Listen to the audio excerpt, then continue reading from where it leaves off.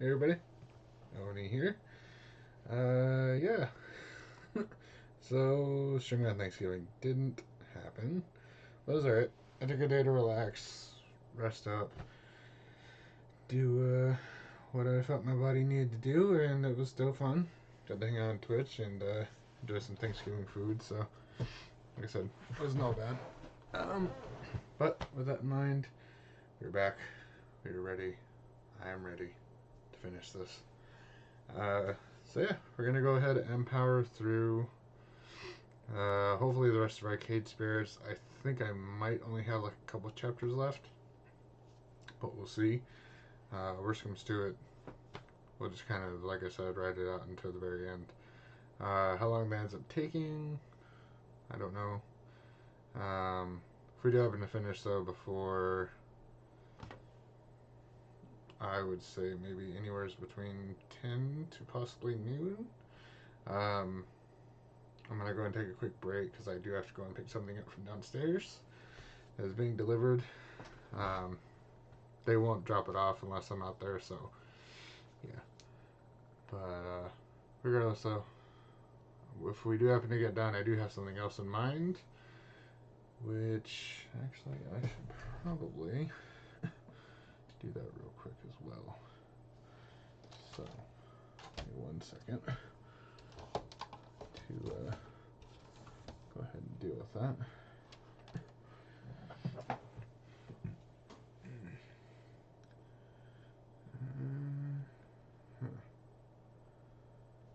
Let's see. Let's already have it installed. I don't know. We're going to find out.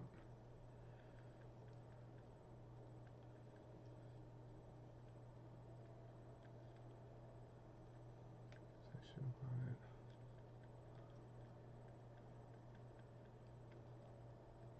Nope. Maybe I don't. This is fine.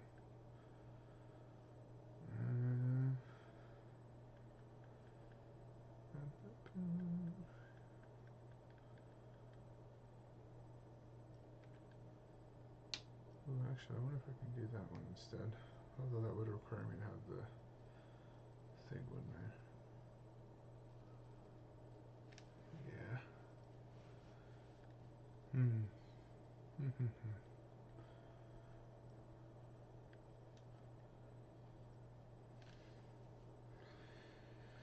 Okay.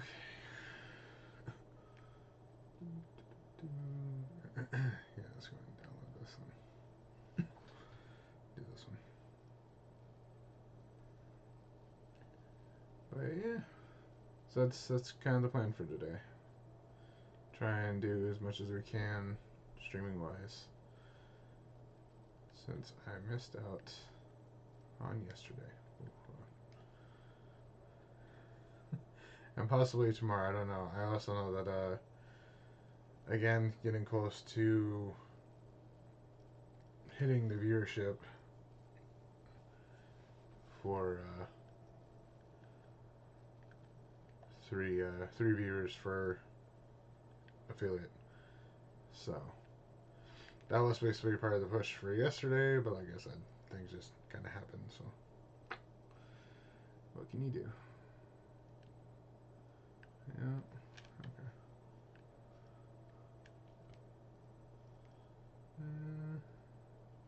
Oh, that's why.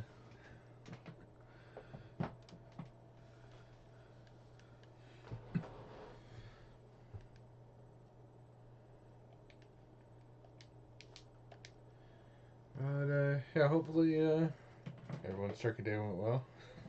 Turkey, ham, Thanksgiving, Friendsgiving, whatever the case may be. Hopefully it was good. And yeah, all the things.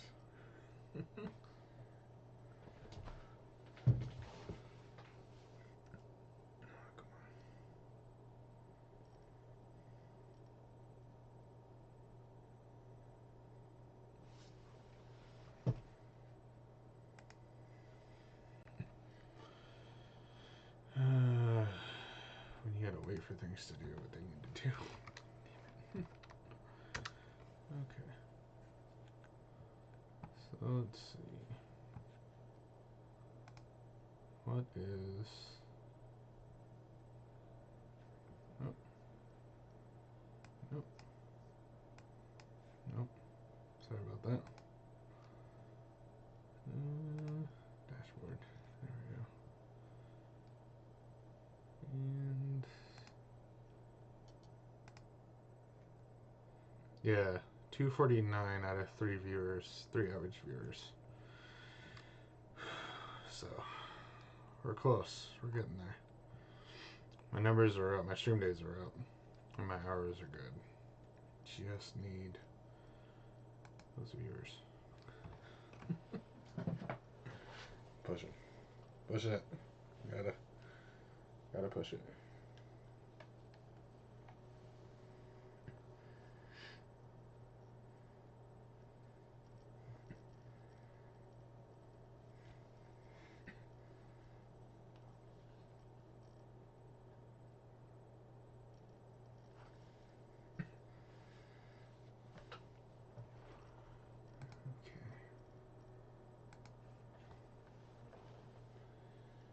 Alright. Well, now that's done. Oop.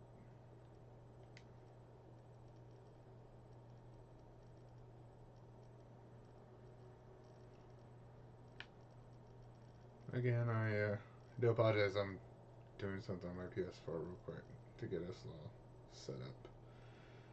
But, need to update my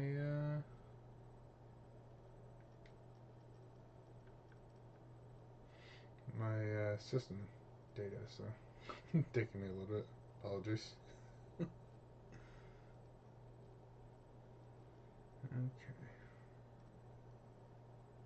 And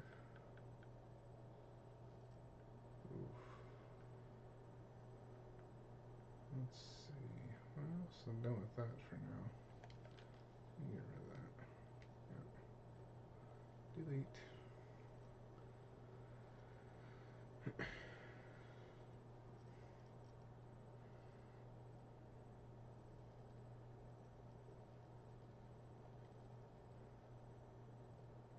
Zoom.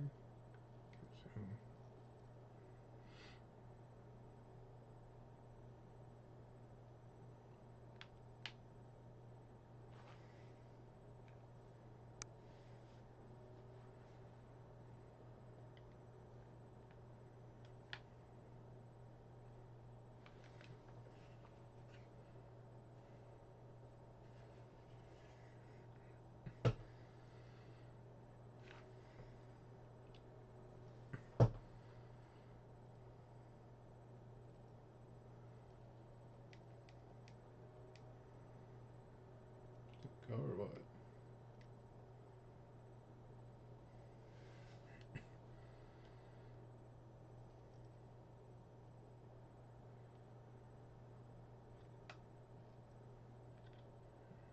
Come on, bud. There we go. Okay.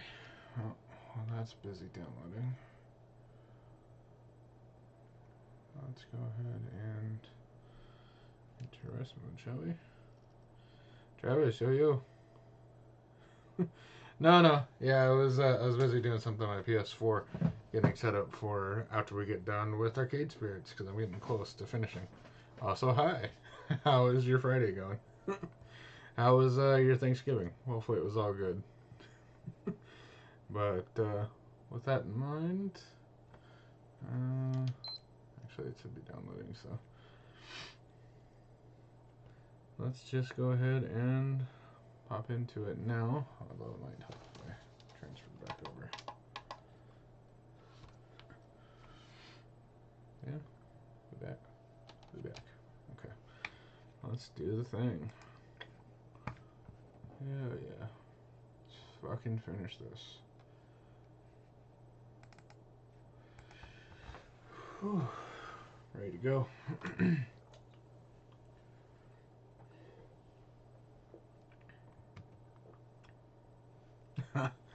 I mean, that's the best kind. It's the only way to go, man.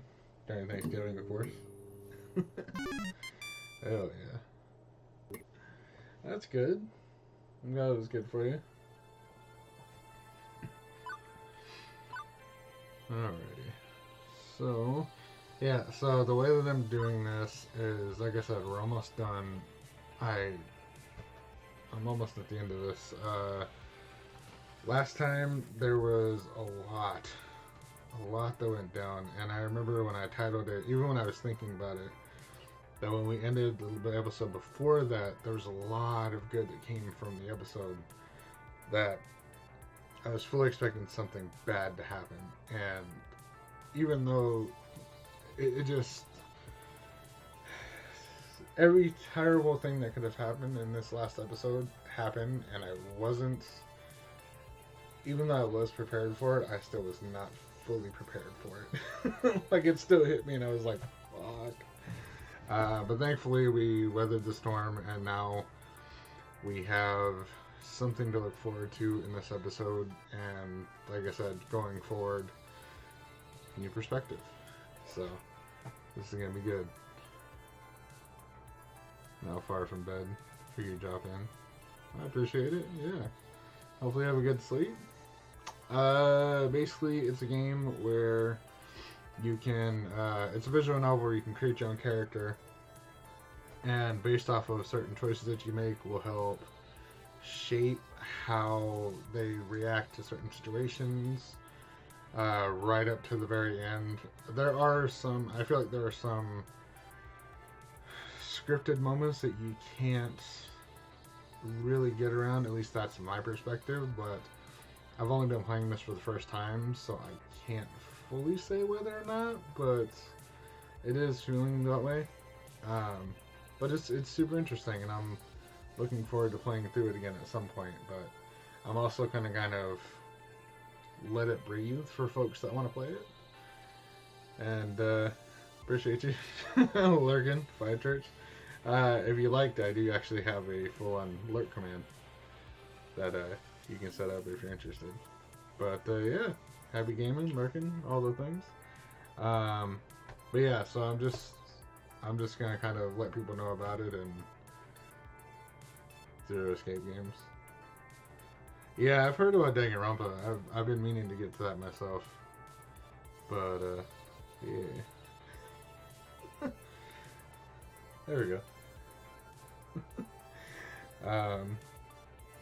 Yeah, I thanks to another streamer, I've gotten more into visual novels myself. But man, I didn't realize that like how good a lot of these visual novels are, especially the ones that are like indie ones like this. You don't expect too much out of it, but then they blow you away with just the writing, and you know, there are even some free ones out there that I'm hoping to get to that like a lot of people recommend.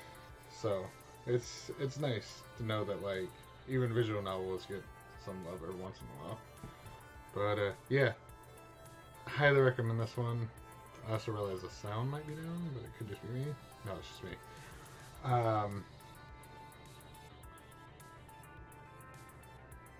The cruddy dating ones.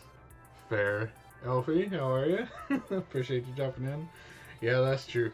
There are even some adult ones that like I've you know done my fair share of mingling through, and I will just say no. Do not recommend. But if you're still interested after that, I can drop some personal ones to you that I've played through. There's one that I don't recommend, but there's another one that I do that's, funny enough, still in development. So if you're interested in helping out the dev on that one, a lot of their art for this other one that I'm playing through, I played through numerous times, is fucking phenomenal. The writing isn't too great, but the visuals are pretty fantastic. No, that's another one on my list, though. Appreciate you stopping in, Alfie. Sorry you're tired, but I imagine that's because you had plenty to eat during Turkey Day. But yeah. No, yeah, I still need to play that one. For sure. I might actually, Worst comes to it, that may or may not possibly be the next one that I do. But we'll see. Actually, ooh, no, I don't want to skip out of that. Let me try over here because I got my lap numbers. Oh, I don't imagine it's free. I think you gotta pay for it, don't you? If I remember correctly. Let's see.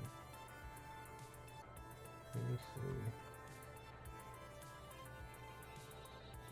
Davidson.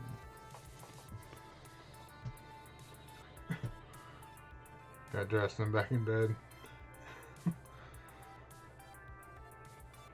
Oh, yeah, for sure. I mean, just let me know, and like you said, in Discord. Okay, yeah, no, have a fantastic sleep, for sure. Travis. Sorry you're not feeling too good, Elfie. Hopefully this, me going through the rest of this fantastic visual novel will help out. And if worse comes to it, hopefully I can be a nice distraction for you. Ooh. But yeah, for anybody watching later, at least the VOD, I'm going to be taking quick breaks after each chapter. That way I don't overdo it. Because I remember doing the whole back-to-back Arcade Spirit stream, and that just fucking killed me. Not only my voice, but I was tired as shit. Okay, so yeah. The KFC dating simulator is free. Alright, that's good to know. We'll get to that later then. Alrighty, yeah, let's go ahead and hop into this. I think I just made a point that after last episode, things are looking good. Our spirits are a lot more raised. We have a goal in mind for our character. Let's just go ahead and execute this shit and see how it turns out. Do the thing. Chapter 7, New Game Plus.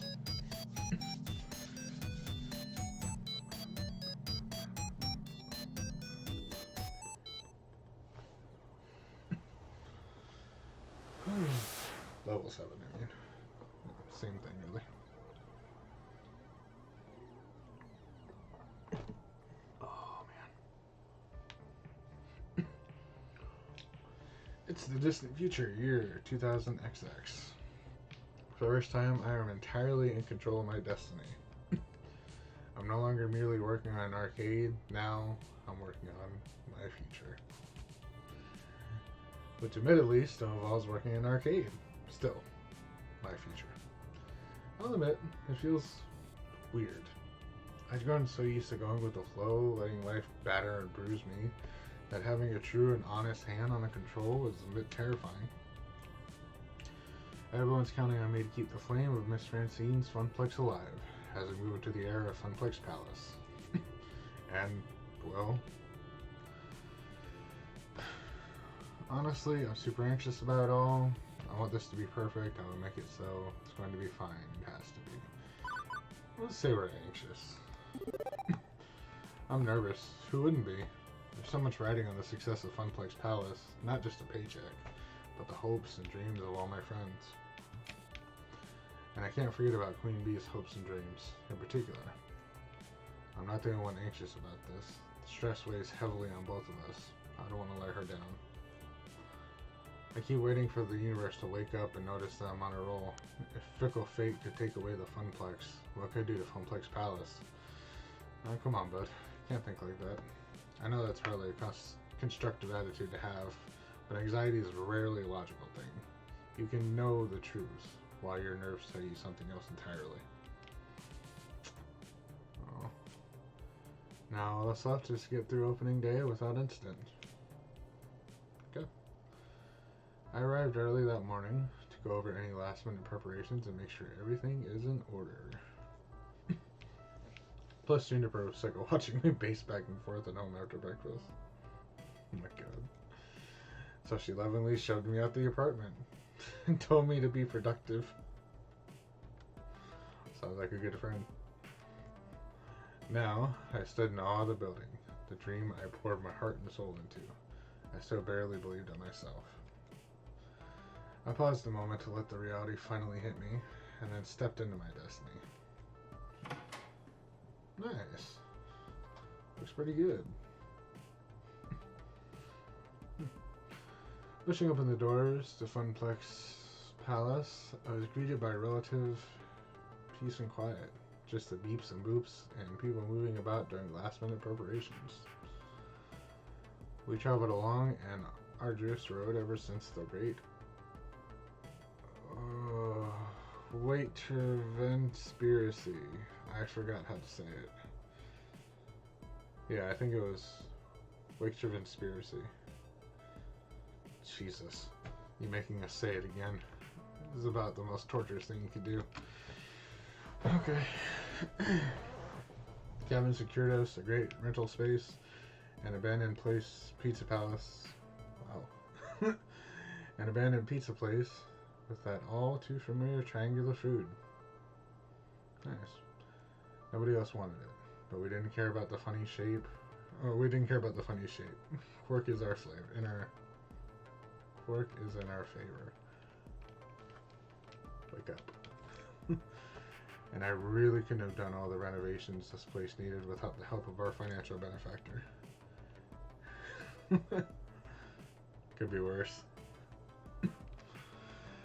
Hamza proved true to his word, fronting us as much money as we needed to make this happen. Now we've got a family restaurant and arcade to rival Deco's Palace. Yeah. Well, okay.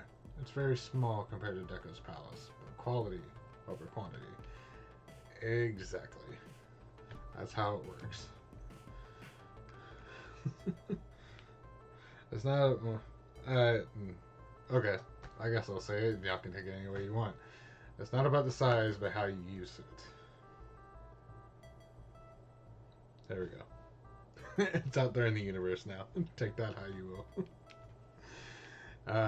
With a familiar layout. If it ain't broke and all that.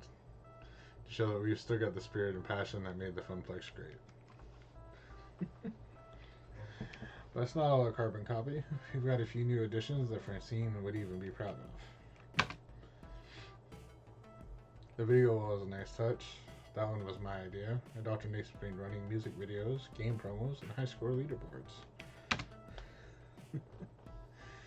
We also repainted and did a general update on all the appliances and fixtures to give it a more finished feel, and less of a retired pizza place turned arcade vibe. Nice. Somebody who gets me so much. Yes. Oh man. I think we had that discussion about me and your husband getting along. And it still remains to be true, so hell yeah.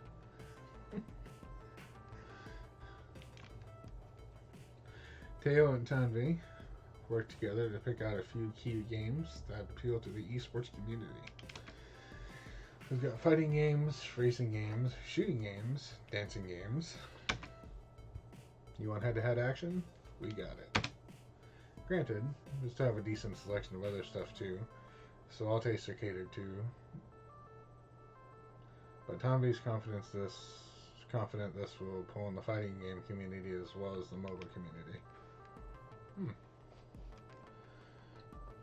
I still have no idea what a MOBA is, aside from just its comfort like, but Tanvi assures me it's hot shit right now.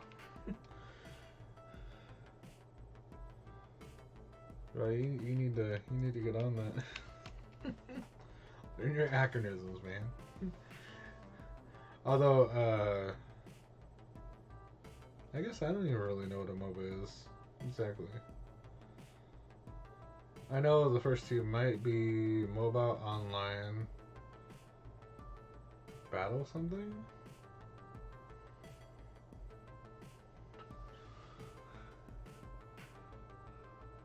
How they treat me.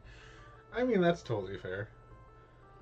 You know, no one deserves to be treated disrespectfully. I mean, unless they absolutely deserve it, but I know for a fact you don't, Alfie. It's not. That's not right.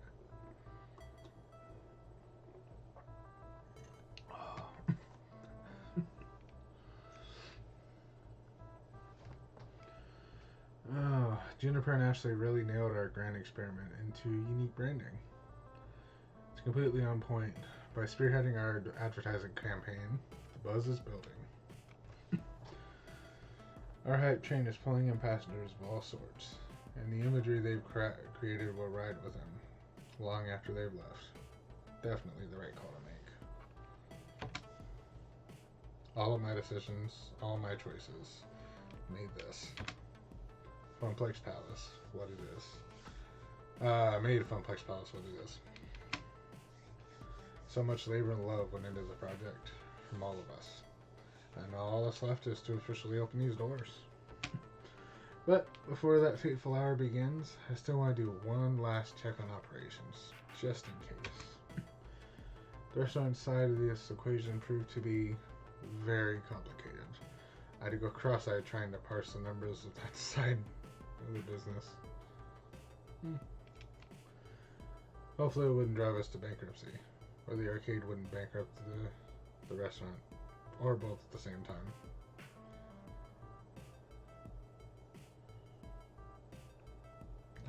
Okay. Hark! The great Hamza senses concern from his business partner. Yeah. Yep. Perfection. Rest assured, Oniruk, that Hamza has seen to all that requires seeing to.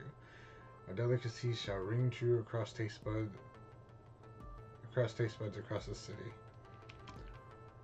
I'm not sure I would consider burgers and buffalo wings as delicacies. Hey, you know what?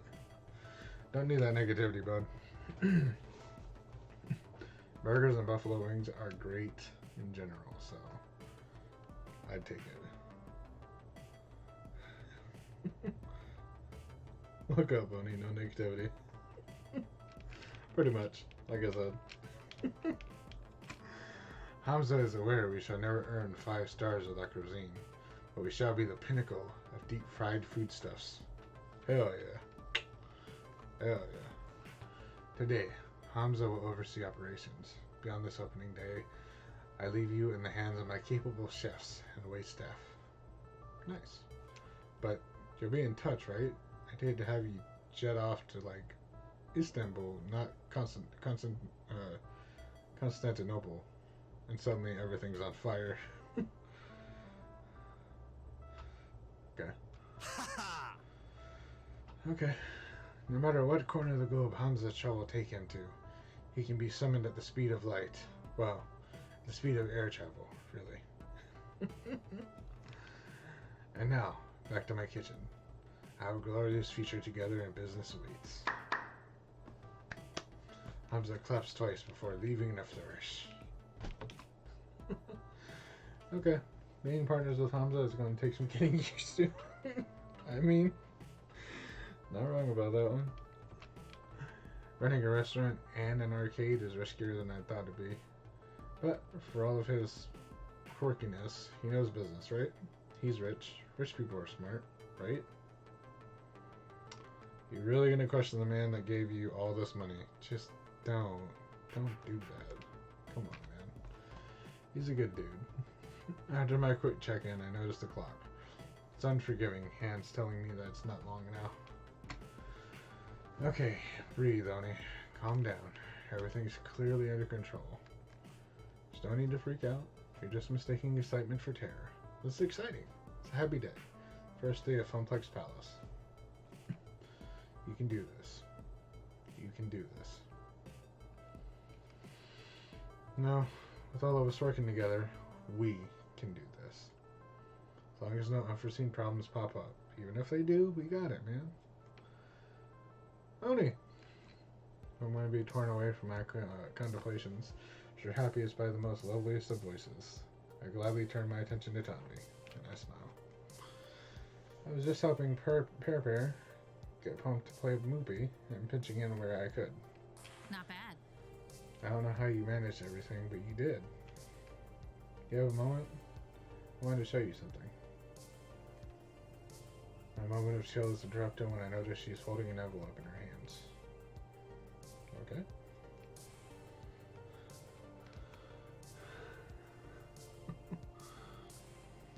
I will leave his question on rich people's brains be don't want to ruin it. That's exactly what I'm saying. Like, really? Come on, man. I mean, he made all this effort to help us out. Jesus. I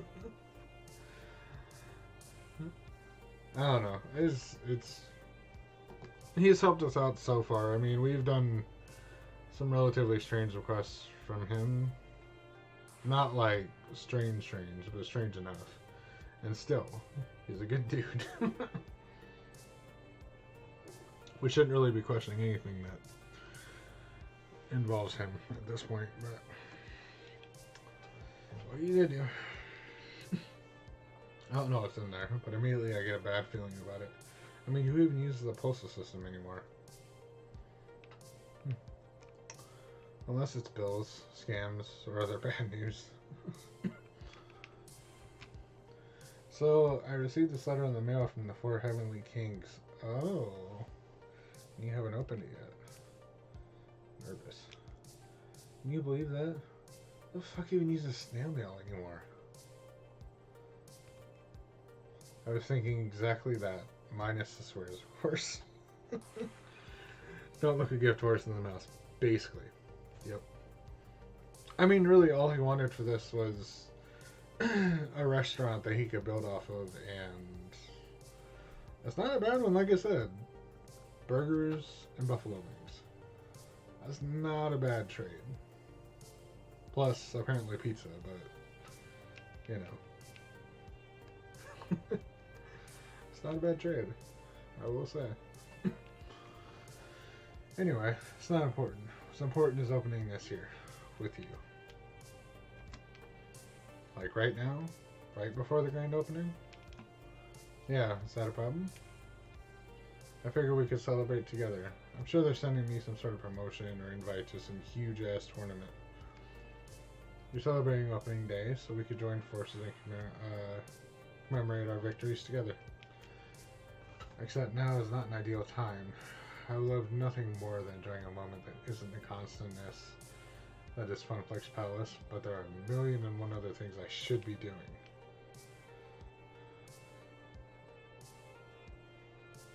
Yep, pretty much.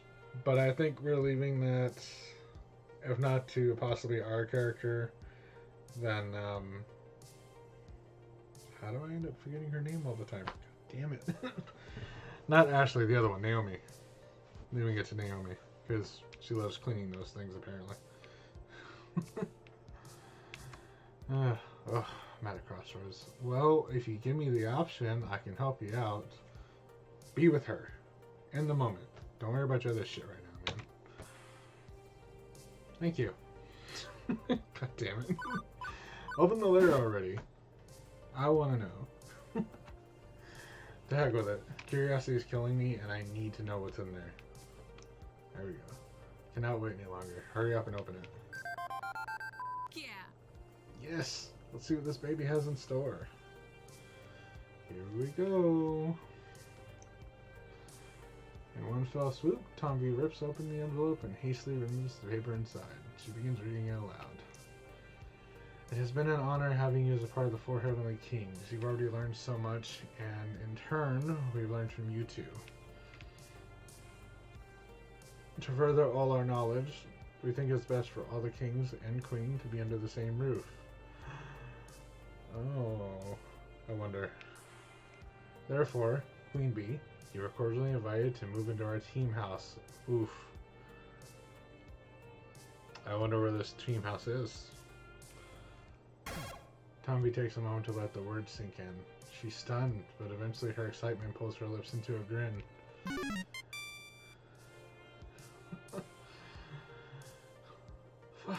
Fuck, this is huge. And what does this mean exactly? Team house? What's that? Oh, right. A team house is where all the members of the team, me and the rest of the 4HK, live together, play together, eat, and drink together. Everything is done as a team. So, yeah, basically I think at this point she's going to have a choice to either stay with us or go live with the four heavenly kings, or possibly we find a way to keep the business but stay with her somehow. I don't know. Or we end up breaking up. I don't know. That would just a pit quells my stomach and it reads all over my face. Don't worry, Oni. It's not like we're going to be fucking together. There are separate bathrooms. Shitting together? Okay. That was not the way I was going with that, but sure. The joke fails to make light of the very serious situation at hand. So, you'd have to move to wherever the house is located, right? That's not in the city, let alone this state, right? I mean, it does. But I also don't know how our character is going to be able to deal with it. Plus, like I said, there is a second part coming to this, which is supposed to play as our same character, but or at least our info crossing over into the new one. So if we're playing the same character, wondering if the story continues. I don't know. There's a lot that's going on that I'm curious about. Noticing my dissatisfaction, Tommy tries to simply dismiss it. Oh, I almost wonder. I'll wait about that one on the end, till the end. Yeah, but this is going to boost my skills to the next level. All the most prominent winnings FOD teams live together. It's the next step of my career. Fantastic. Trust me, this is fucking fantastic news. Yeah. Is it? He's thinking about us. About him and her. I let the words plummet from my mouth without hesitation, and seeing Tommy's immediate frown, I instantly regret it. Of course it is. Why wouldn't it be? What about us? You know, us. You and me. That's obviously where we were going with this. Keeping a relationship going across state lines would be difficult, right? Can't exactly keep the romance alive through video chats and text messages. I mean, you can. It won't be the most ideal thing, but you can. Come on, man. Excuse me? Oof. There you go. This is not good. Since when did I agree to chain myself down? Have I not spent time and energy supporting you endlessly and making your dream come true with this arcade? There it is. There it is. Have I not cheered you on when you needed it? And you can't even give me the same respect in return for my dreams? If you can't... Tommy snorts and then sighs. Maybe I should just go then. Shit. No. This is not what I wanted. My heart wrenches. But you moving would mean I wasn't ready for this.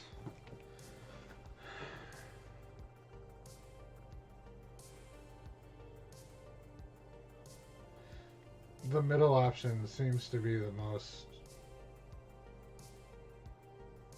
Because let's be real, him saying, don't you think this is a bit selfish of you? Is just, or they, them. Yeah. Respect your ambition, but can we make this work? We're gonna go with the middle one, because... Yeah. Tommy leaves, I'll be all alone. Wait.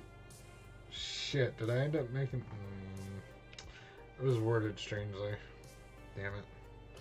Hopefully it's not. Again. I want to respect her right to make her own choices. I just don't think I can let her walk right out of my life without trying to figure this out. I understand you got aspirations and dreams, the same as I, and I admire that. Truly. Your passion inspires me even. But Tommy, I've also grown so attached to you, I can't see myself without you by my side. Is there some way we can make this work for us? Oh, Oni. Look, that's touching and all, but really we haven't discussed this in terms of us yet. And here you are talking about being together forever.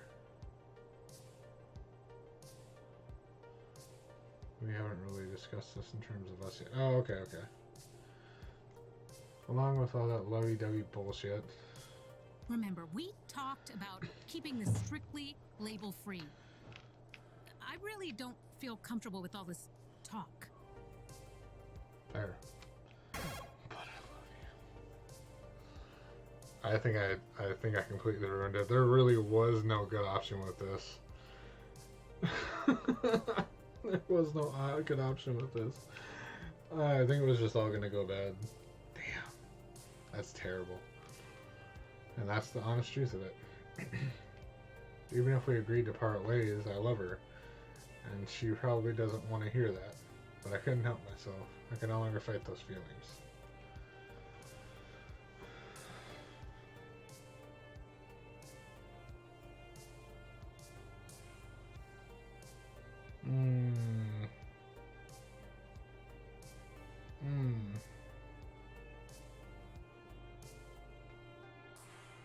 I don't know.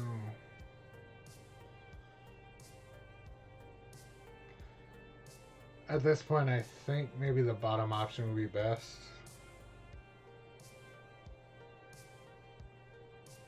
I think the bottom option might be the best. I mean, we can try and push her, but she's not ready to settle down with us, so we'll respect her decision. This is what you want. Who am I to stop you? That's what you've always dreamed of, and you should follow your heart. But my heart wants to be here, with you. It'll be bittersweet watching you follow your dreams. I'll be cheering you on from here. As I watch you walk away, it will devastate me. My heart aches at the mere thought of it. These feelings won't halt, even if we go our separate ways. I love you, Tommy. Truly. As if saying it again made it more real, more concrete to her. Both of us went silent for a long pause, each looking away embarrassed and upset. The feelings and emotions happening right now are culminating, and discussing this any further here and now will only make matters more complicated. Absolutely. I still have to open Funplex Palace. Listen, maybe we should take a few minutes to reflect and come back to talk about this after today is over, okay? Problem is that I have to open the doors like 15 minutes ago. This arcade is important to me too, and I need to focus my attention on it for the moment. Fine. Whatever. It doesn't matter.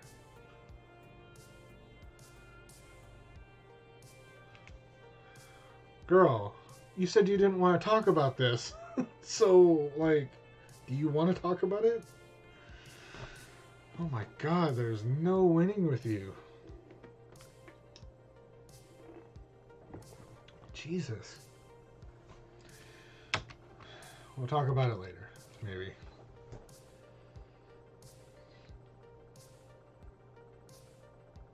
I don't understand.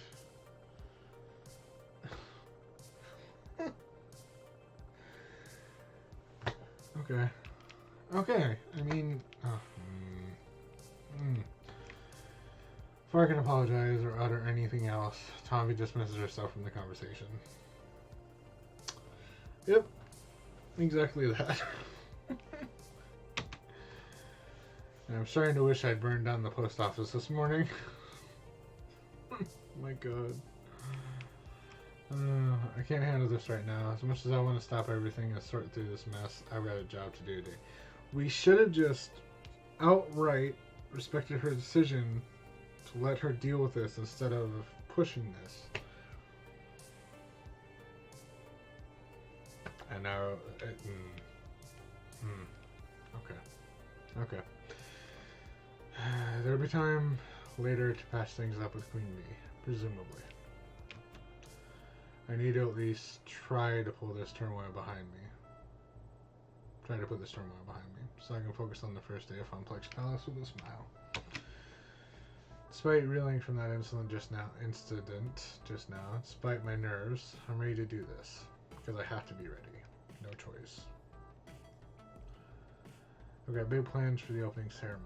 I'm going to open the doors, give my prepared speech to the gathered masses, and stay on hand to greet gamers as they enter.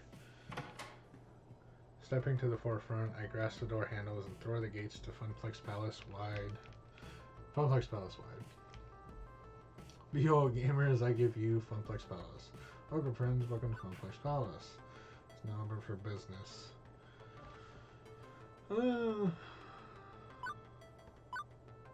Yeah.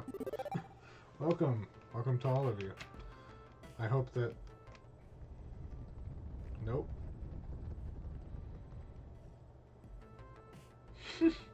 Oh, there you go.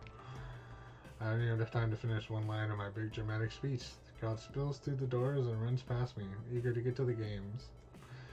Immediately, the arcade fills with the sounds of beeps and boops.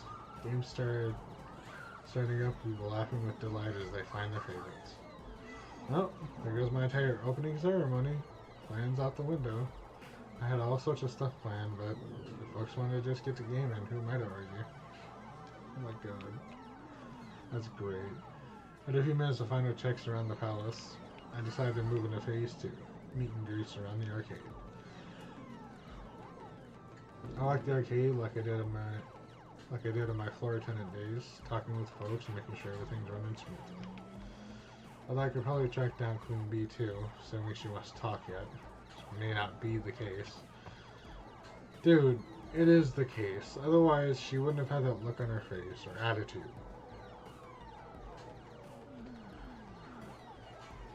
Oh shit, some more arcade stuff. Yeah. I'm hoping to try and finish this shit today. Because I need to. I feel like I'm almost done with it. But how are you? Albert, hopefully your Thanksgiving, Friendsgiving was great. Hopefully it went well. All the good food and everything. Funplex Palace is my domain. Open to my exploration. Where should I visit first? Let's deal with Queen Bee. We're going to deal with her first. Near the center of the arcade, Ashley's showing off her new cosplay to Queen Bee. Ooh. That actually looks really good. Wow, wow. She's been keeping it a total surprise from all of us, working in secret on it. Impressive stuff. Nice. Seems to have attracted the attention of a brand new customer, at least. I really do like it, though. Hold on. Damn. Okay. Pretty good. There we go. At least it wasn't terrible. That's all that matters. Yeah. I think I remember that from Deco's Palace. When I was getting some fries and someone was hogging the bartender's attention. Oh, shit. Sailor Moon? I was thinking about that.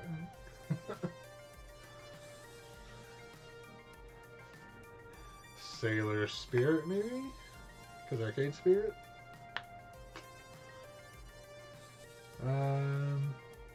So, if he was at Deco's Palace, is he like a spy?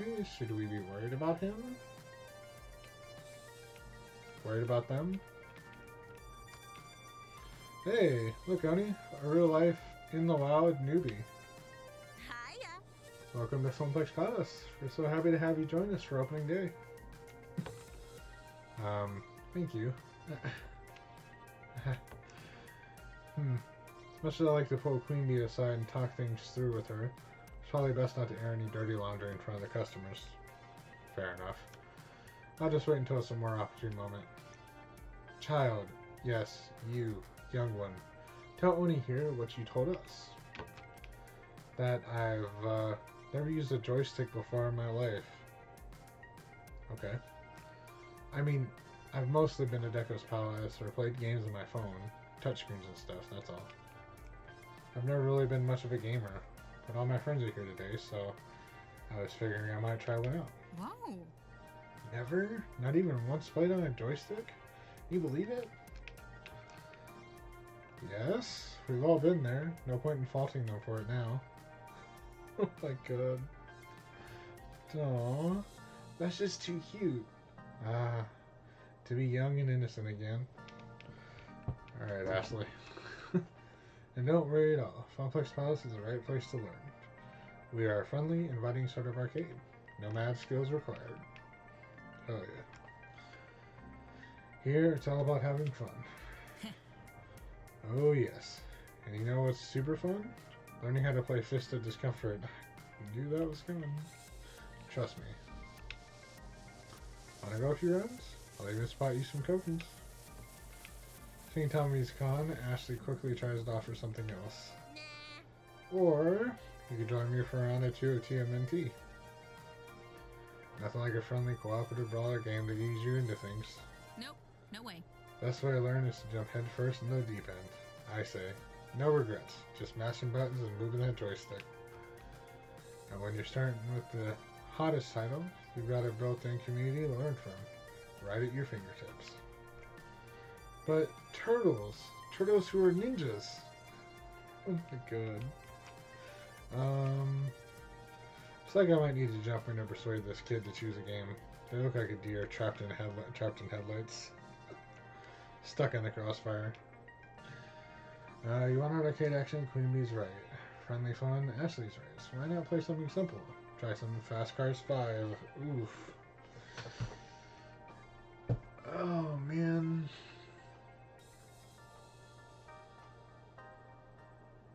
Tough choice. I guess we can try and get on Queen Bee's good side, so maybe we should agree with her again. Might be the best idea. But also, there could be a possibility that if we choose Ashley, then it might get us along with Queen Bee.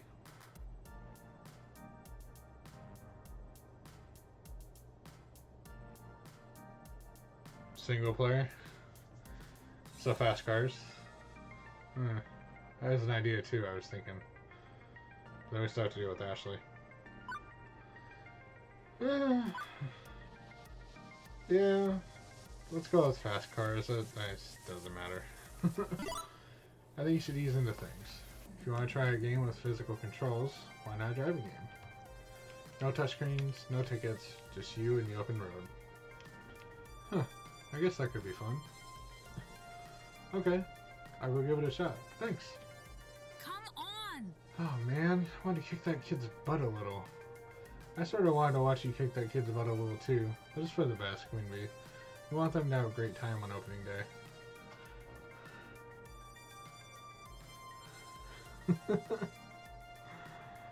Yeah. Appreciate it. Thank you for stopping in and hopefully you have a good rest. I will probably be up when you get back, so. Hell yeah. You know I do. Exactly. But yeah, have a great sleep, man. For sure. Losing is part of learning, though. All arcade games end in a fail state. Trick is to practice. Practice, practice. Till you can stave off defeat. Speaking of defeat, can't let the fact that Oni chose Fast Cars 5s over both of us get us down. Bye-bye! I gotta get back to crawling the floor, looking for other newbies. See ya! Later. Yeah, and I feel the burning need to destroy some FODers. Later. I want to stop her and talk about what happened earlier, seething at me. With a sharp glance and the waving me away changes my mind. Okay, well, I guess that's a thing now. Guess she's not ready to talk yet. Time for me to move on. Let's go ahead and deal with this. Most of the time I'm drawn to Showtime stage because of the flashing lights and hit beats. Not because it's completely silent. No music at all. As I approach, I see Naomi feverishly working to fix it. Seeing the whole thing without tunes synced to its flashy lighting rig going up is kind of depressing. And listening to Naomi mutter as she works, she undoubtedly feels the same way. Oh. This was working fine earlier. Why isn't it working now? Fortunately, Teo is proving surprisingly knowledgeable about the inner workings of his favorite game. You may need to re-image the hard drive. I know some gray area websites where we can get a replacement copy of the files if needed. This is the third release version of Showtime Stage's software, right? Those are easier to come by than the more modern fourth version, oddly enough. Files aren't the problem. I think the hard drive itself was damaged in shipping, and if so, well, you might not be able to dance at all today. Have to order a new part. I'm sorry, there were just so many new games to get up and running. I must have missed the ticking time bomb. A hardware failure. Hey, it's cool. I don't need to get my groove on all the time. Showtime Stage is one of our flagship games. It's flashy, it's exciting. Teo's dance moves bring the crowd in. Getting it working for opening day is a priority. How many sources for Showtime Stage hard drives? Can we pull the hard drive from a different game and reformat it? Different game to replace it temporarily.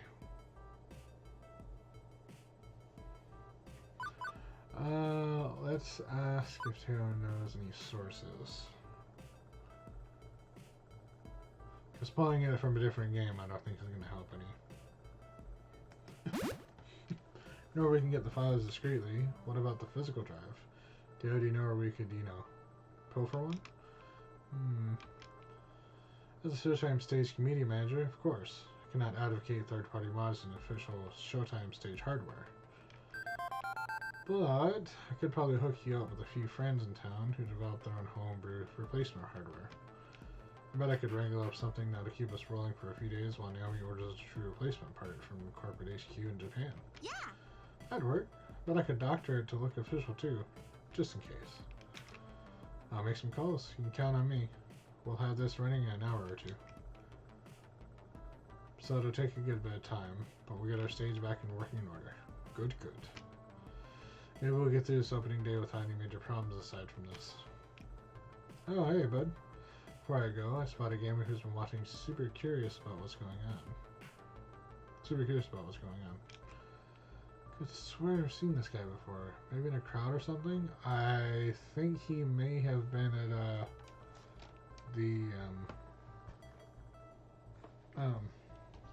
what's it called? Deco's Palace? As well. I think maybe he was the one that got into a fight last episode. I could be wrong. Or he was talking shit. I don't remember which one it was. Oh, come on. Do you just not want to fit that? What's happening? But you're not the right one. No, you're definitely the right one. I just don't have you. Okay. There we go. Charge you. Okay. There we go. Hey, Showtime Stage really host? For now, yes, but we'll have it fixed up as soon as we can. Oh man, when do you get my groove on? That's a bummer. You know, I might know a guy who knows a guy who can get you a replacement. Super cheap. Or like, any game you want. Anything. As long as you know. Don't ask too many questions. We're already doing that, bud. Make sure you're generous offer, but we're fine. Getting the feeling I'd be asking lots of questions.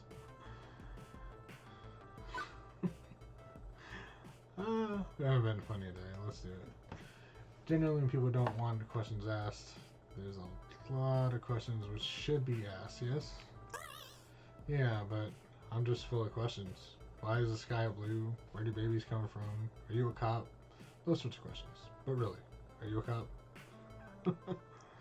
Hey, not one of those pigs. No way.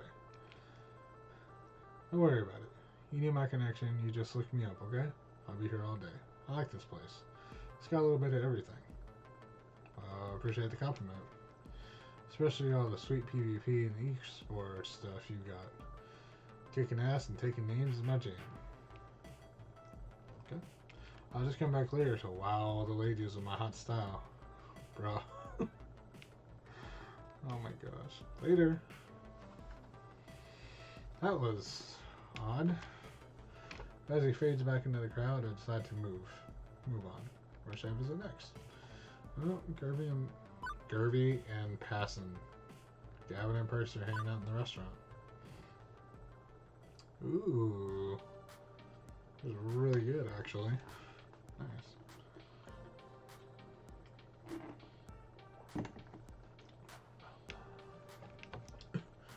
Oops, I did not actually read that. Well, seeing as we decided to open the new arcade and restaurant in time for the lunch rush, it's difficult to spot Gavin and Percy in the crowd. Smooth feel.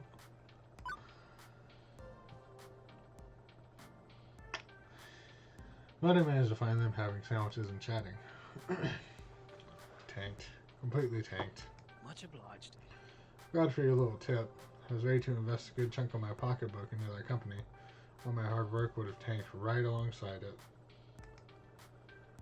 This is par for the course. When my siblings snatch up technology companies, it's a pump and dump, in essence.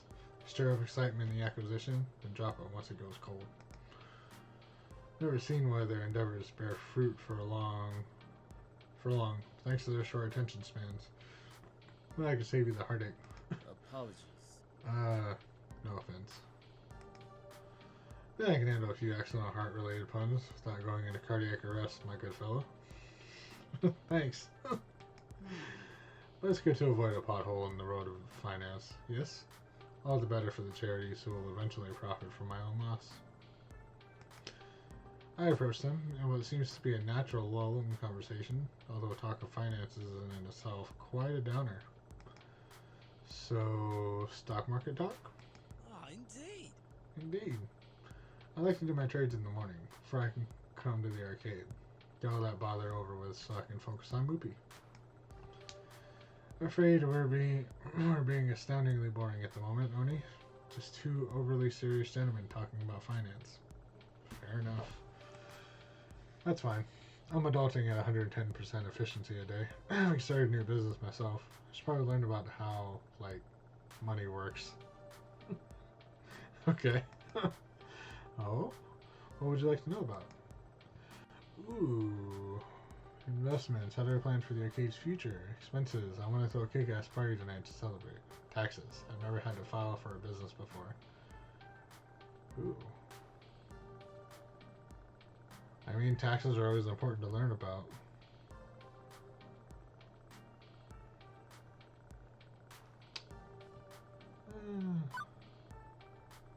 Taxes. Okay, so I usually just fill out a bunch of numbers on a website and pay someone else to worry about taxes for me. I don't think I can do that anymore, can I? At risk of falling asleep on my feet, teach me the ways of the Byzantine tax code. Ha! Gavin chuckles as if watching a caveman trying to play with this new thing called fire. Oh god. As quickly as possible. That's great. Yeah, I know. I had a feeling because that was awfully short, the timing on that. So, speaking of caveman and fire, I literally finally got around to watching the cruise yesterday, and my god, it was great. So this is perfect timing. Or not yesterday, the day before, but still, loved it. Such a great movie. Surprised it took me this long to watch it, but it doesn't really have to concern you. That's why you've hired me, after all. If I keep Miss Francine's arcade afloat, I can keep Funplex Palace from sinking. Fair enough. Besides, I have a few months yet before I need to start chugging an acid in bulk and pulling long nights in front of a spreadsheet. Oof, that does not sound like fun. It's just focusing on the here and now. Yeah, I guess I'm jumping the gun a bit on that. To sink deeper and deeper into conversation about currency exchange, fiscal policy, tax rate changes, and I start to lose consciousness. Oh my god. I admire their passion. There's only so much adulting I can handle in one day. I need to reserve some for later. That is an absolutely fair point. Suddenly I noticed raised voices at a nearby table. Oh, hello. I've never seen... Oh, well, I've seen you. Are you the same bartender from the other one, or... Never seen you though, lady. They're all wearing the same shirt, the same design, so are they all a part of the same crew? And if so, what crew are they from? That's interesting. Okay. It's not really an altercation or an incident yet. They're talking about louder than others. Miss, I run your credit card twice and it was declined twice. Man, this sucks. Run it again. I'm telling you, it was working just fine earlier. I got tokens using it. See? See these tokens? Sensing an opportunity to provide excellent customer service and further prove my adulting chops, I step in to help. Hello. Good morning. I'm the manager here. Can I be of some assistance? It's really jumping of the gun when it does have a huge concern how things end up floating or sinking. I mean, you're not wrong about that. At all. Better to be prepared early than to worry about it when it all sort of like almost implodes on itself. But if that's how Gavin works, then who are we to deny him such things? What's up? Hey, hey, good to see you. Love what you've done with this place. Just love it. But something's wrong with your credit card reader. My card's legit. I was using it earlier with no issues, but now it's all messed up and stuff. Can you help me? I can pay cash if I gotta. I'm not trying to duck and run on you, but I'd really prefer to use the card.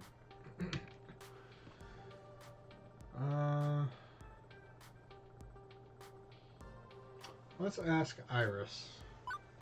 Because I feel like us running the card one more time is not going to help, and putting it on the house is not going to help with Gavin. So,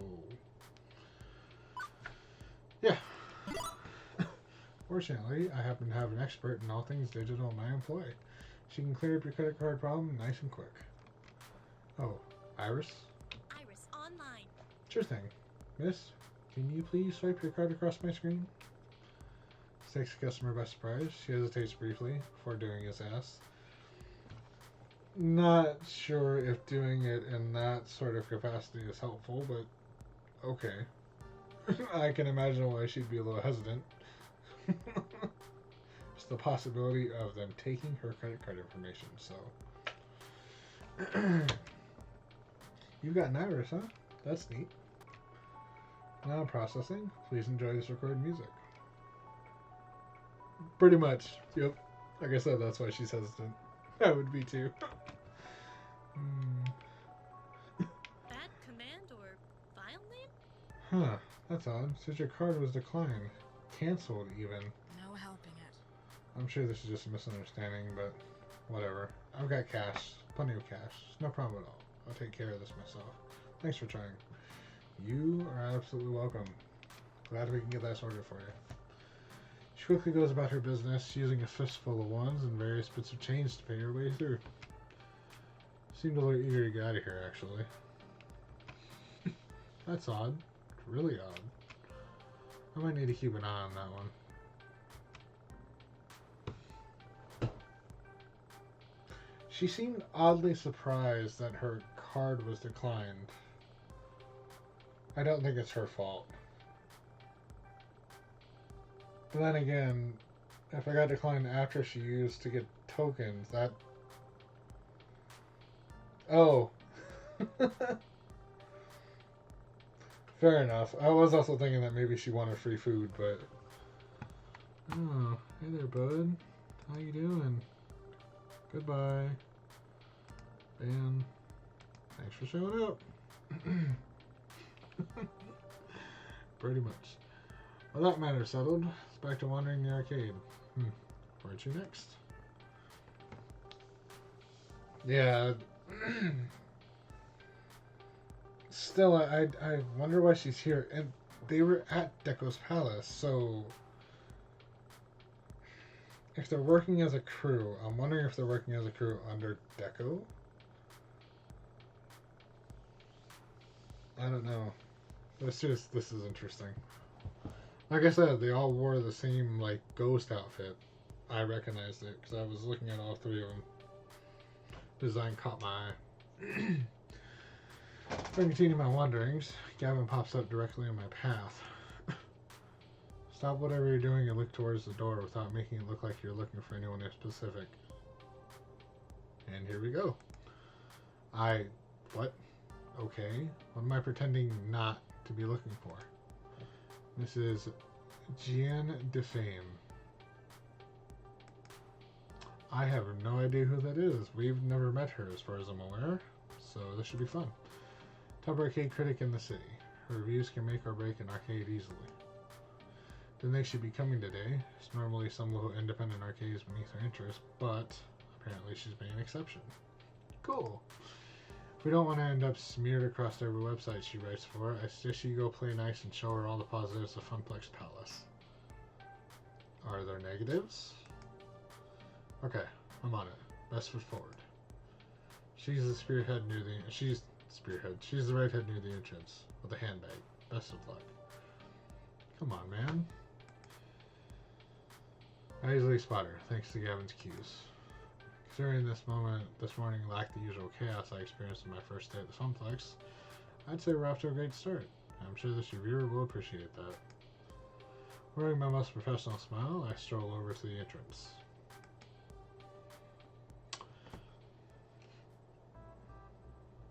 Do you? Because I don't really remember you at all, lady.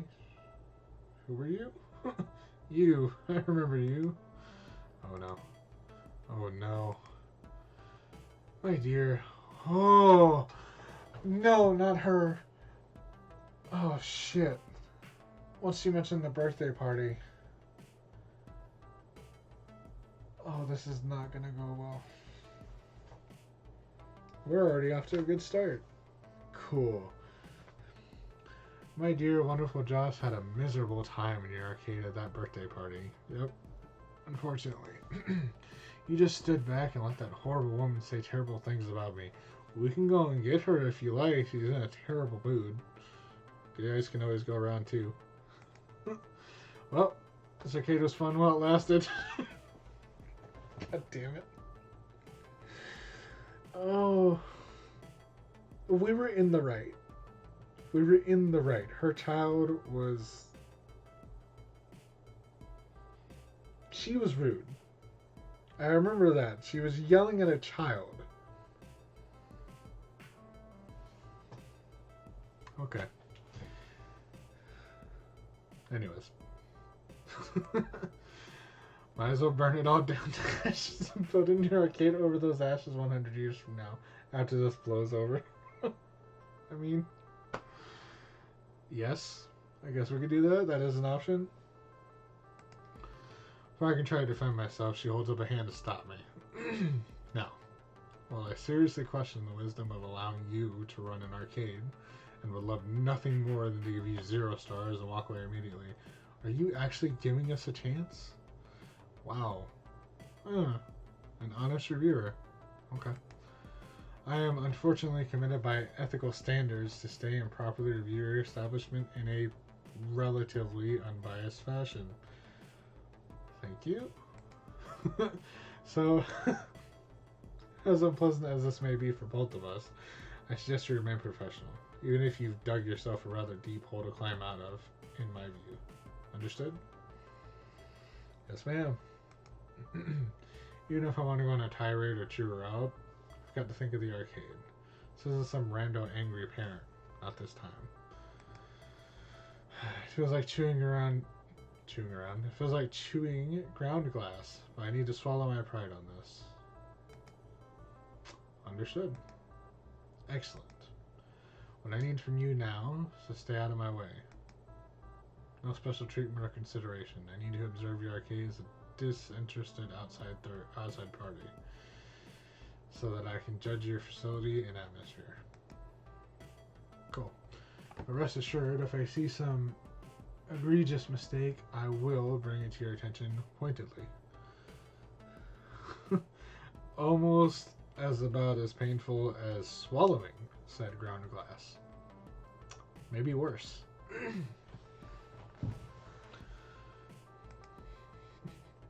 My readers likewise will become very aware of your shortcomings. I do my best to support customer activism. Activism? Yeah. And that requires absolute honesty of any difficulties I observe. Okay. So until such time as I require you, I suggest we speak no further. Agreed? Sure. Fine. As you were then. Wonderful. Just wonderful. Not only does she hate us right off the bat, I can't even leap to the defense of what we've built here without antagonizing her further. I may need to talk with Gavin about how to save Funplex Palace from an inevitable negative review. Nothing else I can do now but pray to the arcade gods that everything from here on out goes perfectly. It won't. It definitely won't. Once again, I wander the floor, but this time, while it's all smiles and pleasantries on the outside, I'm left all alone battling my thoughts. This is certainly not helping my anxiety, mind you.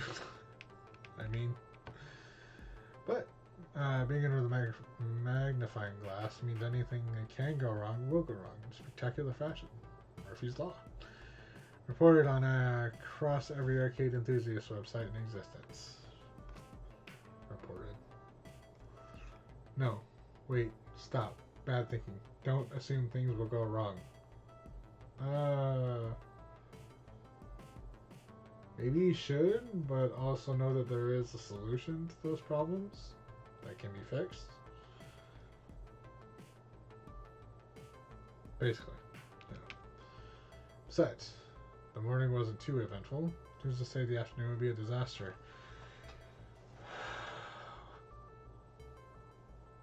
That line just means that yes, things are about to get a whole lot worse.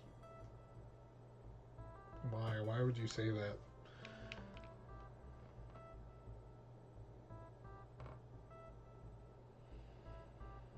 And then the afternoon was a disaster. That's usually how that goes. I knew I'd spoken too soon the second I saw Gavin approaching me, with a tinge of worry furrowing his brow. Utterly ridiculous. Yep. He certainly did. He certainly did. Like, there wasn't really anything like, still, it could go bad. It was like, yeah, what else could go wrong?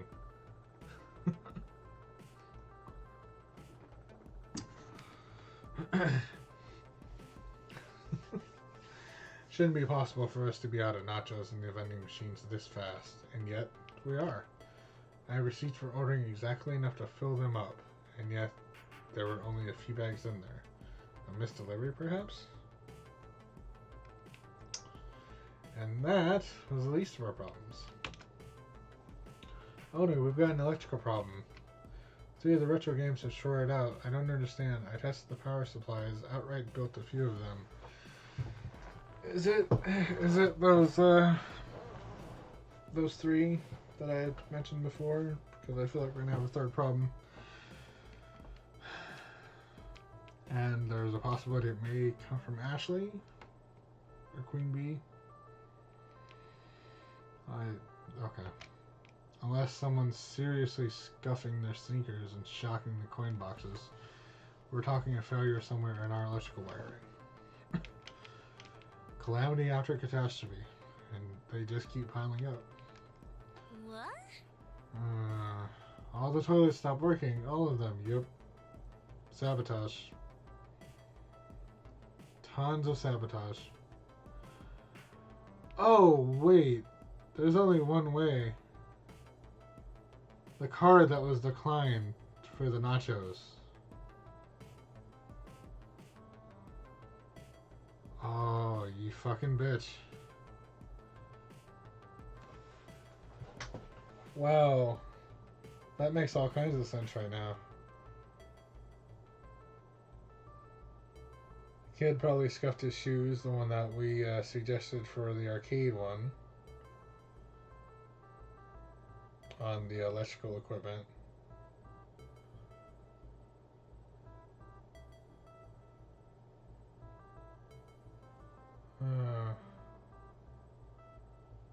Yeah, okay. Yeah, I think it's those 3. At the end of the day, I think it's those 3 that we saw. We need to call a plumber fast, and not the one that jumps on turtles. Anxiety rising. What are we gonna do? This doesn't make any sense. I'm, Wow. I'm freaking out. I'll admit that. I'm freaking out. Maybe we should close down for the day, iron out the wrinkles, try again tomorrow? No. No, we need to weather this. We need to deal with this. We're hastily losing our grip on things. If I don't say anything, we may as well call it quits. I must refocus our energy. We're going to command the troops. No. No way. We are not giving in just because of a few bugs in the system. We are the Funplex expatriates, the proud crew of Funplex Palace. Did we give up when Deco came knocking? Hell no. We are not giving up now. I want to hear some solutions. Talk to me. Ashley? Group exchanges nervous glances, then thankfully stops to breathe and think. I will become the plumber we need. You get right on that. Hopefully you change out of the outfit though, because otherwise it's going to be a big mess all over you. I mean, not exactly, but I'll grab a plunger and do what I can. We'll have to close down the bathrooms for now, but I'm sure we can convince one of our neighbors to loan us theirs. Maybe. I'll check next door with them before I go do battle with our demonically possessed toilets. And while I'd say this vending machine issue is human error, I have enough faith in my own error checking to say this human is not responsible. I'll make some calls with our distributors and see where the chain broke down. Also see about ordering some quick replacement stock. Mine's a bit more complex. I need to replace the fried power supplies, but I can do that. I can do most of those today. Meanwhile, I'll put a feeler out to the indie arcade community online. See if we can get an electrician with arcade experience out here quickly.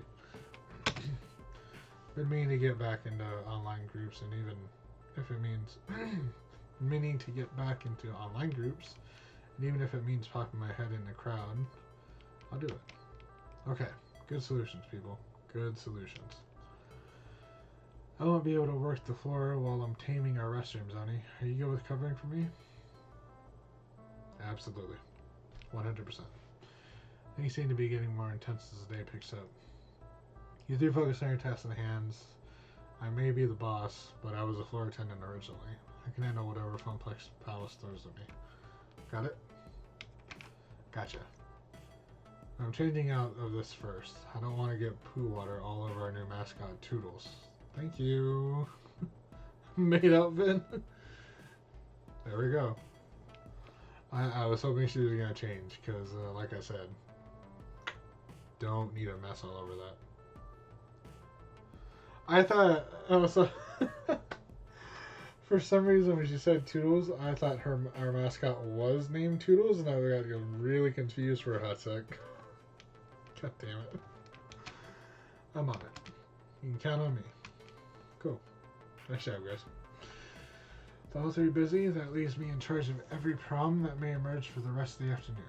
No way to tap out with someone to help with these situations. I need to work fast to every problem before it's too late. Can't leave any stones unturned this time. No risk of letting something spiral out of control. I've never seen enough to know, but I will take your word for it.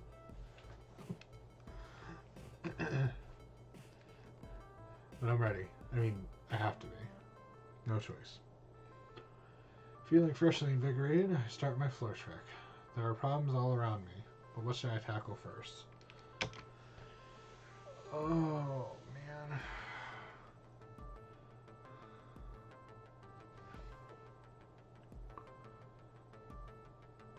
I don't think it's the reviewer. Like I said, I think it's those three kids, the one that were in here. I think it's them sabotaging the area. Because, like I said, one of them was at Deco's palace. So I assume that, or maybe two of them were. Because we recognized the dude too. The one that was by the dance machine. Yeah, I think they work for Deco. And if the reviewer heard about us, no doubt he has. Cursing and banging as someone beats up a machine. Crowd gathering around the new posters Juniper designed. Video wall keeps showing pictures of bunnies. I mean, bunnies are cute. I don't know why you're worried about it, but okay. Cursing and banging. Oh, hell no. Whole internet kicked off my web browser. Oh, no. What the hell? So, you're back then? Hopefully? Welcome back.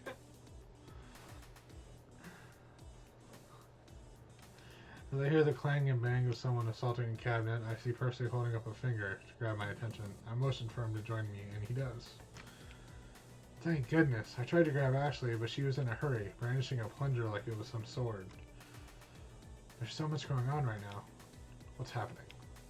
Some hooligan's working his way down the retro games, yelling at them, and smacking around the joystick like they're speed bags. Rude? Hopefully. Story did the explanation of why it wasn't a review lady, and then skull faces everywhere, and then screen closed up. So, the 3 kids that we saw earlier that we had interacted with during each, while we were busy chatting with our friends, I think it was them. I think they were the ones doing this. You had mentioned the whole scamming thing, which I remembered during the last one in the diner. So yeah, I think it's them. I think they were the ones that did it. But they work for Deco, I feel. So, yeah. Because I had seen at least 1 or 2 of them, I thought, at Deco's Palace. I didn't see the lady, but the other 2 I think I remember. Yeah.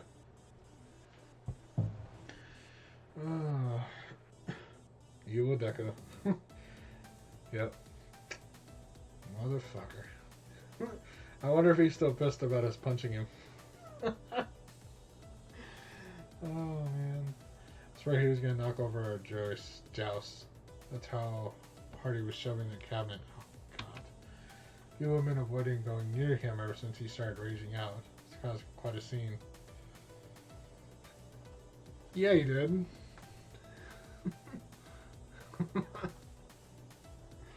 Oh, Nightbot. I'll take care of it, Percy. Thanks. Be careful, love. I don't like the looks of this one. Places a hand on my shoulder in solidarity before leaving. Thanks. Happens more often than you'd think. Someone getting so mad at a game they start smacking the cabinet around. Unlike pinball, which will go into tilt mode to punish you, the only justice to be found here is my justice. I am the arcade law. Stupid fucking piece of shit game. Oh, look. There's another one. Like I said, that ghost. That ghost. They're all a part of fucking some kind of crew. And I think they work for Deco. Like I said. So. Which reminds me. Give me a second. Oops.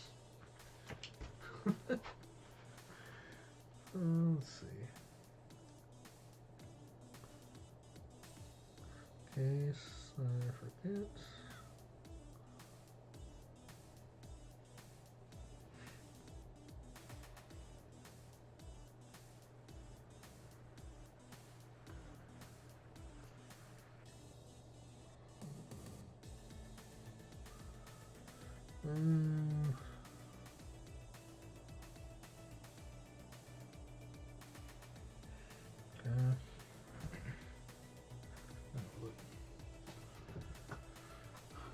Okay. Excising a ghost. Yeah, pretty much. I totally jumped over the fucking barrel. Fucking stupid monkey. Bitch and his fucking barrels. Okay. Okay, dude. Even if I'm a little less than eager to bring the law down on this guy. I am in awe of the size of this lad. He probably eats 6 whole hams for breakfast and bench presses pickup trucks for fun. Okay. But I know my duty. I know what I must do.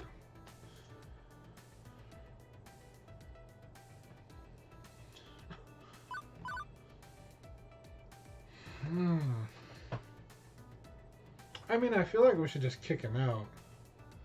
Kid-friendly place, language, and actual violence not allowed. Yeah, well, I was just gonna automatically kick him out because he's doing way too much damage to this place. But I also think maybe telling him to stop immediately, I don't know. But then again, the reviewer lady is going to be around, so maybe we should just kick him out because we did the same thing to her. And she started getting angry. Okay, we're going to do it. Right, you're done. Get out of my arcade. We're finished here. Excuse me? Did I hear that right? Yeah, you did. Get the fuck out. Oh, good. Just what I need right now. In the corner of my eye, I spot Mr. Fame watching. I better stand firm. You heard me. I'm the manager here, and I reserve rights to refuse service to anyone. So bounce your ass on out the door before I have it bounced out by the cops. You little... But, oddly, his attention is diverted to something or someone behind me. It's only for a couple of seconds. It's only for a couple... 4 seconds?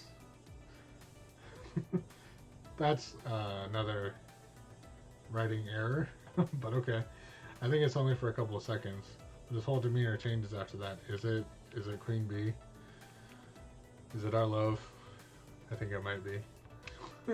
Fine. He storms off, deciding he'd rather have the last word than argue it further. I turned to see who or what exactly changed his mind with a sharp glance, but the crowd's too thick. Whoever or whatever it is was gone. Whatever it was is gone now. And Mr. Fame returns to the crowd without a comment, hopefully quietly approving of my law bringing. That was odd, but I guess a win is a win. Now then, what problem to address next? Why? Why do we need to deal with these two? It's a video of a fucking bunny. Why? Of bunnies, rather. Unless they're being murdered on screen, I don't see the issue. But okay. And as far as the poster goes, why? I mean, I would just deal with it, I guess. Whatever. A small crowd is gathered near the back of the arcade for some reason, unless they drew over it. Oof. I just thought about that as soon as I clicked on it. It's especially odd because there's no games here, just some great wall art and posters that Juniper came up with. It's also especially odd that the crowd is ignoring Tommy over said posters. Come on! Charming. Real fucking charming. Oh no. Hey Oni, you seen this yet? I have not. I just assumed that they enjoyed her pictures. Her art. Seen what? Juniper's marketing must be on point to get that amount of attention. If only it was that, Oni. Here, let me show you. Tommy pushes past the crowd, glaring at them as she goes. Grow up. Don't you have better things to do? Sheesh. Some people. This is not good. And I see why the locals were swarming and snickering. Juniper made a bunch of posters and decorations based on Ashley's pixel art design for the arcade. All part of our branding and marketing experiment. Except when you draw a big old ding-dong in permanent magic marker and use that heart as the base, well, it gets rather naughty. Yeah, there we are. A fact which is not lost on Mrs. DeFame, who turns up her nose at the improvised wall art. Great. Just great. So, yeah, someone's going to defile a bunch of our posters. Fortunately for you, I got to go look at them just as they were walking away from this one. Big guy, wearing a pair of blue shutter shades. Look, regardless of what happened earlier, I've got your back if you need to roll up on this guy. He looks like bad news. Thanks, but I can't have you acting as official arcade security. We don't have official security jackets for starters. Plus, I'm the manager. It's my duty to take this on. Yeah, good luck with that. My advice? Call the cops if you have to. This whole situation smells funny to me. The whole thing smells funny, yes. Hey, you! No photos. Thank you. Queen Bee yanks down the poster adorned with photographic graffiti where it can go viral. She leaves the confrontation to me while she does her part to clean things up. Thank you, Queen Bee. Seriously though, Tommy. So fucking good. Oh, God, this guy. Doesn't take long to track this guy down. For starters, there's his rather unique fashion sense. Also, I spy him in the middle of another graffiti stint. Well, at least he's staying safe with that mask on. I'll give him that. Caught red-handed. Kind of hard to give him benefit of the doubt or even a second chance. He clearly broke the rules of the arcade.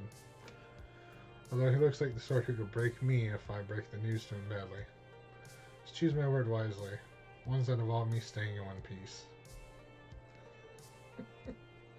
I'm sorry, I just seen the mask and was like, you know what? It's against the rules. Keep that up and I call the cops. Sir, I'm afraid I need to ask you to leave. I mean...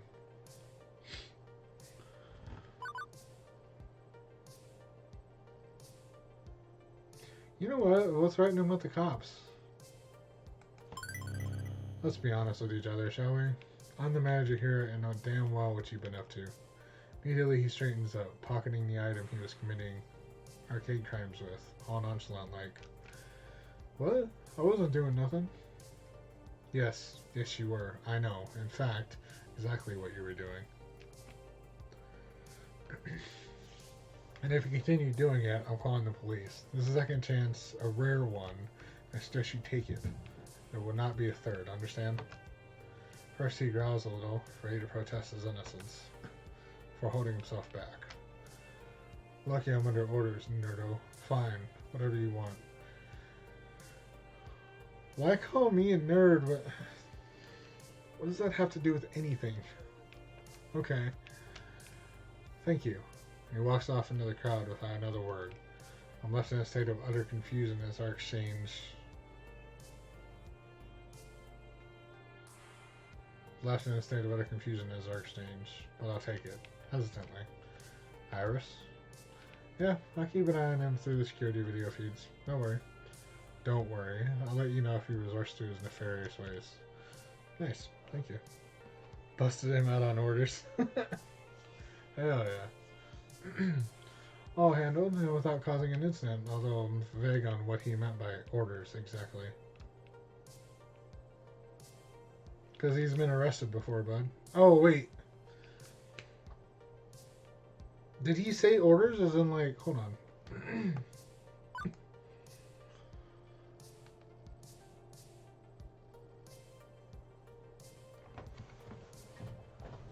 Oh my god.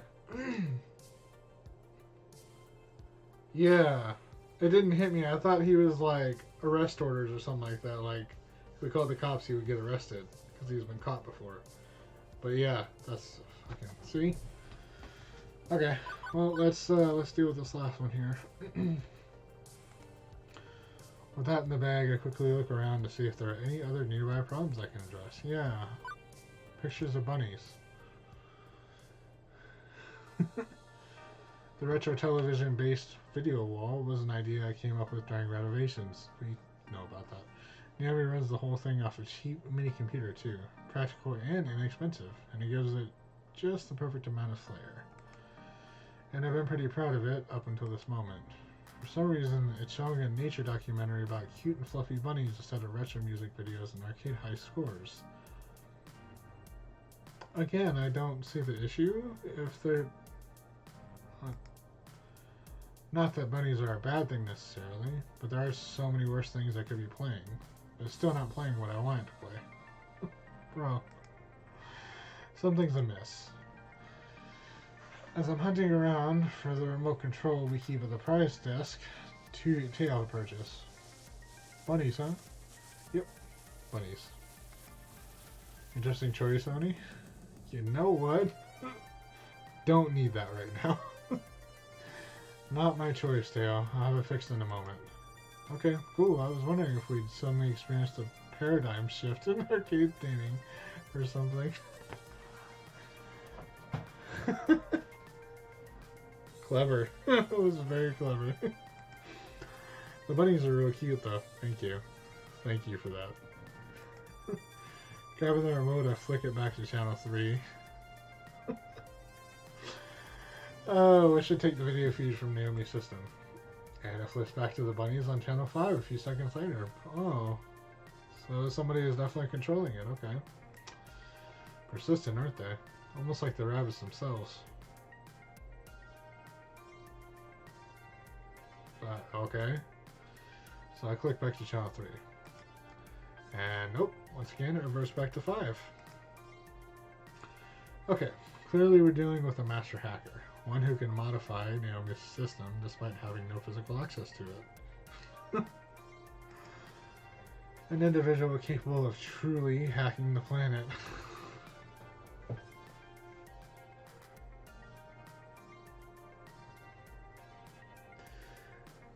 The sad thing is that's exactly something I'd come up with as a joke.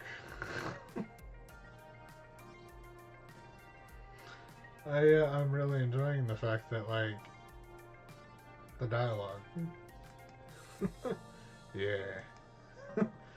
Or it's a prankster with a universal TV remote. I've got one of those myself.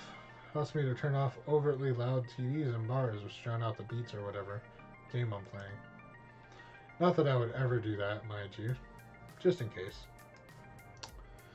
But with great power comes great responsibility, and clearly whoever's forcing us to watch this lacks the latter. Okay, Uncle Ben.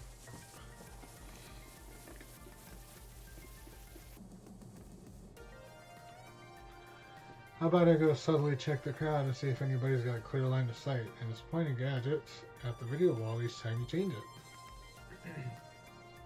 I'm strapped for help, so I'm not going to deny Teo's offer. Sure, go for it. Appreciate it, Teo. Thank you. I would have chosen you, if not for the fact that I was trying to feel everybody out. And then I met Queen Bee. The war for remote control continues for another minute. Back and forth from music videos, documentaries about rabbits. It requires a unique coding for the device. That is definitely true. Definitely true. Hang on a second.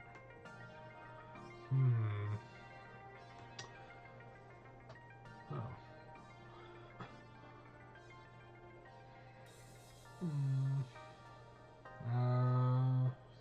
Let's see.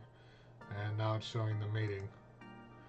Which I'm seriously hoping does not count as pornography, or it'll be yet another black mark against us with a certain arcade critic. So here's the deal, as far as that goes. It's a nature documentary. It's bound to happen, but okay. I understand. I understand the bigger picture, but still, it's a documentary. They wouldn't show it on TV if it was actual, like, pornography. Just saying. This lady is really fucking strict. It's only been a few minutes, but it feels like an eternity of copyrighting Lagomorphs before Teo returns. Found him. Orange jacket. Staying near the pinball section. Thanks, Teo. No worries. Anything for you, honey. My god. Okay, so I'm just gonna say it right now. I am gonna do another run. Thinking possibly sometime in February, maybe. And we're definitely going to romance Teo. Just saying. He is too good to pass up. Yeah, I didn't think about that part, but again, that's why I'm not thinking about her specifically, because she's just someone who's coming in to check out the place. So, yes, it's these kids. Oh, man. I roll up the sleeves of my hoodie, ready to put an end to this.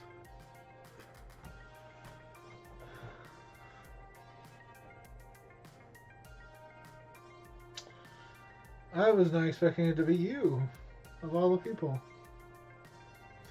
Wait a minute, isn't that the arcade newbie from earlier? Yeah. Yep.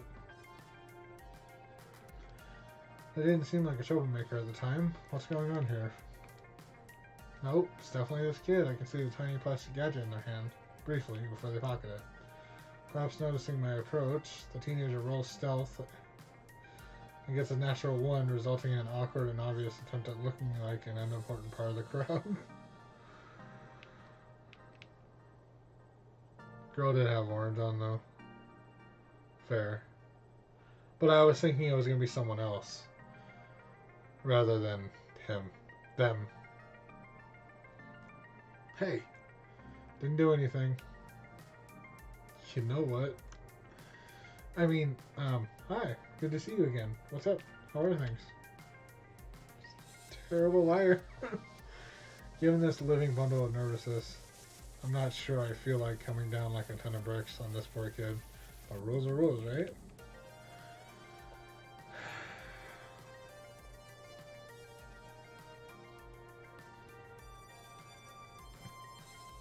I think for money, huh? Cute. What up, Doc? What's up, Doc?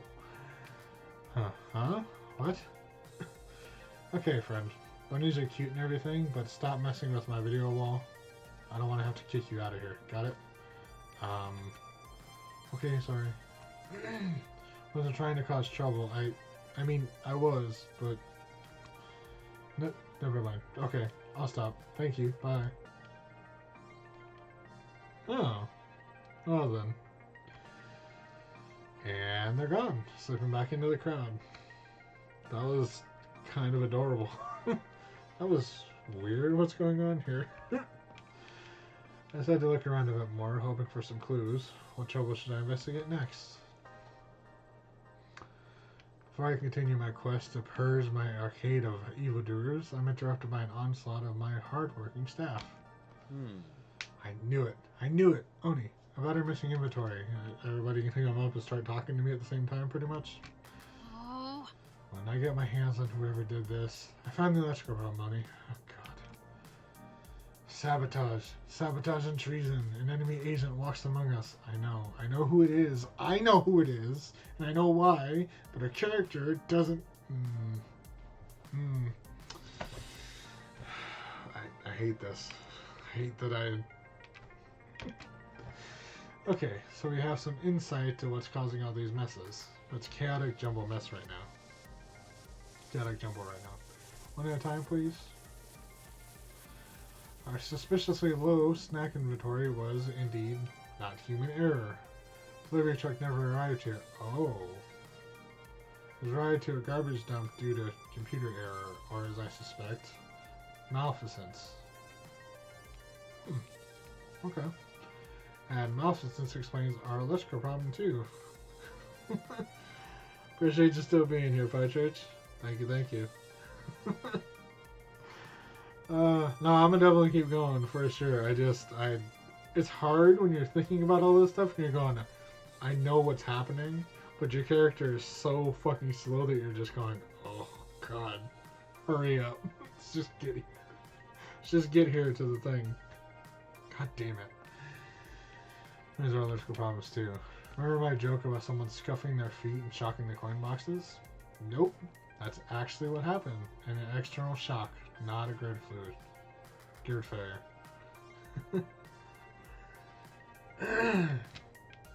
Someone's got a battery or some other shock prod and was using it to crash games.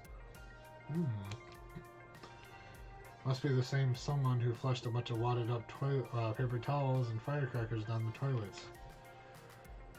Ooh, okay. I was not expecting the firecrackers, but it makes sense. It's a war zone in there. I was able to dredge up one super gross chunk of it, but we'll need a professional plumber to get the rest. Oof. Still sounding way too suspicious to be random acts of hooliganism. And it also ties into what I've been handling on the floor. I've had to deal with pranksters all afternoon, too. Even had to kick a few of them out the door. Been so busy playing firefighter, running from blaze to blaze with a leaky bucket, that I haven't been able to put the pieces together. Even if I think it's girly. Like I said, I think she's a part of it.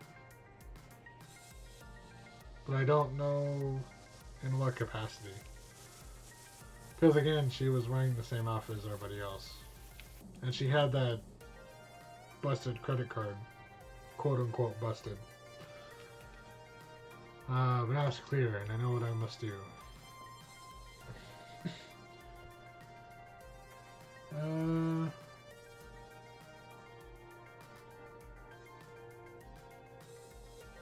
Let's go kick some ass.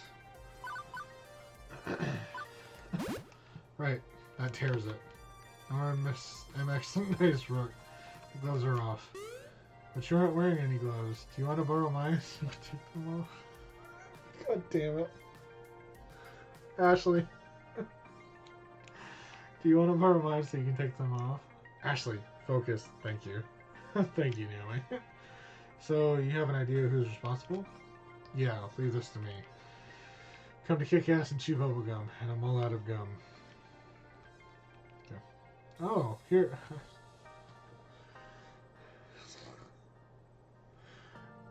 Ashley, it's a good thing you're cute and blonde, because otherwise I'd be very concerned on both accounts.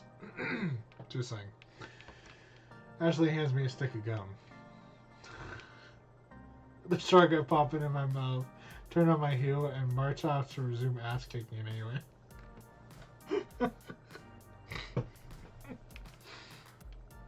Damn it. And with a nod of solidarity, all of us split up, each on our own mission to thwart the ne'er-do-wells. I'm not particularly thrilled to begin this confrontation. My nerves haven't stopped jangling since this morning, but, well, my friends are counting on me to lead, to be the responsible one. I can't foist this off onto Gavin like I might have done at the Funplex. Finding my quarry isn't particularly difficult. She's been in the background the whole time, watching and waiting as I ran around trying to put a lid on the mayhem. Wow. Oh. Maybe it is her. Interesting. I didn't think it would be. Is she... Okay. Her eyes steady me as I approach, grinning ear to ear. Hiya. Hi. Hello there. Hi. Figured it out, huh? Well, for me as the player, it didn't take too long, but, yeah. Yeah, I can't say I understand the why, but I at least know the who. If you know the who, you know the why. It makes sense. Matching fashion style was a pretty big clue. I guess a formal introduction's in order. Yeah, okay. Okay. The name's Sue. Natural-born leader. Hacker extraordinaire. And leader of the Ghost Monsters. The hottest gang on these streets. If you hadn't, then she'd bust herself out. Pleased to meet ya. So then... So maybe not working for Neko, but there's a possibility? Okay. She playfully curtsies, her wicked smile never ceasing. Alright. Yeah, I guess my friends were a little wild and crazy, leaning a bit heavy on the pranks. And okay, you booted some of us out. Not all, just some. That's cool, I mean, it's your house and your rules. You're the sheriff here and you lay down the law. And I respect that. Thank you. Let me make it up to you, okay? Bye. She steps back and taps a button on her smartwatch. And from the crowd of gamers, her whole gang assembles. Even the ones I told to get lost. Gang, this is... What's your name again? MX Rook. Gang, this is Oni. Oni, this is Inky, Blinky, Pinky, and Clyde.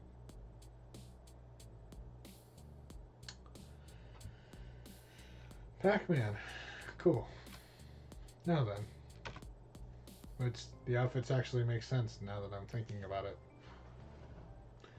She turns to face her ghost monsters.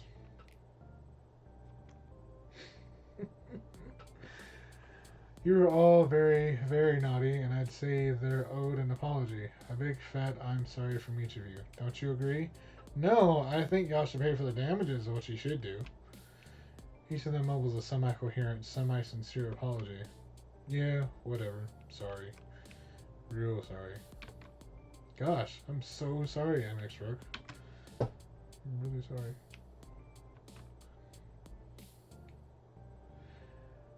When they finish, Sue faces me once again. There. Everybody's sorry, which means everybody's forgiven. Correct? No, that is not the case, actually.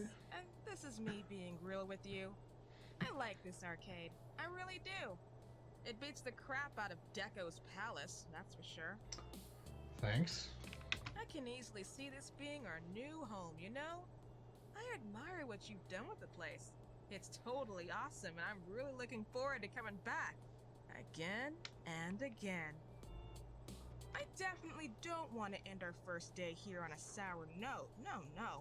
I'm so glad we can communicate like adults. Apologize for being naughty and move on. That's not how this works, though, lady. Now, we may still ruffle a few feathers while we're here, but that's cool, right? I'm sure you understand that it's all fun and games. Nothing personal. This is a business. Everything is personal. So, what do you say, friend? All's forgiven? I pause, taking in everything Sue rambled on about. Let me get this straight. You scare our customers, mess with our television sets, smash up and short circuit our games, clog our toilets, redirect our mail orders, come back here after I explicitly told you to get lost, draw dongs on all of our posters, and you want me to smile and let you come back tomorrow? My words barely phase her, that grin's still lingering. Yep, yeah, that sounds about right. I love this arcade, and I think we could be great friends. What do you say, partner? Waiting for my response, she holds out a fist to bump.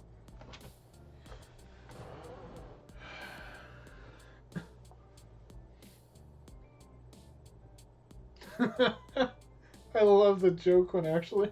I might actually go with it.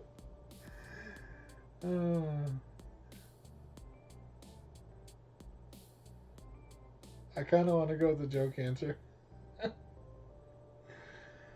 Oh, man.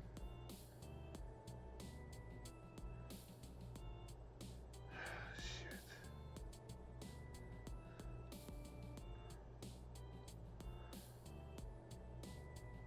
Joke or rules of rules? I was thinking about the rules of the rules, yeah.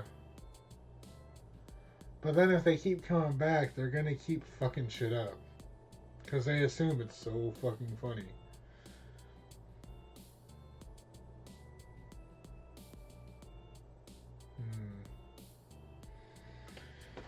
This is probably gonna fuck me over, but let's go with the joke answer, because why the hell not? I would have gone with this one too, but I don't think they would ever stop, so let's go with the joke answer. As the duty ordained arcade pope, I hereby absolve you of all your sins. In the name of the frog, the monkey, and the holy yellow circle that eats all the dots. No, actually, you're all banned from the arcade. Get lost or I call the cops on you all. Get wrecked, kid. Fair enough, yeah. And Sue just laughs. She laughs and laughs as if I posted a funny cat video, not made a direct threat. Oh, friend, you don't want to get the pigs involved. No, no. And why not? I mean, if you really feel you need to, go ahead. Call them. It's cool. I'll go quietly and be back the very next day. We've got friends in high places. We don't sell drugs or weapons. We sell information.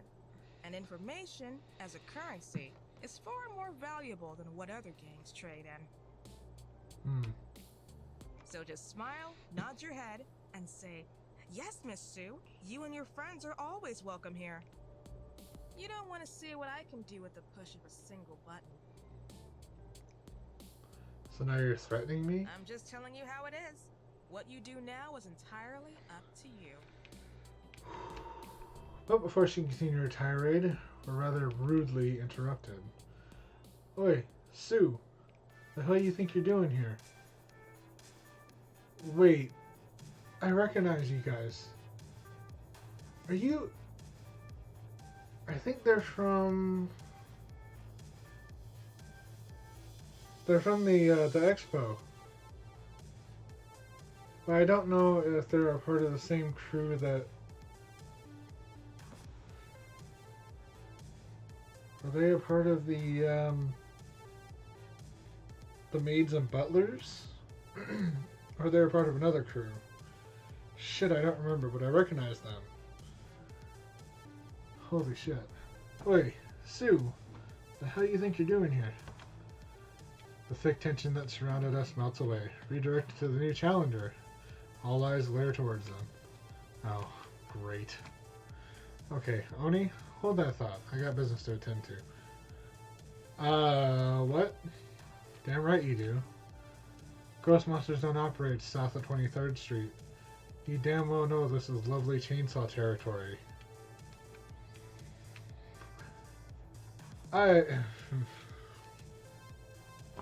So, we're in the middle of a gang war now. That's cool.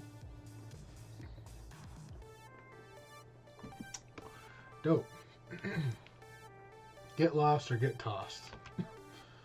I wasn't confused before, I sure as heck am now. All I can do is watch this unfurl before me, pretty much. With a clap, Sue summons her buddies to her side. I'm sorry, south of what? I don't recall signing any non-complete agreement with you, darlings. That could be it. I didn't even think about that. We might have to talk to Iris about that. Considering the fact that she's the one that found it. Ghost monsters for life! Ooh, ghost monsters. This locker room gossip queen is disrespecting your fearless leader. What do we say to that? Nobody disses Sue on my watch. Nobody. Yeah, and I ain't scared to hit a chick. I'm an equal opportunity social maladjusted individual. Think you got your answer, ladies? Now then. Let's rumble. How about we not? How about you both get the fuck out? Oh my god. Well, to their credit, they didn't throw the first punch. But we're talking Han didn't shoot first levels of moral high ground here. Immediately, the ghost monsters and the lovely chainsaw are at each other's throat. Grappling, punching, shoving each other. This is quite a mess I'm listening to. Baseball bat gets swung and clangs off the side of a racing game. Soda cans are thrown, someone uproots a chair near the snack machines and that goes flying too. Wow. It's chaos. Complete and utter chaos. I mean, I wish I could. My character's just standing there watching, just fucking taking it all in. It's chaos. Complete and utter chaos. That needs to stop. Now, yes. Iris. Already calling the cops. Thank you.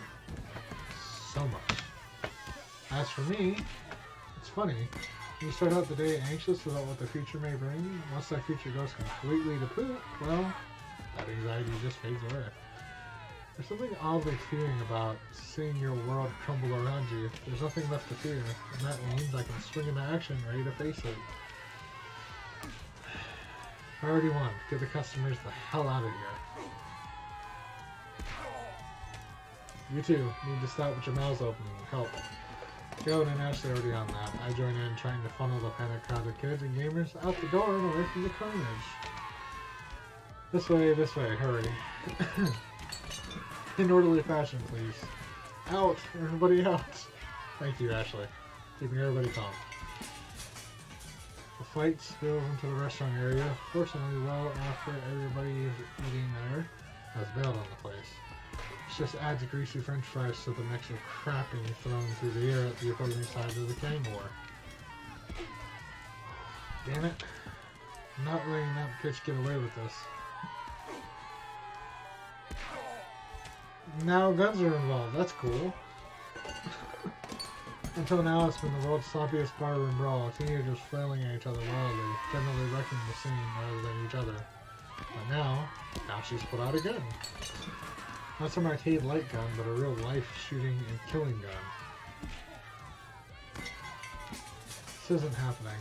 This cannot be happening. But this is 100% happening. Later, the lovely chainsaw gang raises her weapon and takes aim at Sue, trying to end this. Their target is conveniently tucked behind Mr. Fame and Percy. If I don't do something, someone's going to get seriously hurt. My mind races. Calm acceptance washes over me. This is how things will be. No helping it. One chance to do something good in the midst of all this chaos. Time slows for me, like I'm trapped in a dream state. Pure instinct takes over and I start running toward them. You're fucking kidding me. Seriously?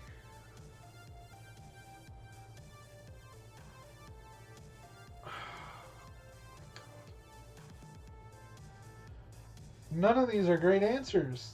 Like, I was thinking about Defame, actually, over Percy, and I feel bad about that, too. But none of these are great answers. Like, what we can't either talk down this motherfucker with a gun, or get a little bit closer so that we end up getting shot and they don't. Let's go with Mr. Fame, then. Why not? Get down! There we go.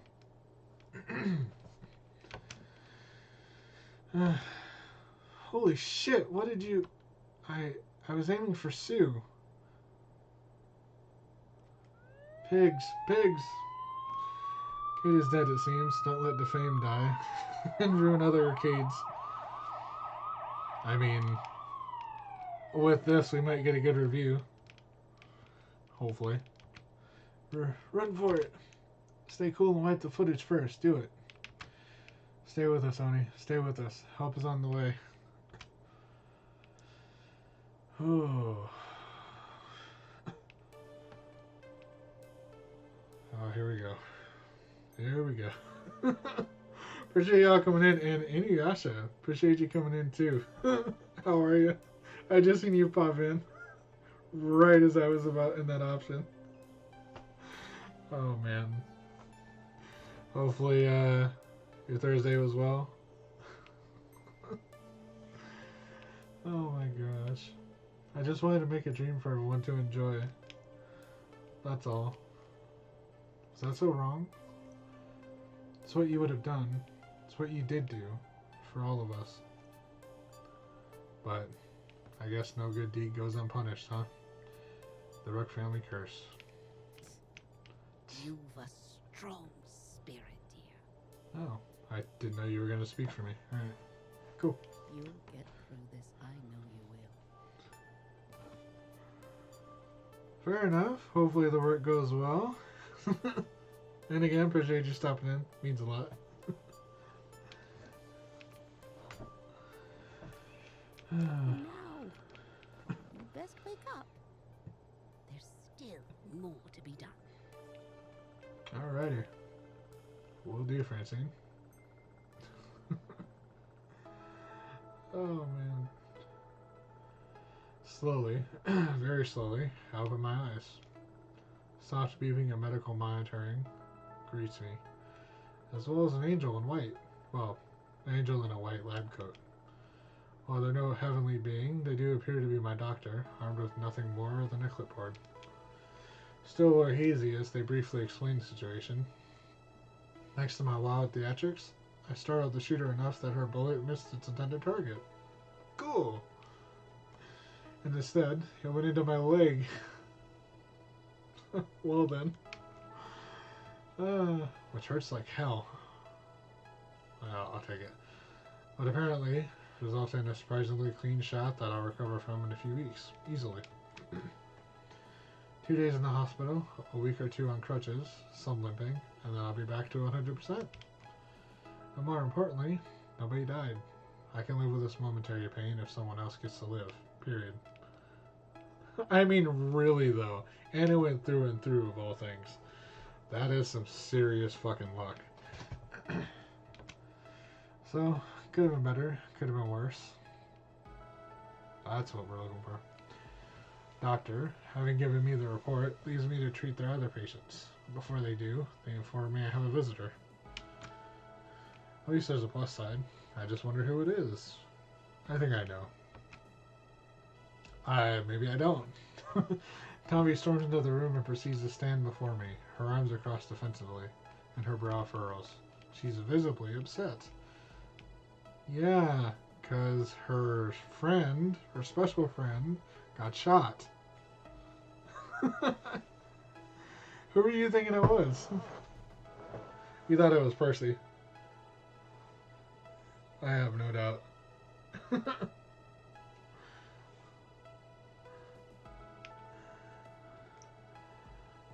Or unless you thought it was her. Defame. Gotcha. My bad. We were both right by being wrong.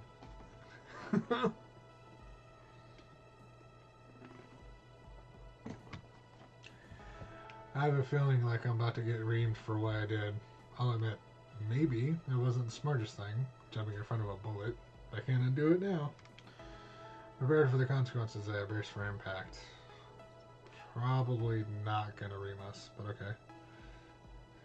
We jumped in front of her, thought the decision made of this event, yeah. Well, we still need to talk to her too, so that also makes sense. You dumb. You just... Aw. Tommy. Her words falter as she tries her best to keep her composure. Her frown softens. You had me so worried. Aw. Tears run down her cheeks. She immediately wipes them away. Don't do anything that's stupid ever again. Seriously, I can't believe you jumped in front of a bullet. You realize you aren't some action hero, right? I mean, this brings a smile to my face. Yes, the harsh realization is setting in. And I promise I won't do it ever again. Swear to me. I swear. I swear I won't get shot again. Tomvy's defensive stance melts away and her whole body relaxes as she sighs. Good. Because I can't bear the thought of losing you. I just couldn't imagine my life without you. Oh. She pauses, biting her lower lip. She averts her eyes, her cheeks flushing red. I love you. I love you. A lot. Oh, there we go. So there. Now you know. Even though my leg is throbbing, my heart skips a beat before I can respond.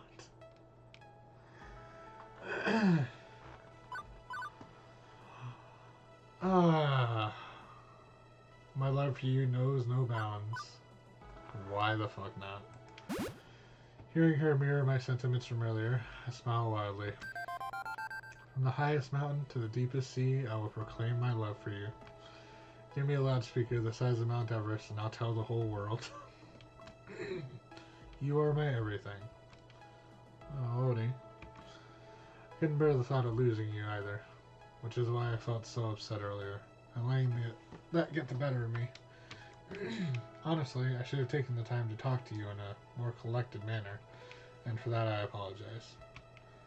Yeah, I wasn't perfect at discussing it either. And I'm a fool thinking that it took me almost losing you to be able to share my feelings for you. It's ridiculous. Well, that's one way of looking at it. Commitment and devotion have always scared me. I've been burned hard in the past and have closed myself off from those emotions. I didn't want to get hurt again. But with you, everything just feels right. Yeah, it does feel right, doesn't it? Seeing you injured made me realize that I didn't want to be without you. And so, while you were recovering, I made a few calls. Talked to the demon and the other heavenly kings. Oh? I still want to be able to live in a team house. That's my dream. I can't give that up. Being with you is also my dream. So, I was able to find a solution. Someplace closer? Get this. 2 houses. Obviously, they aren't going to demolish the house they have now over in Japan, but we decided to open a secondary house. Here. In the city. So, how exactly will that work? Will they move here, then? Nope, no way. Not a chance. They can't all uproot and leave what they have, just like how I don't want to abandon what I have here. Instead, they put me in charge of compiling my own team for here in the States. Oh my god. A full branch of 4HK. I'll be scoping out hot local talent and inviting them here to play with me. That is fucking amazing. Nice. Granted, I'm still going to take trips to visit, study, and play abroad with the rest of the kings. This way, I won't have to leave forever. That's...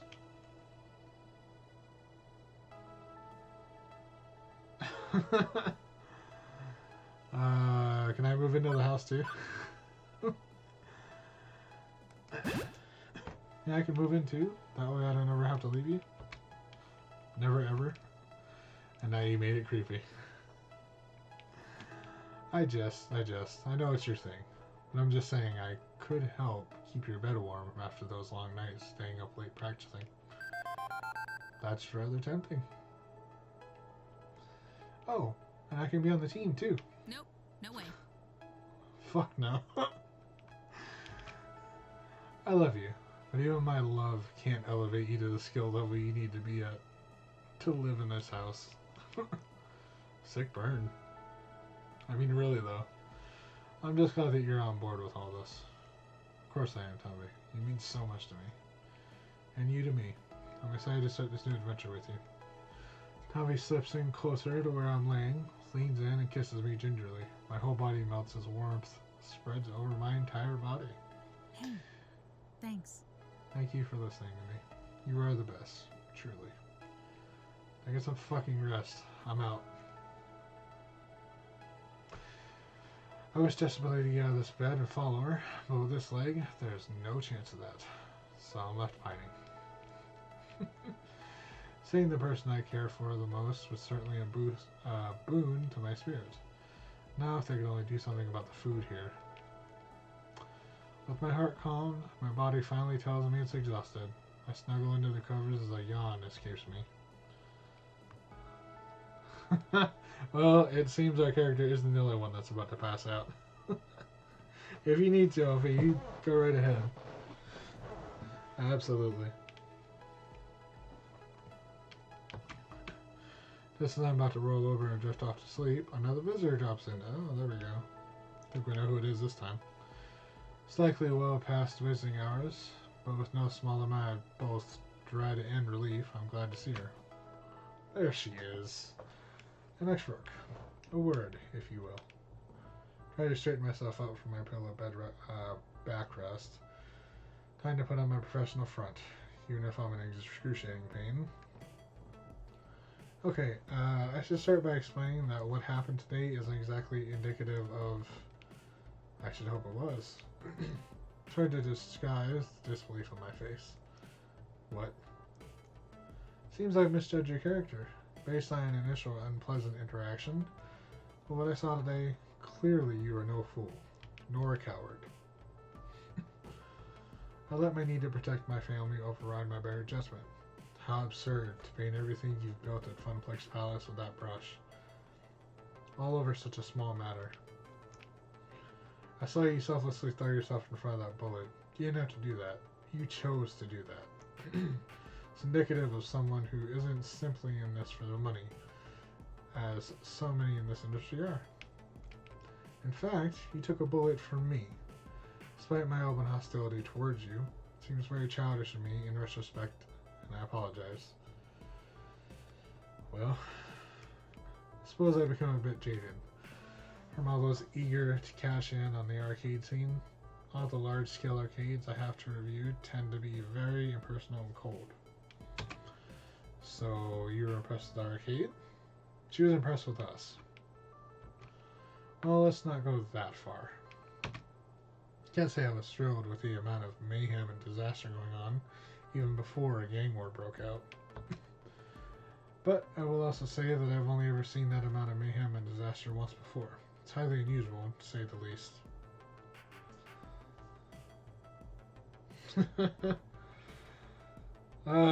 Because that's what they called it.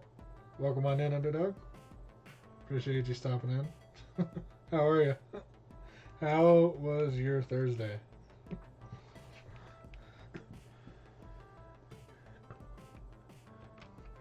Last time I reviewed a small up-and-coming arcade similar to yours, everything went wrong. Everything. Wrote my review in an honest fashion, and as a result of my scathing pen, the place was sold and closed down within a month. It might be the same arcade.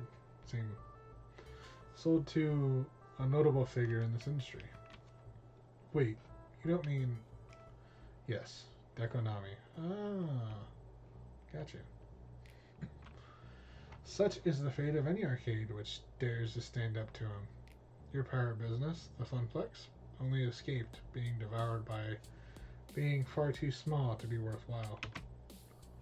Sadly, your enthusiasm may have put it in his crosshairs, and if you cannot tidy up your reputation after today's affairs, Funplex Palace will be next. Again, and again, torn down by Dekonami. This time, you didn't have to lift a finger. By pure coincidence, the ghost monsters wrecked everything before he could exact any revenge. Fair enough. All he has to do is swoop in and buy out what's left of our dream. No, because we're not going to let that happen. However, I have come to a decision. Given I was a first-hand witness to your troubles, which were clearly not your fault, and given your willingness to put even your own life on the line for your arcade, I'm going to tell my editor I need more time, and that I want to return in 1 week to get a more accurate and mature overview of your operation. 1 week. It's the best I can offer you. Take it. It was a difficult hole to climb out of, MX Brook. Even aside from earlier trouble, having a gang fight and a shooting transpired in an arcade. Well, the press will feed on this, even if I was the only press present and accounted for. They'll dig and they'll speculate. They'll chew on your bones. If your arcade survives that initial onslaught, I hope to write a proper review which can lay those concerns to rest. But I'll offer you no more second chances. No more reasonable doubts. Best foot forward when I return, or my readers will know the truth. Understood? You know, a lot of folks who threaten me. Understood. Then I'll leave you to your recuperation. With a curt nod, she turns and leaves the room, leaving me with my thoughts. 1 week. I had exactly 1 week to completely rebuild our reputation, clear the good name of Funplex Palace. Otherwise, it's game over for all of us.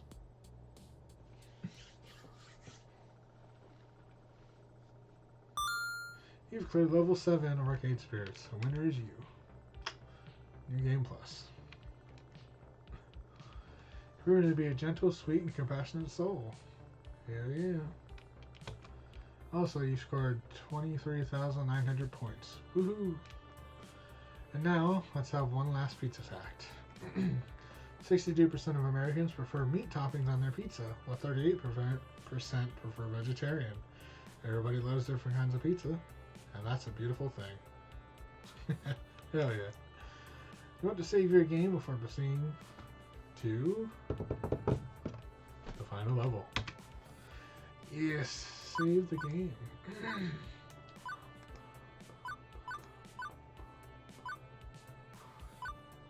38%. Fair enough. Alrighty, for the moment, I'm gonna get up, stretch my legs, I don't need any more water. I might grab something to eat real quick so that way I'm good. And when we come back, we will deal with this finale. So, with that, like I said, going to take 5 to 10. And if anybody decides to get out of here, appreciate you stopping in. There's a good deal for you. If you need to sleep, go ahead and do so. You don't need to be up. It's all good. But yeah, going to take a quick break and I shall return.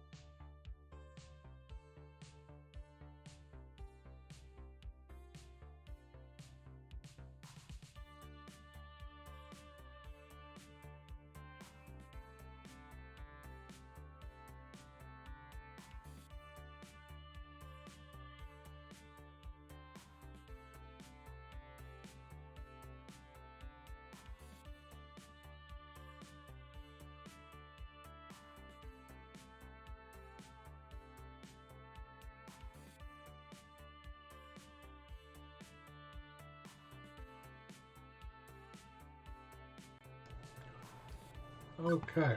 We're back. Quick snack break. Stretch a little bit. Ready to get back into this. Do this finale. Which, I took a little less time than I had originally anticipated. So that was interesting.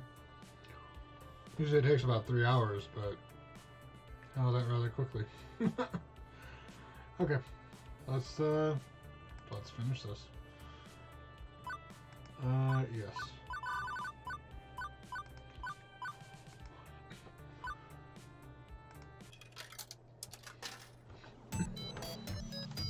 Finale time. Hell yeah. Also, the music was obviously from the depths. Arcade Spirit, which you can check out on Spotify. Go ahead and do so. Fantastic stuff. Level 8. Kill screen.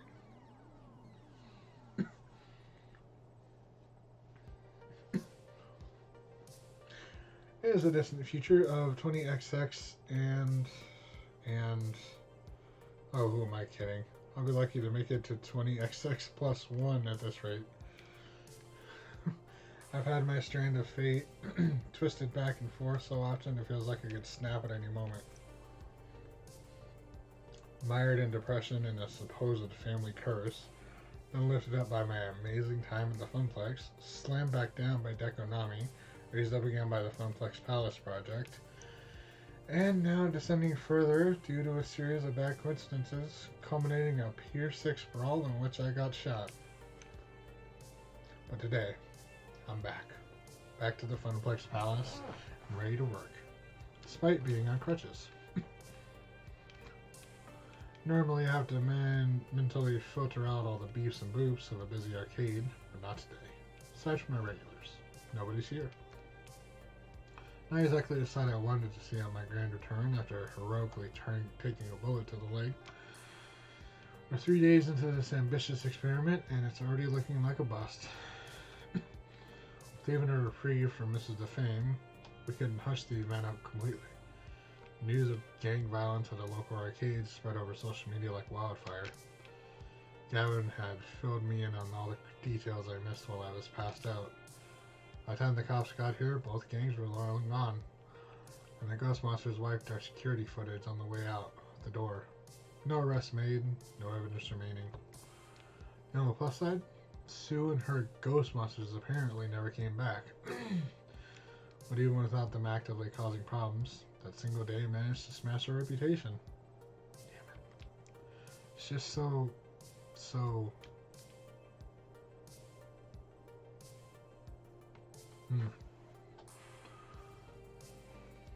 frustrating. Could go fucked up. But frustrating. I mean, come on. A single lousy day and that's enough to send the masses running and screaming? Talk about overkill. It's frustrating to see all this amazing fun on display and nobody enjoying it. These games yearn for quarters. They're hungry and must be fed. I don't honestly know how we can recover from this. If we could only get the good word out. Somehow correct this PR disaster. Seated behind the ticket desk, with my crutches propped up nearby. Light duty only for a week minimum. Doctor's orders. Tried to mentally detangle this mess. Hey Iris, are we... Yes, we're still trending negatively on social media. Like the last 7 times you asked. Sorry, Iris. Any look at their security camera footage then? Anything that we could give to the public? It might help our public image to have someone to point blame at. Nope, it's totally wiped. And my file recovery systems failed. I guess that's to be expected when going up against cyber criminals. Like they've even avoided bad press from the shooting. I haven't spotted the words ghost monsters in any of the articles I found about the attack. It's likely they're ghosts. Well, not literally ghosts. I just mean they clean their tracks very effectively. Yeah, got that. We did see them in their corporeal form, remember? At least that whole mess seems to be behind us. Now we just need to dig our way out of this hole. I sigh heavily as the burden sinks into my lungs. Before I can groan further, I hear footsteps approaching me. I lock my phone and pocket it before seeing who it is. Greetings, friends. Ah, it is I, Hamza, here to discuss matters of great import with my good friend and worthy ally, Onirook. Hi, Hamza. I sense a distinct lack of energy in your greeting, likely due to your sorrowful state after being shot. Hobbling away along on crutches isn't fun, but no, that's not the problem. Regardless, you must always face the day with fire and purpose, Onirook. Such is the iron will of Hamza. Only with an absolute will of iron, strong and resilient against that which assails you, can you achieve absolute victory in the world of arcade games. Pardon my lack of, fire. Just wondering how to deal with this reputation situation. This displeases Hamza. Indeed, those foul miscreants truly soiled our trousers of decency on opening day. Such misbegotten youth must pay for their insolence. What is your cunning plan for completely and utterly destroying them? I was thinking more on the lines of PR campaign to rebuild public trust. Far less exciting, but Hamza will assist in any way possible. You hold within you tremendous power of persuasion. Hamza has witnessed this firsthand. Your people's skills are unmatched. Perfection. Believe in me, who believes in you, and strike forth into the world to reestablish our business as one of sublime arcade majesty. Right. So, like, advertising or something? Hamza suspects you require a grander statement than some mere billboard. The violent incident made a splash. You, my friend, must make a tsunami. One which will wash away the blood and leave us clean. Only such opportunity would simply walk through those doors and lay its bounty before us. This could be a simpler matter. Hold that thought. We've got a customer. Hello, welcome to...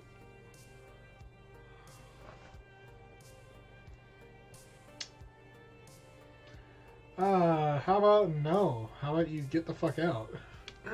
Good morning. Deco Nami. Took the words right out of my mouth. Good day, mister. Hold on. I'm trying to come up with your name. Hanson? Harrison? Something starting with an H. Do you need another punch, sir? Because I am willing to provide that. Just say the word.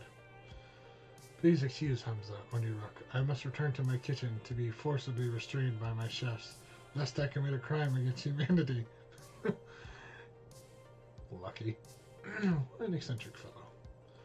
I stood there in silence and shock. I tried telling myself this was just a bad fever dream from my wound. But no, such luck. This was 100% real. Oh, right. We can't punch him, but we do have crutches. Next best thing, we can always beat him to death with it. I watch as Deco takes a look around the arcade, his smug grin ever present. I see his eyebrow arch as he takes note of the people, or rather, the lack of people here, playing games. Such a shame. Such a shame.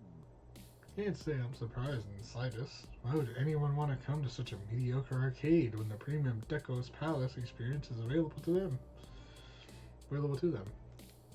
I'd estimate you have, maybe a month at best before you close down. I'm looking forward to purchasing this land. Maybe I'll make a fun zone, or just a parking lot. Yes, a parking lot, and I shall call it the Rook Memorial Parking Lot. It'd be a fitting tribute. Oh boy. I'm not dead yet. You open an arcade in the middle of gang territory. It's a reasonable assumption you'll collect a few more bullets along the way. Nope. Can't handle this. Not today. What do you want, Mr. Nami? If you need tokens, the change machine's over there. A pity, is it not? Tokens. How quaint. Still no swipe cards, eh? Better than swipe cards. Sadly, I'm not here to participate in your sad attempt at an esports community. Really? How can you hope to compete with so few games and such meager prizes? No. I'm here to make one final offer. Oh my god. Are you now? This is against my better judgment, given the bad blood between But let it not be said that Dekonami is an unforgiving or cruel person. Oh my gosh, you try to be. If you sign over ownership of this arcade to me, I'll spare your careers. Yes, even Miss Fairchild and Miss Wolf. I'm sure I can find something for them to do at one of my facilities. Oh. You should count yourself lucky I'm even willing to do this. You get an opportunity few others who cross me are ever offered. Are you scared? Is this what's going on? Because it sort of feels like you're scared of me, but otherwise you wouldn't be offering up a fucking deal. If you don't agree to my terms, I'll stand idle and watch as everything burns down around you. You have my word on that. Then I'll tell you what, man. I'm willing to let it burn around me. I'm not signing over anything, you piece of shit. Fuck you. Okay. Obviously, I want to say no to this fabulous offer. Yes. Glad we are in agreement on that.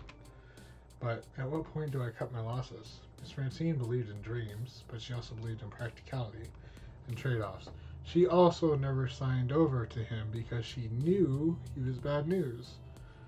And we own this place. There's nobody else who has ownership other than us. Well, besides Hamza, I think. But he's not going to sign it over because Hamza. Am I ready to give up everything so that I have something resembling a future? Yes, it's time to rethink my life. No, we've been through this already. Nope. Never giving up my dreams. Of course I'm not giving up. I mean, seriously. I had so many opportunities to jump ship prior to this. Why would I ball this close to the end? $500, $500,000 salary, 3 company cars, a Hollywood mansion, and my own line of designer fragrances.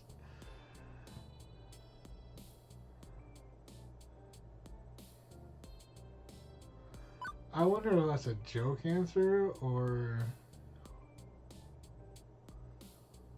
I kind of want to go with it, but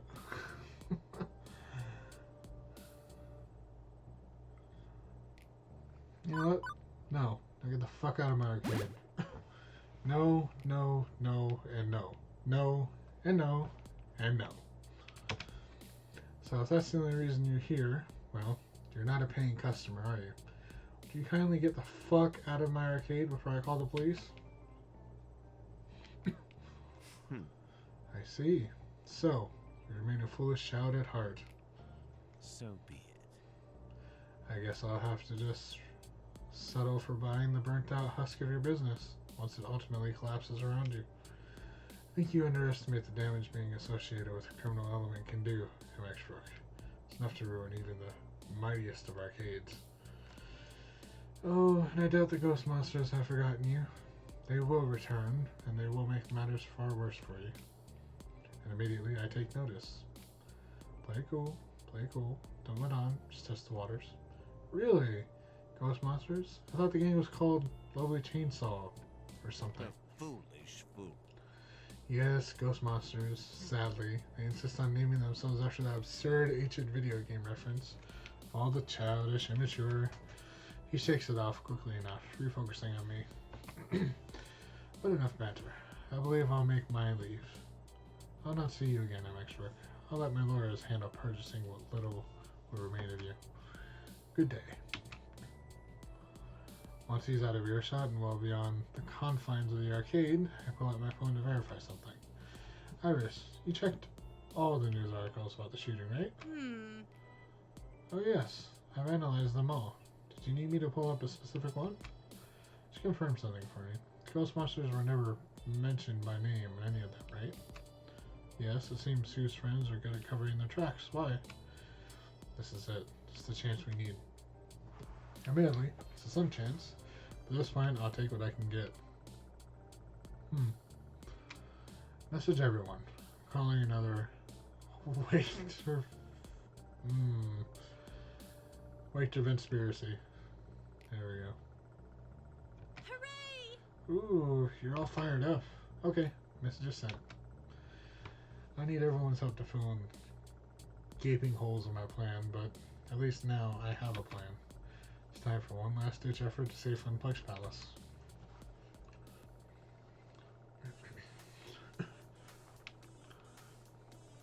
Hamza's restaurant in the back of the arcade made for an ideal gathering place. We'd picked out one of the largest tables, one where we could easily speak to each other. Calm has returned once more, after the very sight of Dekonami caused a red mist of rage to descend upon Hamza. Revel in the splendor. Can Hamza interest anyone in only the finest of spicy buffalo wings? Or perhaps a diet soda? I'm good, thanks. Sure, I'll have a soda. Yum. This was it. This was where we'd make our last stand. I looked around the room at everyone and all my friends, nodded to each of them determinedly. Okay, I know things are rough, but I've got, let's say, a good 60 to 80% of a plan for how we can turn things around. Like, we can all agree on what happened wasn't our fault, yes? Someone else screwed us up. Every problem we face can be traced back to them. The ghost monsters and lovely chainsaw may be to blame, but the court of public opinion puts the blame squarely on our shoulders. Our venue is tainted by their actions. We can cry foul all we like, but if there's even a chance of violence returning to our doorstep to keep customers away. It's a real bummer. We haven't seen any families here since opening day. Parents just aren't willing to take their children somewhere that's known for being dangerous. Actually, I wasn't talking about the gangs. Today I learned who our true enemy is, and that person is Dekonami. Dekonami. Thanks for that again. The beast that wears human skin. Yes, surely he is to blame. Hamza is admittedly uncertain as to how, but Hamza is also perfectly willing to go along with this idea. Earlier when he was taunting me, he slipped, mentioning the ghost monsters by name. So those hackers keep their noses clean. They left us with no proof that they were even involved, thanks to our security cameras being wiped. Cops didn't go after them. The news didn't identify them. So, how did Deco know about them? Answer: Deco hired the ghost monsters to ruin our opening day. So I was right. Nice. What? What? Seriously? Seriously? In hindsight, should have been obvious. I blame myself for not seeing it sooner. Far too many coincidences to be otherwise, and the fact that they only started wreaking havoc once Mr. Fame showed up to bear witness. I can see what you're throwing down, Oni. Sure. Sue and her friends didn't seem awful at first. I remember talking to Clyde. They were very nice and friendly. And then Mr. Fame showed and... Oh my! Oh my gosh, wait. Do you think Mr. Fame is involved? Assuming she was willing to hold back her review, I think she's knowingly involved. But Deca may have gotten wind she'd be showing up. Took advantage. What if? But you don't think Deco wouldn't stoop that low, right? Hiring some random street gang to mess with us, would he? Oh, he would. He's a spiteful bastard. Of course he'd try and ruin our opening day. The only reason he didn't destroy Miss Francine was out of some weird sort of gentlemanly respect for a fellow elder business owner. But to Dekonami, Oni is basically pawn scum. Gee, thanks. There we go. Thanks. To be fair, I doubt he orchestrated the bullet-ridden finale of the evening. That pushes plausibility. True, he wouldn't have even needed the shooting to ruin us. Negative review alone would have done the job. Being even slightly associated with the gang would have been awful. Mrs. The Fame reported us as a hotbed of teenage chaos, a living reenactment of Lord of the Flies. It's about doom even without bullets flying around. Guess we're lucky she held her review back. The problem is, we have no proof of this, do we? No way to tie Deco back to the ghost monsters, other than him slipping up and mentioning them to Oni. Doubt he... Oh. Fucked up. I doubt he'd ever admit to this on the record. Nope. Iris hasn't been able to dig up any digital evidence, although there's our eyewitness testimony, which should be enough to warrant some investigation. For some reason, that doesn't seem to be enough for the police. Know if you're the local cops and how they think. If they're not looking into the ghost monsters, odds are they're actually looking into the ghost monsters quietly.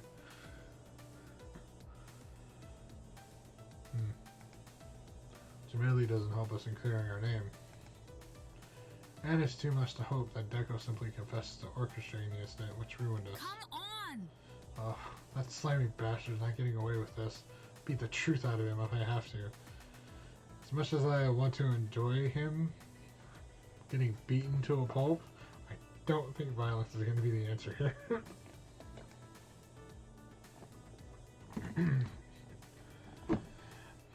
There we go.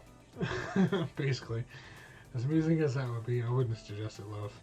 We need to be smart about this and undermine him rather than take the direct approach. You mentioned having most of a plan, Oni. Care to elaborate? Please.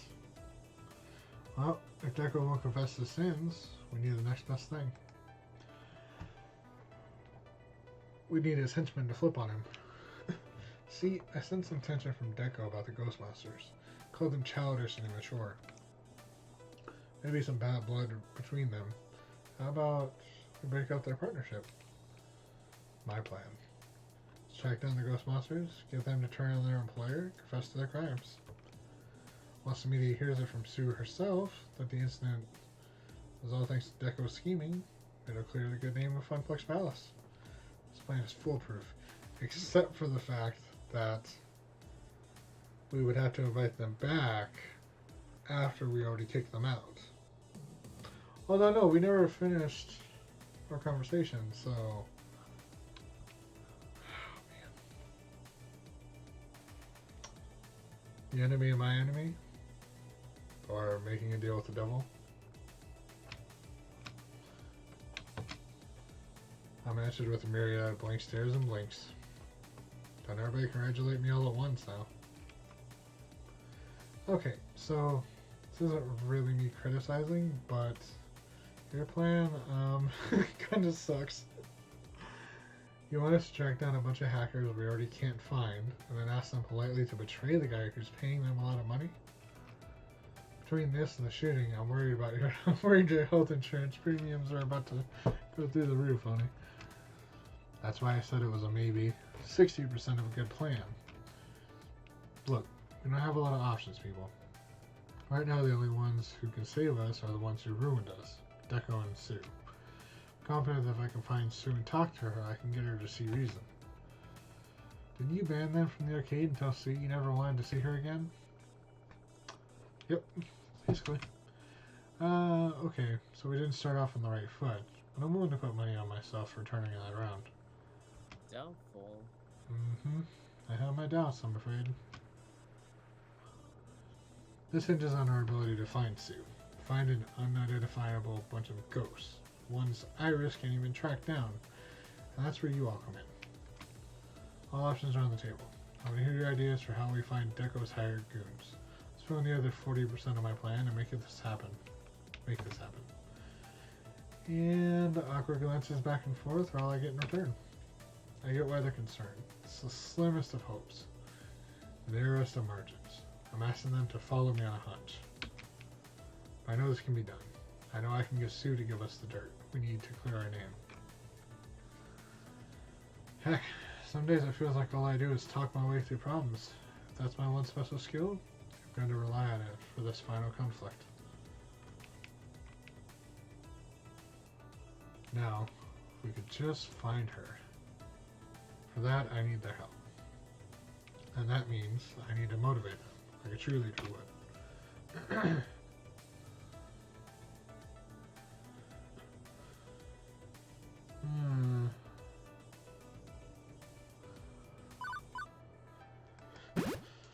What are we going to do to lay down and die? Or what are we going to do? What, are we going to just lay down and die then? Decide it's too much trouble to save Funplex Palace? Deco tried to buy this arcade not half an hour ago. I sent him packing because I believe in what we made. Because I believe we can win. We fought so hard to get where we are today. I'm going to keep fighting and fighting until I've got nothing left in me. Are you willing to do the same? You have my sword. And my bow. And my ass. Thank you. Oh man. Figuratively speaking, I mean. And I've got your sweet ass too. So hey, we mutually have each other's asses. Thanks for that. Everyone is in agreement, and I can even see some smiles start to appear. We're all on board. Now I just determine the how of the plan. Decision. Finding the ghost monsters. Perhaps. At risk of stating the obvious, why don't we talk to the police about this? They've proven unhelpful so far. So we'll go down to the station and fully explain our situation and maybe be able to gain the information we need. I feel that this would be a reasonably steady course of action. I'm not certain about showing up and just asking for them to open their files to us. But you're correct. The police would have the information we need. Except cybercrime is a sticky situation. You have to control leaks. If they're looking into the ghost monsters, they won't just tell us outright. He is talking to the right people. I know most of the cops at Ben and Matt's donut shop by name. I know one friendly officer that'll help us. Nope, no way. Why get the cops involved? We already know someone who's got an axe to grind against Sue and her buddies. Or rather, the chainsaw. Ooh. That's right, Queen Bee. We can ask the lovely chainsaw gang. It'd be easier to find, and would probably be thrilled to divulge all the dirt they have on the ghost monsters. Or they'll cover us up with switchblades. Could go either way. I'll admit, this is a super gutsy move. If we pull it off, we don't need to involve the authorities at all. This whole situation's a bit too sticky for my liking. Cops and robbers? No thank you. Although, the alternative I'm about to suggest may be stickier still. Oni first met the ghost monsters at Deco's Palace, yes? They're regulars there. So, we investigate Deco's Palace to find someone who knows Sue and her mates. We can find a good friend of hers and make them understand why we need to speak with Sue. Well, we can go ways to mending fences with the ghost monsters if we approach on friendly and diplomatic terms, yes? Pretty sure if I showed my face at Deco's Palace, I'd get smashed into paste by his private security goons. But my face wouldn't. Deco doesn't know me. I was a Funplex adjacent rather than a Funplex regular. I think the last time I set foot in Deco's Palace was years ago, so I could wander freely with Juniper. Yeah! We could slip in and ask about Sue without anybody even noticing. I'd say this kindly strategy is an honest appeal to those who may know her. What could be more cordial? Definitely. She's got a single friend in that place. I'll find them. It's a daring mission in enemy territory, but for you, Oni, I'll do it.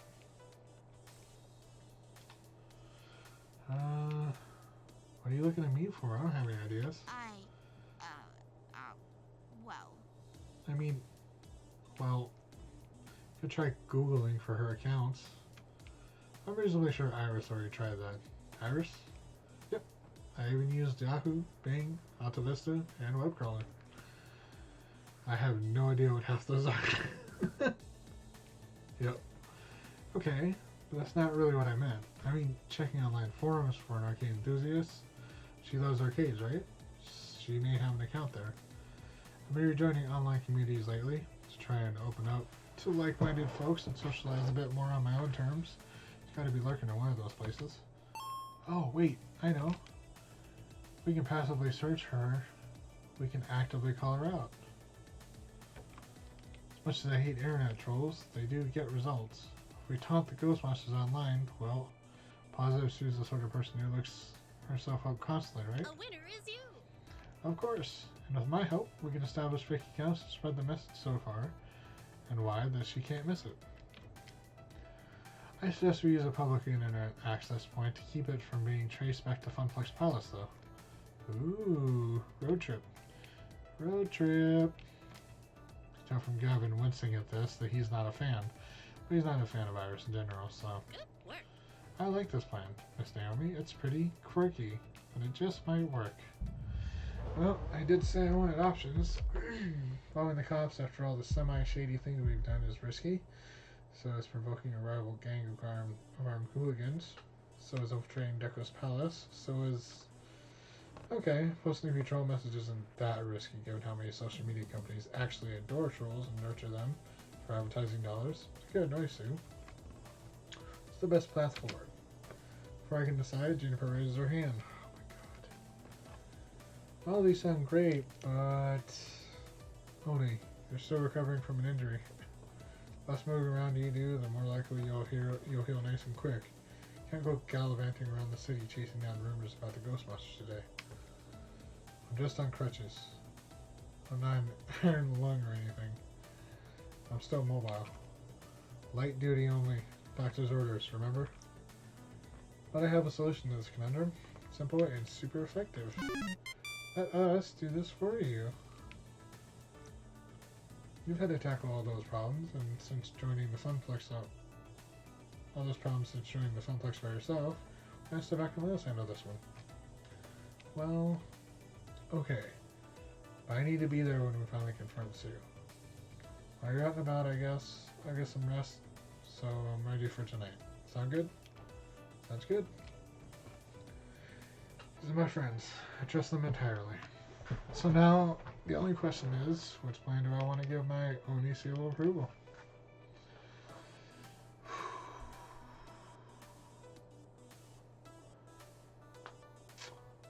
You know what? I was thinking about talking to the chainsaws. But also trolling the internet. Sounds like a lot of fun. My god.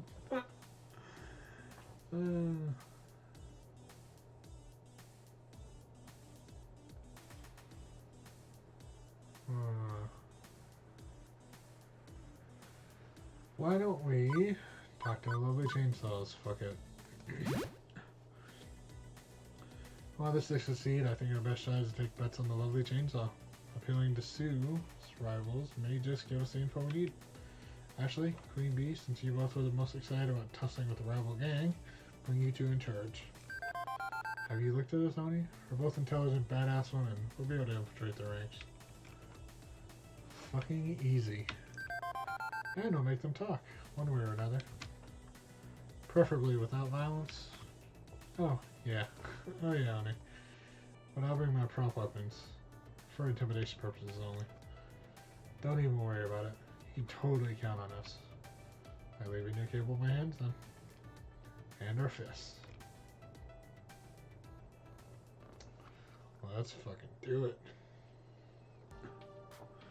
Here we go. It's Ashley's time to shine. Only entrusted this very important mission to us. It's up to me and Queen Bee to triumph against our foes. If we don't succeed, let's spell the end of Funplex Palace as we know it. Can't let Oni down. Not just them, but everyone else too. I refuse. I refuse to lose. We will do this, and we will find Sue's hideout. So we can find the lovely chainsaw's hideout first. It's basically a strip mall of yesteryear. Most of these businesses have been empty for years, so most people don't tend to linger in this area for too long. It's rather bleak, but with the boarded up windows and closed signs, the only thing not in grayscale are various colorful graffiti tags covering the abandoned walls. Even though it feels like we are walking directly into a death trap, this just might be the coolest thing I'm about to do in my entire life. Hey Ash, you look a little too happy to be here. What's that grin off your face? We're about to sneak into the lovely chainsaw's hangout spot. Enter into a game of wits and strength. Force them to divulge dirt on their rival gang. Could be more awesome than that. Living to tell the tale. I appreciate your enthusiasm, Ash, truly, but we also have to keep our heads about us. I don't want either of us ending up in the hospital like our fearless leader, or worse. By the way, what was that about prop weapons back at Funplex Palace? Fling the duffel bag over my shoulder and gently place it on the ground. Oh, these are from From past cosplays. I brought a ton of them. All different types too. Not bad. Not a foam sword will help much against their super real guns, but the hell, help me project confidence. Queen Bee shovels them in my bag. Hope she's using the utmost care with them. Spent, I don't know, how many hours sanding, painting, gluing, and molding each and every one of those. Eventually she pulls out a battle axe. Yeah. This is what I'm talking about. This is what I'm talking about it. Okay. Fuck yeah, that's what I'm talking about it. How fucking cool do I look wielding this? The coolest. Grin widely as Queen Bee poses with a two-handed axe. Honestly, I don't think she could have chosen a more appropriate weapon. It fits her perfectly. Take another minute to rifle through my stash and pull out the magical girl wand from my Funplex Palace mascot outfit. I'm here to represent. Arms brandishing, ready for action. I look around the strip mall. And I'm lost. So, now what? How are we supposed to do this? That newbie FOD player I was chatting with told me that the lovely chainsaws typically hang out here during the day. Right, step 1 is complete. We're already here. What's step 2? See remains that coffee shop? Newbie informed me that's the exact location of where they meet up. That where they do illicit drugs, have fight clubs, drink themselves into a stupor? Probably nothing quite that Hollywood, but hey, who knows? Let's get this party started. There's no turning back now. I start marching in the direction of the hangout, ready to start something. I feel a hand grab me by the shoulder, stopping me dead in my tracks. Trying to see Queen Bee bite her lower lip in hesitation. I look at her quizzically. Ash, I don't make it out of this alive. Please tell Oni that I love him. Oh my gosh! Oh my gosh, that's too cute. Shut up. Listen, hard enough time expressing my amorous feelings to Oni themselves. Please don't mock me for this. I'm not. I've just never seen this side of you is all. It's adorable, and I'm honored that you're confiding in me. Oni's actually helped me be able to show that tenderness. If you asked me a year ago if I thought I would have fallen in love, I'd laugh my ass off. Before, it wasn't like me to believe in love, but now I can't imagine my life without them. I love them so much it hurts. Oni's irreplaceable. I can agree to that. Oni has always been such a great friend to me too. I don't think I would have survived the Funplex 4 without them. So it's up to us to make Oni proud. Let's go in there and show the lovely chainsaws what we're made of. For Oni. For Oni. Smile at each other, ready for the battle ahead. Sisters in arms. Rounding the bend of the forgotten coffee house instantly, we see them. The lovely chainsaw. We don't even make it another 2 feet closer before we have a gaggle of very irate schoolgirls glaring us down. One who claimed to be their leader back at the Funplex Palace steps forward, motioning for the rest of us to stay put while she does the introductions. Motioning for the rest to stay put. Halt. Who goes there? I'm Ashley. And I'm one of the 4 Heavenly Kings, Queen Bee. Professional badass and Justice Comfort champion. We're from Funplex Palace. Everyone around here calls me Mel. What the fuck are you doing in my territory? Looks like a couple of wayward girls lost their way home. We know exactly where we are, and we came to speak to you. Yeah. It's a shame, really. Not up for casual conversation. The leader flicks her wrist, and the 2 of her lackeys charge us, weapons in hand. Hold up my fake staff, shaking. Queen Bee steps in front of me, tightly gripping her battle axe. We're after Sue and the ghost monsters. We have a bone to pick with them. You know, the ones who took a pot shot at the other day? Mel's expression turns from grimace to grin. Say, Nick, stop. Yes, Mel. After the ghost monsters, you say? Those fucking brats. Mel spits the taste of their rivals out of her mouth. Sue thinks she runs this town, that her little band of credit card thieves and blackmailers has any real clout. If not for her muscle, she'd be nothing. She doesn't have the guts to do to me what I'd do to her. Guessing she leaned on you. Threatening ruin? Typical poser. Exactly. They fucked up our arcade and we want revenge. Yeah. Okay, you piqued my interest. Go on. The only problem is we don't know where they are. I know you ladies desperately want to get your hands on the ghost monsters, but can't. Due to your high profile, so I propose a temporary partnership.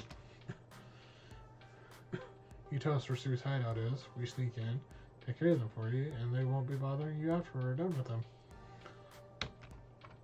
Fascinating. Mel looks down at her hand, examining her nails, as if they're way more important and interesting than anything we have to say. Girls, I'm afraid you're gonna have to sweeten that offer. If I tell you this information, I want something else. Something to prove your loyalty to the lovely chainsaw. Apparently, we can't get the details of the hideout with some sort of exchange. Oh gosh, we're in quite the pickle right now. Had to think of something fast. What would Oni do? What would Oni do in this situation?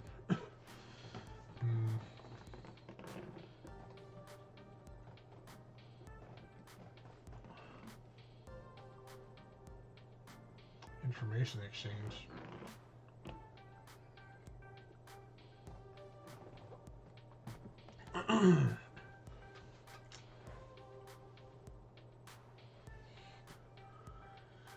Oh, we can't pay them off. Well, them a favor. Favors go, think, Ashley, think. We don't really have anything more to offer them, do we? At least not right now. Do us a solid right now, and we'll owe you one in the future. Queen Bee pulled me aside and whispered in my ear. Do you think that's a good idea? I'm going to owe them a favor they can collect on? I whisper back. Unfortunately, there's not much else we can do or give them. Turn back to them with a pleading look. What say you? It takes a moment to mull it over. It's like 1,000-year wait of silence. Wait is spelled wrong. But okay. Wyatt? Silence. Thought of you two owing me a favor of my choosing. It tickles me. I accept. Of course you do. Pretty huge sigh of relief. Phew, I wasn't sure that was gonna work. I know you do this all the time. You two girls have thoroughly impressed me. It takes a lot of bravery to come down here and face us. Come here and face us. As I reel in my disbelief, Mel motions for her two lackeys to come forward. Say, why don't you tell the girls where those wretched ghost monsters hang out? There's a warehouse on the edge of town, owned by some corp called Nostalgia Commodities. You'll find them there. Not bad. Excellent. Thank you. I like both of you. You showed me guts and charisma, both qualities the lovely chainsaw specialize in. If you ever want to join our motley crew, you know where to find me. Before I can say anything, Queen Bee grabs a hold of my sleeve and pulls me to her side. We appreciate the offer, but we're good here. Suit yourselves, ladies. But before you go, and because you impressed me so, she flashes us the most wicked grin, sends shivers down my spine. I'll let you have another juicy bit of info, free of charge. Will snaps, and both Zane and Nick stand to attention. Tell her, Nick. Oh, the chain.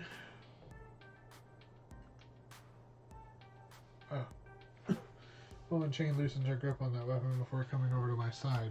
Leaning over, she whispers into my ear, and my eyes go wide. Oh my gosh! Serve a parting gift. Now go. Seriously. Don't get off my turf, I'll be forced to bash those pretty little skulls in.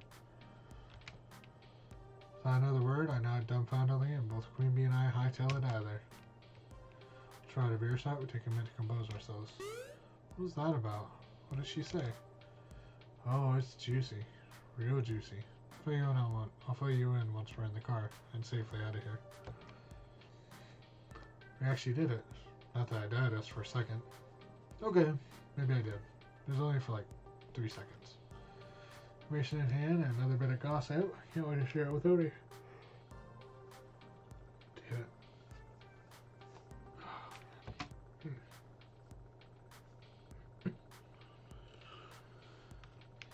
This just might be the grain of salt, or the grain of rice that tips the scale in our favor.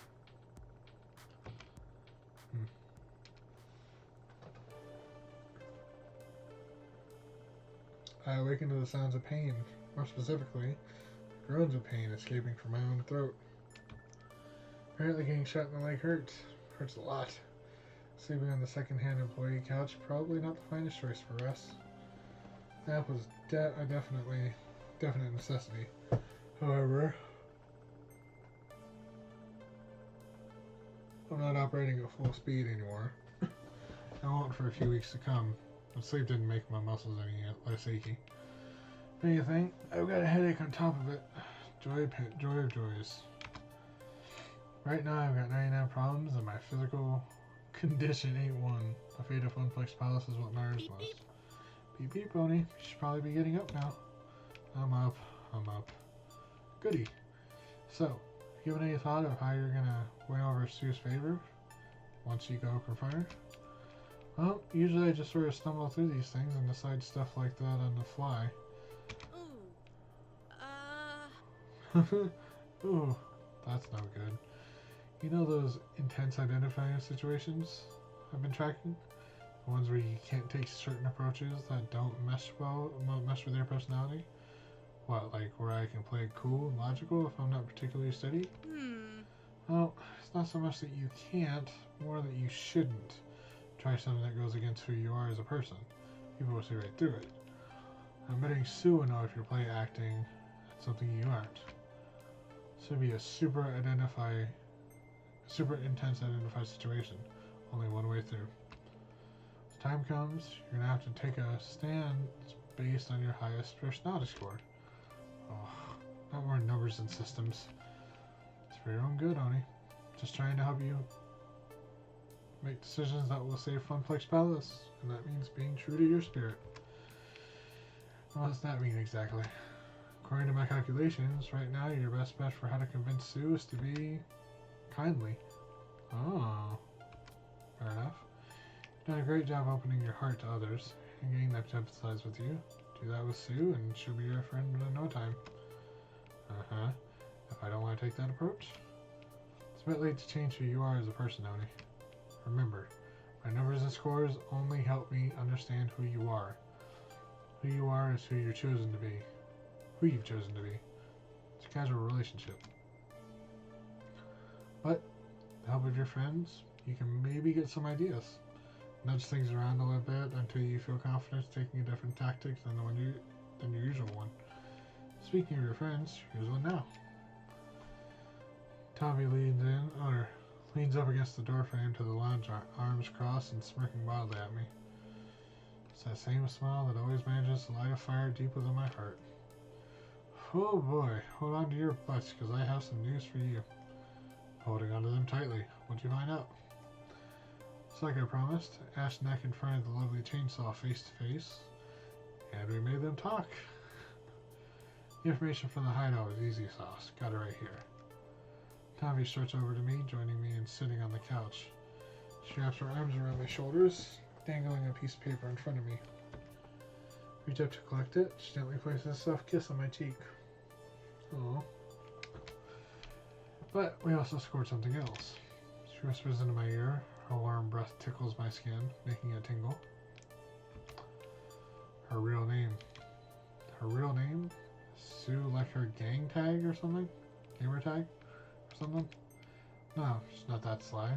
She is a Nami. Sue Nami.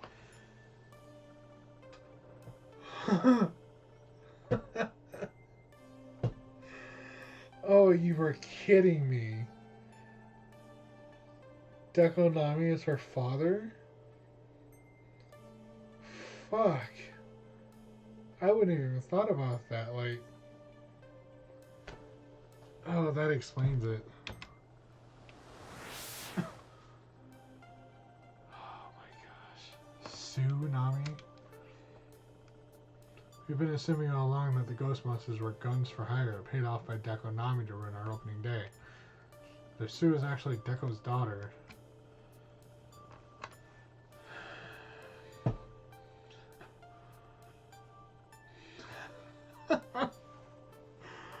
I feel sorry for any kid named after an awful pun. I was thinking about that, Tsunami. But I am curious if she'd ever betray her father, considering the fact that she's doing all this for him. But we'll continue to be kindly. This could be bad. It could be very, very bad. Mercenary hacker could be convinced to betray her boss, but dutiful daughter would be less likely to do so. Deco didn't seem particularly enamored of the ghost monsters, though. Even if that means breaking up a family, maybe I can use that to drive a wedge between them. Either way, this has got a whole lot more complicated. Okay, this changes everything. What the Right? Like, what the fuck? That connection is a lot deeper than we imagined. Dealing with family is always a sticky situation, one that never ends well. Not to say you're having any trouble, honey. Knowing you'll think of a way to end this once and for all. And when you do, I want to be there. I want to watch you bathe in the blood of your enemies. I'm not going to kill anyone, Tom. Of course you aren't. I'm just saying that I have complete confidence in you. Once you succeed, we can celebrate. Her arm moves around from my shoulder to my waist, pulling me closer. Tommy noses under my neck, littering it with kisses, playfully nipping at it. Damn. Can I take a shower first? As my hand under Tommy's chin, lifting her gaze to match mine and kiss her, passionately, fully. Once our lips part, I look at her lovingly. This day hereby be known as our day. Now I'll drink to that. Now I can't wait until later tonight.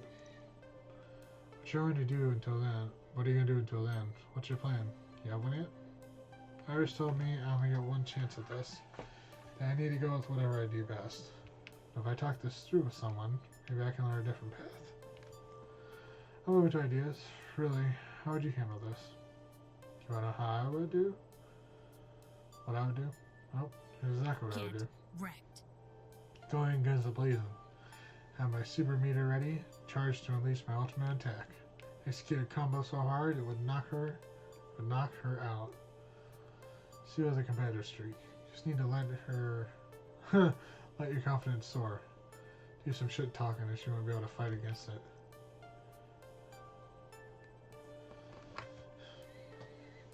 Sure, I'll go for it. Once Sue sees my guts, and hopefully not my literal guts, she won't be able to do anything but side with me. See that? That's the passion I fell for. I don't want to linger on this any longer. The sooner we leave, the sooner we can come back home. Standing up, she leans over me and places a kiss on my forehead. Later. Holler at me when you're ready. Well, this is it. Either we sort this mess out, or Funplex Palace crash and burns. Or I get, killed. Guess that's always an option. So we're about to go confront a street gang that indirectly got me shot in the first place. I don't even want to consider the possibility of death. I'm immortal until proven otherwise, but well, if this is the end, I should probably have some words with my friends before I march towards doom. If only to get their opinion on how I should approach Sue. Grabbing my crutches, I thump swing my way out to the arcade property to track down those folks.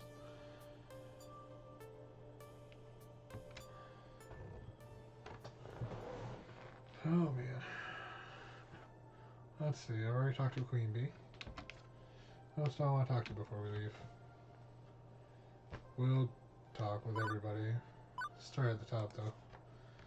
Naomi would be in her workshop, so no doubts. I should check in with her and see how she feels about all this.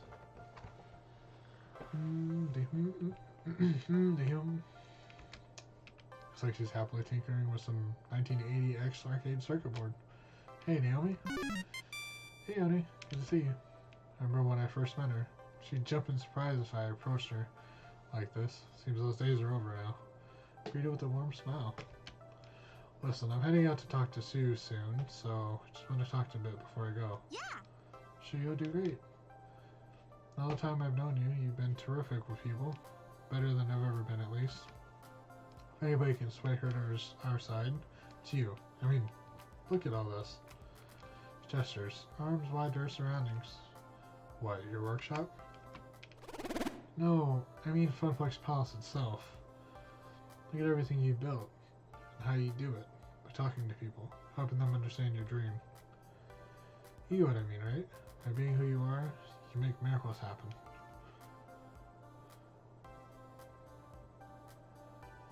Well, and see Deco is master of the arcade world.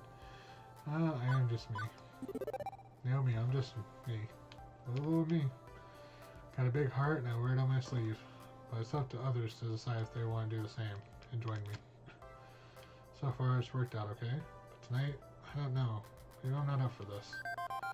Tonight, Sue will see your heart and know you're in the right, while her father's in the wrong. Don't be so humble that you downplay your own accomplishments, Oni. I know what it's like to cut yourself down a peg, scared of being too proud. It's easy to fall into that trap. So, when I say you're a great person, take the compliment. Okay then. So I think I should approach Sue. Well, if it was me, not happy with how they ruined our opening day, honestly. Downright miffed about it. I'd probably go at him like a fireball. Downright fierce.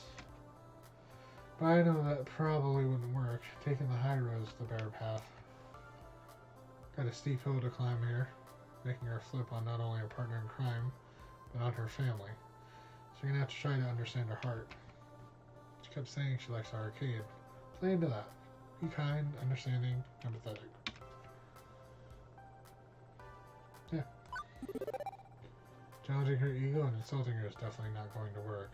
Playing nice makes sense. But you're right. Consider it. Believe me. I kinda wanna lick her teeth in? No.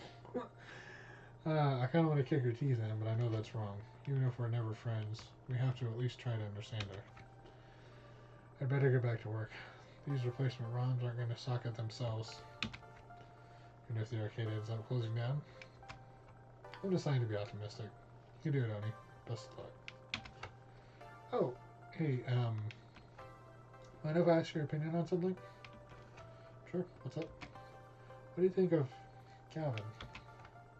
Like, I mean, I know he's a money-grubbing, prize game-loving stick in the mud, but... Well, ever since Funflex Palace and all of us working together, I don't know. Maybe he softened up a bit. I think you're a good influence on him. I think he'd be the kind of person to put out old arguments. Be the kind of person to put old arguments aside and, like, No, we've got to stay focused. We need to save the arcade. Forget about it. Drafting a brief August support and we're going to start work.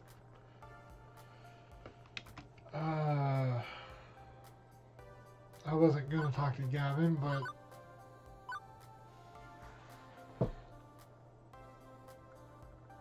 Curious about... I find Gavin looming large over the arcade floor behind the ticket desk. Seems he was expecting me. So, complications have developed complications. Seems to be the case. And you like my advice on the matter? Seems to be the case. Be clear with Sue. Be honest and be ready to rise to whatever challenge she poses to you. Perhaps. If you let her make the first move, you can counter move through improvisation. I know you're talented at it. Use that talent to let her set up her own traps and step in them. Treat her with respect. In the end, she's just a kid. You can outthink a teenager, I'd like to believe. Take this matter seriously. Take this situation seriously and approach with a clear mind. I have no doubt you'll win the day. Agreed? Keep a cool head. Sounds about right. Go and ready to form a strategy based on the conditions on the ground. And play out that strategy with a calm hand. Precisely the way I'd handle it. You know, when you first came to the Funplex, I had serious doubts about you. I'd assumed you just fill a seat and do the low-level labor while I focused on higher order management tasks. So I largely kept my distance, or tried to at least, out of professional respect. I can't help but have come to know you over the time we've spent together. You're not a minimum wage trainee any longer. You've taken opportunity and run with it, developing not only the Funplex, but a whole new arcade as well. I know we're facing a difficult challenge. I'm not going to blindly assume everything will be just fine either. Certainly. But I know that if this is possible, if we can stave off bankruptcy, you will be capable of doing it. You're doing a very job before I came along too.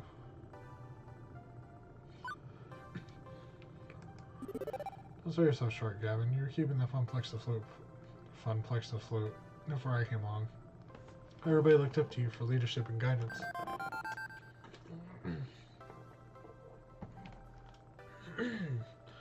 Yes, well, I still feel I came up short, given all I could do was tread water. You're the one who helped us swim for shore. Also, I am bad with metaphors.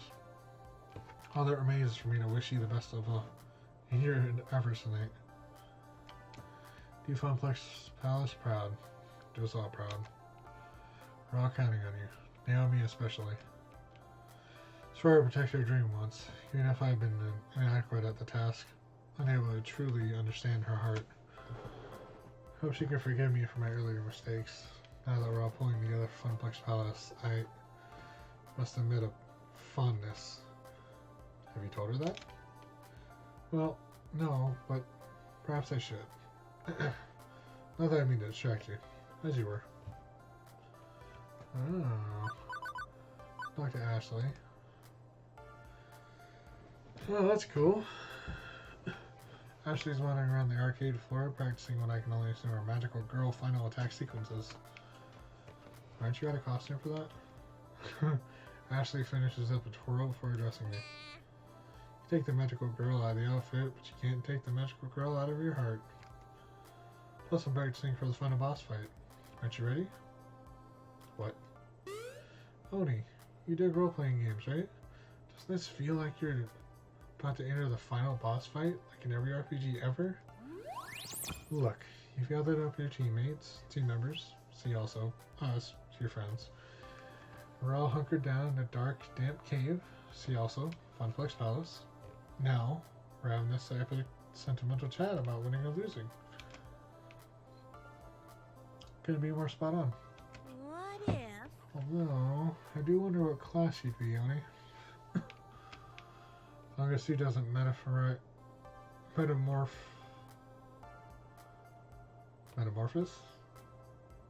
into a six-winged floating half-torso of a monster as Gregorian chants playing in the background. I can handle it. Speaking of which, how are you going to handle it?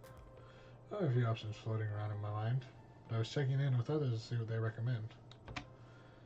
If it was me trying to take down the final boss, I would give in to Sue's spunk and sass. Make it a bizarro final fight by playing to Sue's sense of adventure. Joke around with her. Maybe if we match up her antics with ours, we just might best start our own silly game. Fight mischievous cybercriminals and more mischief. No one can outplay me. I'm Oni, arcade manager and all-around cool kid. I've got puns and jokes for days. That's what I'm talking about. There's no way to lose with that attitude. But I also know something else, which is always trust Oni. Yes! Whatever you end up doing, I know you're going to save Funplex Palace, and consequently us all. It's not a little too hopeful. There's a very real chance I can fail this. This isn't some game, this is real life. Of course I realize that. I gotta have hope. I believe in you, even if you don't believe in yourself. Here's where I get real sappy. Ever since you came to the Funplex on that day, you've affected us all. You've changed all our lives. And mine. For the better, or for the better, of course. I've been watching you grow and change into this person before me. You've inspired me to do the same, to become the person I want to be. So Oni, no matter what happens in there, just know that you've made friends here. Friends that'll last a lifetime.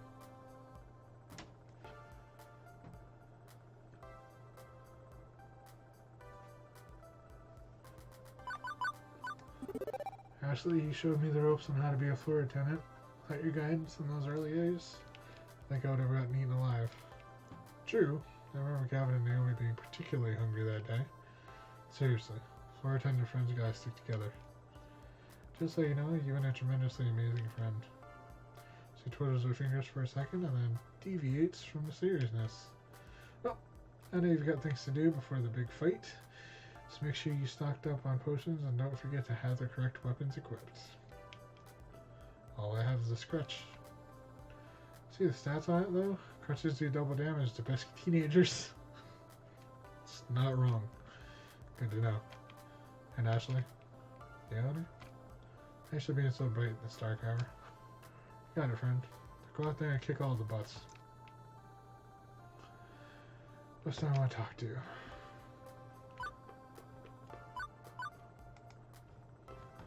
Juniper's grabbing some dinner at the moment. Never seen someone angrily eat hot wings before, but somehow she manages it. Come on. This whole situation is totally poop butts. She lets out a heavy sigh as I approach. That sucks.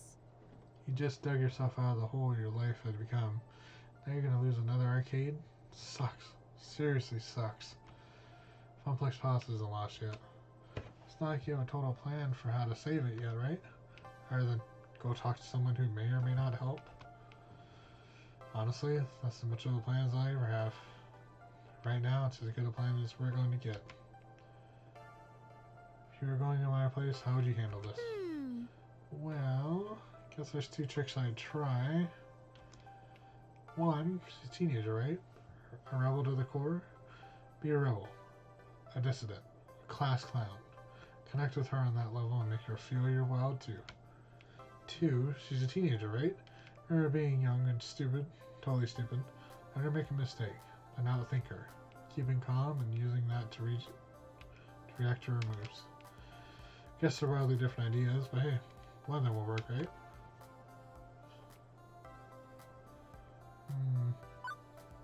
Rebel without a cause? Her being her age too. Sure, I can live up to the hijinks she gets up to and connect to her sense of teenage rebellion. Adulthood is for weenies. Amen, sister. Good. Definitely. You know I'm proud of you. Come so far from the Rook family cursed days when you blame all your misfortunes on fickle fate.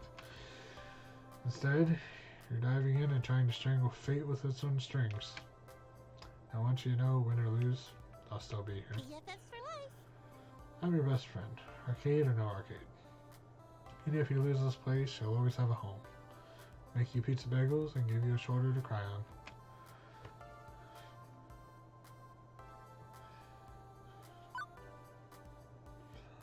If I ever see another pizza bagel, I will hurl. Oh, man. Thank you, Juniper. Support means a lot to me. You're my best friend forever. My BFF. That will never change. Oh, you're making me blush, you big goof. Okay, sufficiently cheered up thanks to your infectious spirit. Now get out there and let him have it, Tiger. Let's talk to Percy. I think I spot Percy sitting in the restaurant area. Beaches were. Yep, there he is. Munching from a bowl of pretzels and watching some fighting game tourney on the sports channel. Oh, okay. For the news then. That our arch enemy is our father of our secondary arch enemy? Yep. Unpleasant business, that. Simply unpleasant. Wish I could offer you boundless enthusiasm and a show of confidence, but this whole situation's gotten rather out of hand, hasn't it? As a matter of fact, investment. My advice at this stage would be to cash out while you still can. I mean, I know that you won't, but that's what I'd suggest. Life is short. Take it from me. Best to make the most of what you have than to lose it all. So, apologies for my inability to offer a pep talk. Afraid I'm rather melancholy today.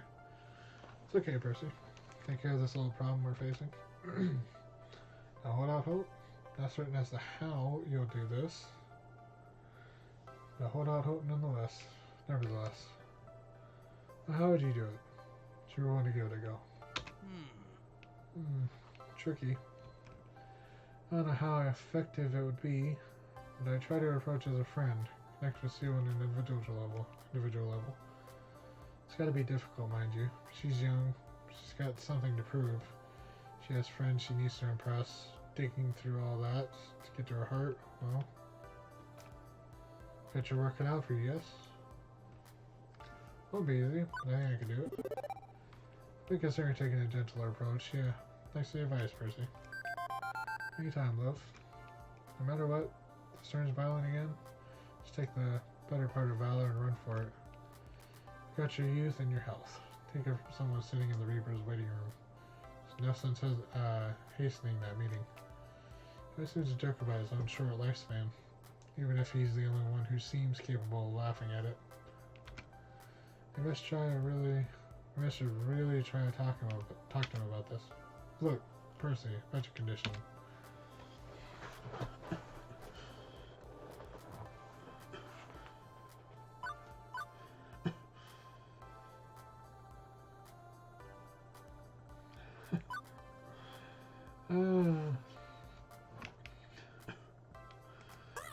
You know, if you need a new ticker, I can always tear mine out of my chest and give it to you. Supposedly already dead for confronting Sue, after all. I know you said time and time again that there's nothing you can do about your death sentence, but seriously, dude. Nothing? Nothing at all? He does seem to chuckle a bit at my suggestion, but when I push him hard on his options, he pauses before replying. Oni, don't be sad. It's quite fine, really. Made my peace with this. Prepared to ensure my legacy continues long after I passed. Don't forget, I'm reasonably wealthy. Charity will benefit from my passing, enriching the lives of others. No, death isn't my foe. It's become an ally, one I will walk with in time. But our focus tonight should be on you, not me. Don't let my situation weigh on your mind, not at this critical moment. I heard no more of it, understand? Fine. Lovely. Now, go out there and do right by your friends. Safe on Plex Palace. I decided to hold out hope after all. Lovely. Lovely, isn't it? Whew, we talked to Teo. It's one place I just know I'm gonna find Teo. When I get there, he's already on stage, grooving to the beat. Exactly like the day I first encountered Teo. Not a care in the world besides the BPMs and the flashing lights surrounding him. Never skip a day, do you? Even when impending doom is nigh. Even when we're about to go head to head with Sue. I think I might have missed a couple of days when I got the flu once. Seriously, just thinking about you facing off against Deco's daughter worried me. Heck out. So I hopped on Showtime stage to quell the anxiety. Dancing is a good way to clear his mind and work off any stress. Teo wipes the sweat from his brow as he hops down from the cabinet to join me on the arcade floor. Teo's carefree nature sheds, and he looks me dead in the eyes. Oni, you don't realize how you've impacted us all, do you? I know it may not seem like it, but all of us have been impacted by what you've done for us and for our arcades. Thank you. We're all super grateful. Especially me and my crew. You've helped me grow my community of dancers and kept us from harm. Even when we tend to break the fire codes. Like you took the charge for that. I just provided a place for you all to play Showtime stage. Exactly. Not you, my crew? No. Me. I wouldn't have been able to grow without your guidance. You've taught me so much. Since I met you, you've shown that it's possible to care for others and care for your own needs. Care of your own needs. Care for others and take care of your own needs. And for that, I'm truly honored to be your friend. Call me caring Nurse Rook.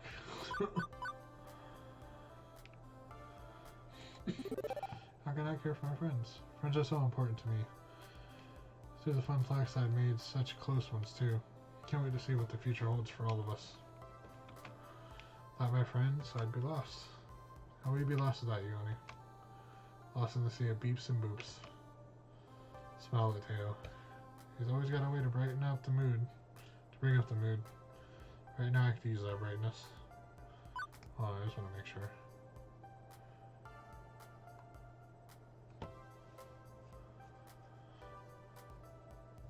Yeah, my brain just sort of got a little stuck for a hot sec.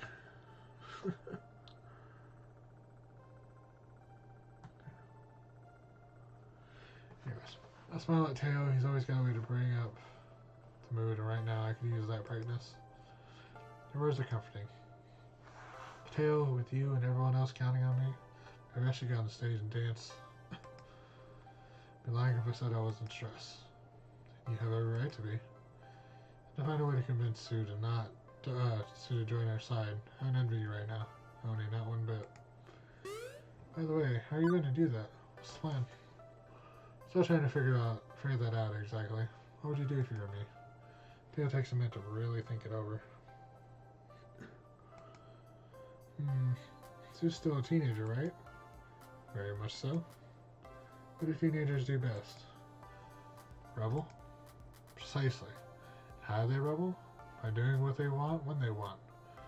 They're all about having fun, appeal to her sense of adventure and mischief. You're sure to convince her if you act as childish as she will. Tomfoolery I can endorse. The manager of an arcade. Of course, I'm all about having a good time. We show her we're the better party people than her family. She might just join forces with us. Just for the heck of it. That's the spirit. Or what happens in there? Mateo and his wily crew of dancers has always got your back. You're part of our community after all. A bond like that never dies. Thanks for always believing in me. No problem, my friend. Go out there and show them your moves. I'm ready to leave. No sense putting off any longer. Talked to everyone that I wanted to. Got as much information as could. Just don't be notable at this point. It's time to do this. For the sake of my future, my dreams, my friends' dreams, Complex Palace itself. Take Queen Bee's hand in mine. Soft smile curls my lips. Ready to depart. Face our destiny together.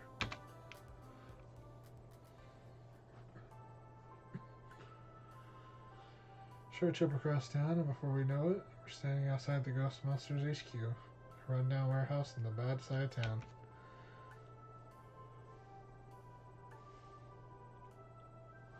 Wooden sign, long since fallen off the side of the building, identifies those belonging to Nostalgic Commodities Inc. Ew, this place is utterly disgusting. Why would anyone want this as their secret hideout? Probably smells like mold and dirty socks on the inside. Hard pass. Think of a better place for a street gang to lay low? Odds are Deco owns this building anyway. Correct. Nostalgia Commodities Inc. is a wholly owned subsidiary of Deco's Palace LLC. Not even surprised. Not the slightest. Deco is scum, and on scummy places like this, bet you he even charges his own daughter rent.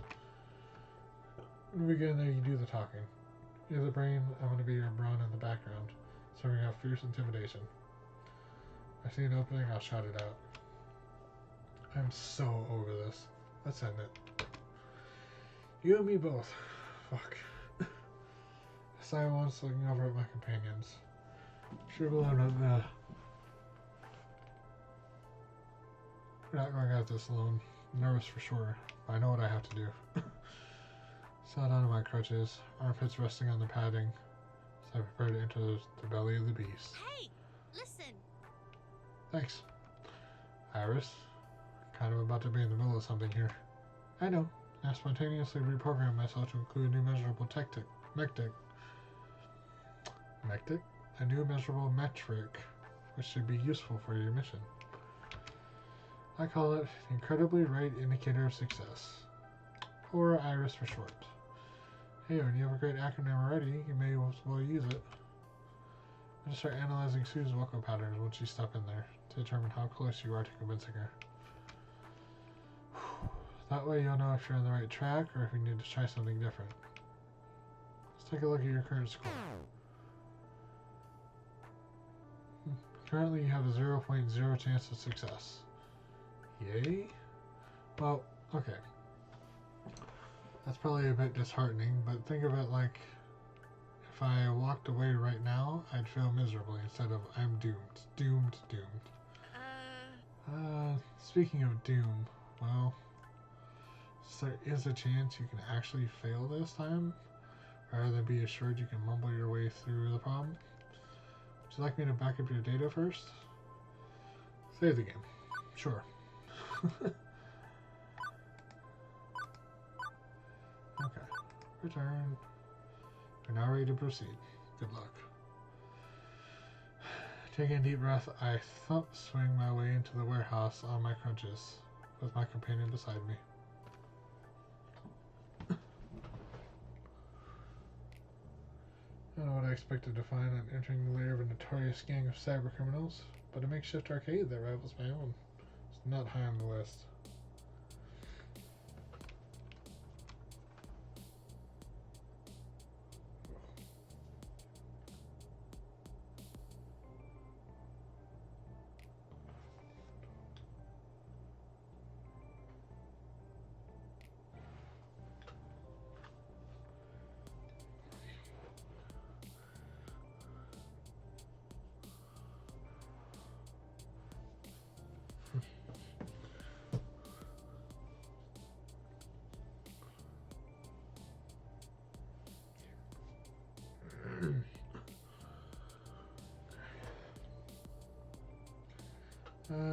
This is a demographic for a warehouse for Deco's industry. It makes sense, though. Place for old arcade games to go to die. Turn into a playland for punks.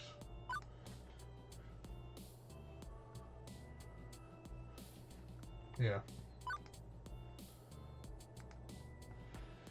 Disorganized maze of games litters the ground floor. Poorly lit. Barely functional. Only some of the screens are on. Many have serious ghosting and burn-ins. As for the Ghostbusters themselves, the good news is they haven't noticed our arrival. As I look up, I can see them on the second floor in the catwalks.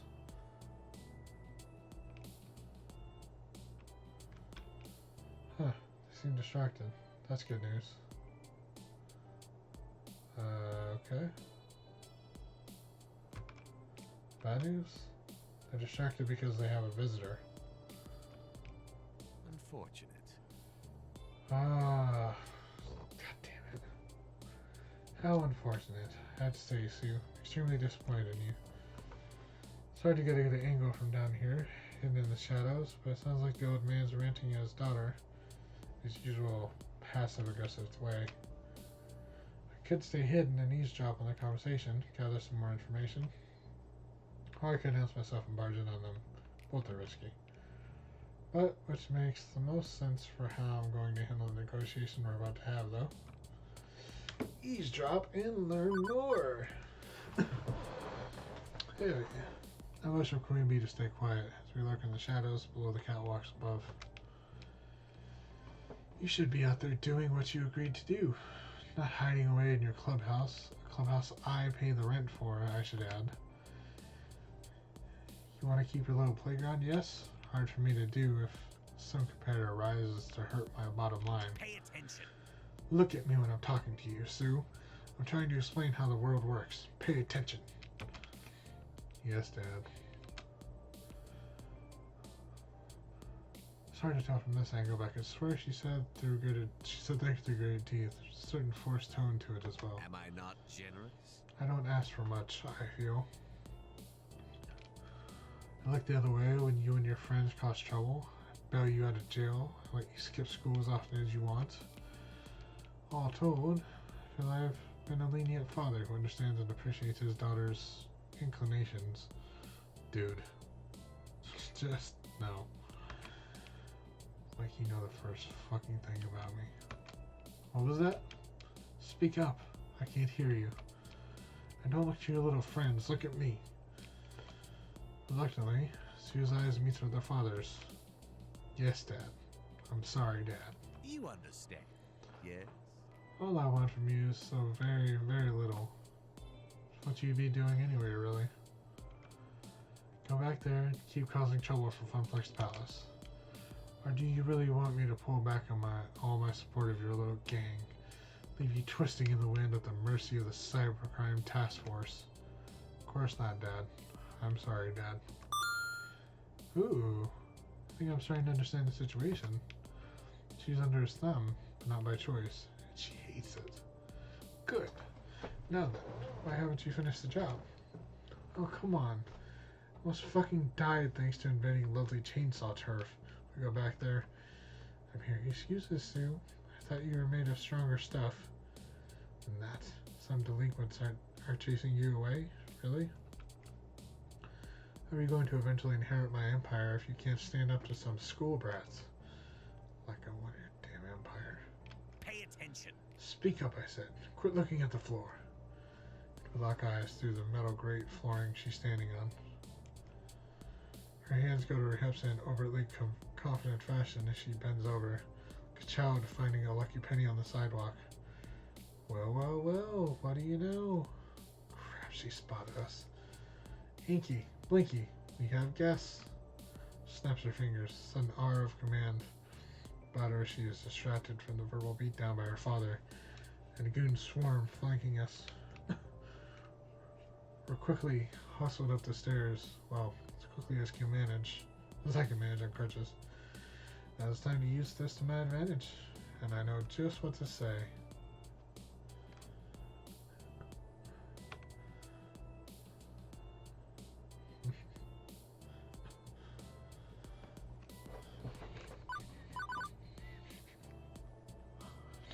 Well, it's not a welcome out, but I'll take it.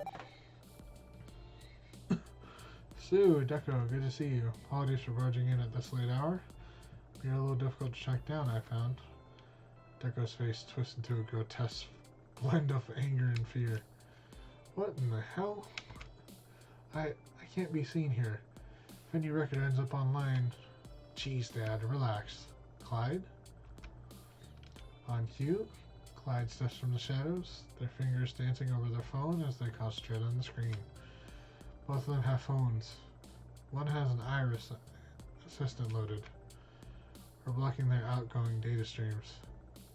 There should be no viable data evidence of this conversation to upload anywhere. I can't stop one whose iris from hearing you, but I can hijack their account if you need me to do so.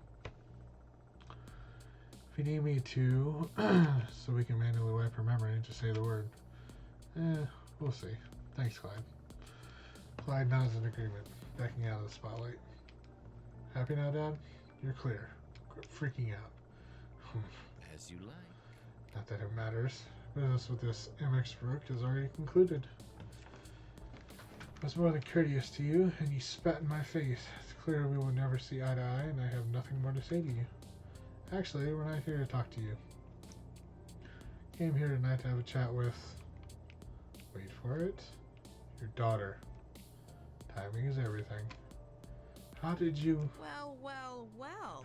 You're a resourceful one. Mm-hmm. A squeaky clean arcade industry titan can't let anyone know about his hooligan daughter, can he? No, no. So I've had to keep that under wraps. Good work sleuthing it out. But I can't say I'm impressed that you came here after you told me to off. Well, I did kick them out of the arcade. That won't be a point in my favor right now. You know, I tried to play nice with you. I tried to explain how it was nothing personal. The chaos we were causing for you. And you were super rude about it. Totally rude. It's not like I chose to wreck your arcade. I honestly have a choice. I didn't have a choice, as you've probably figured out. Honestly, I liked your arcade. You ruled. But I don't like a no-fun jerk. You're absolutely no fun jerk. Absolutely, totally, completely no fun. So why exactly should I give a flying fuck what you have to say? Precisely. See your game, MX Rook. It's as obvious as a sad little strategic move you've made so far to keep your arcades afloat. Sadly, nothing you say or do will save Funplex Palace from my inevitable takeover. It's simply how the industry works. Now, Sue, it's time you finish what you started. Sue shifts her attention from her father back to me. It's hard to read what she's thinking. I have to think of something to calm attention. Step forward, my fist clenched, ready. Before words escape me, someone is by my side. Hey, shut the fuck up, Deco. The gamers are talking now. Listen up, Sue. Your girl that loves a challenge, just like me. I know you know better than to go down without a fight. Am I right? Game on. Seriously? If you think you could come here and convince my daughter to turn on me, you're sorely mistaken. Oh, we're going to do that and so much more, because, that's not how you treat family, you motherfucker. Sue knows I'm the only thing standing between her and numerous jail sentences. My power, my money, my presence. She knows I'm the one she can rely on at all times. Without me, what is she? Just a simple thief with simple friends. Ghostbusters exchange glances with each other, frowning and rolling their eyes. They don't utter a word or move against Deco. They clearly want to pounce but hold themselves back. But I understand and support her. I appreciate her nefarious talents and nurture them. Oh, and I also put a roof over her head, feed her, and clothe her. I spare no expense. In other words, she knows that I made her. And I never notice. Okay. After all, Father knows best. Father knows all. And in the world of arcades, Deco Nami knows and controls all. You can't stop that. You can't fight it. And you can't win. I think we know how. Sue, if you would kindly show our friend the exit, as forcefully as you like. Perhaps make a game of it. See if your buddies can wreck the other leg. Seriously? Vindictive much? Do it. Fine. Inky, Pinky, bounce them both. Flick of the wrist, Sue gestures for her buddies to make us into street pizza. This is it. This is the moment. Need to say something that will convince Sue to do the impossible. Flip on her control freak father. It has to be something absolutely true to my core, to who I become as a person. It's time for Oni Ruck to pull one more rabbit out of a hat. Ooh.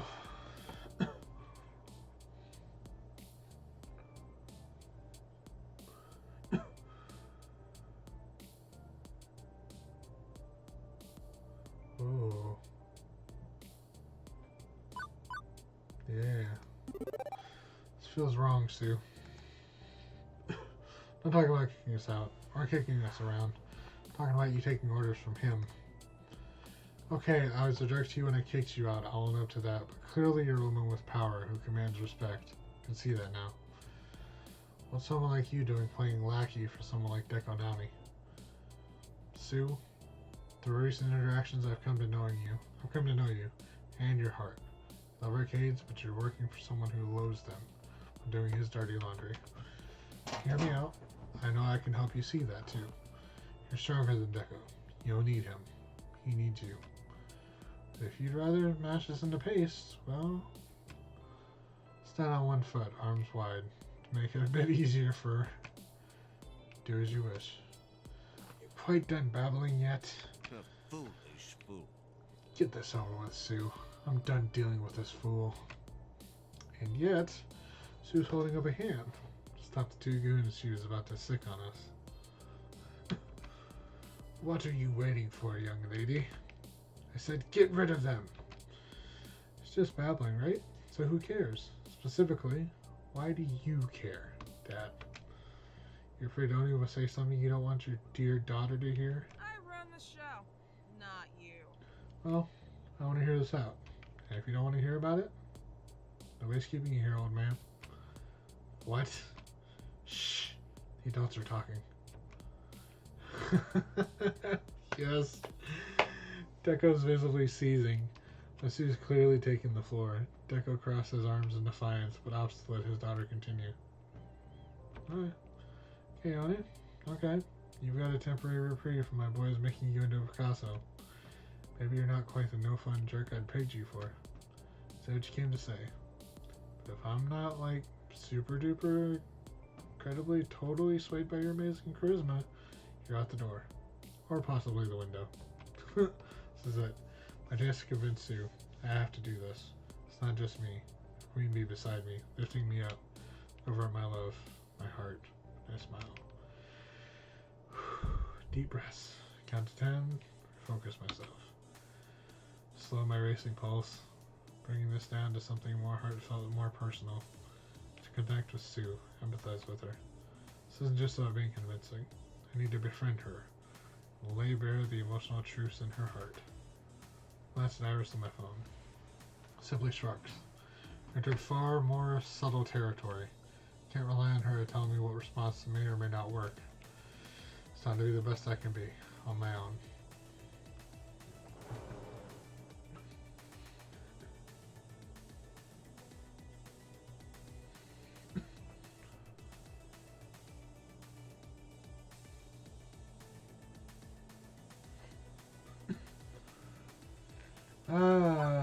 We'll invite her back to our arcade.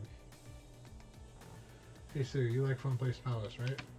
I left the ban on you returning. Clearly you don't actually want to wreck my business.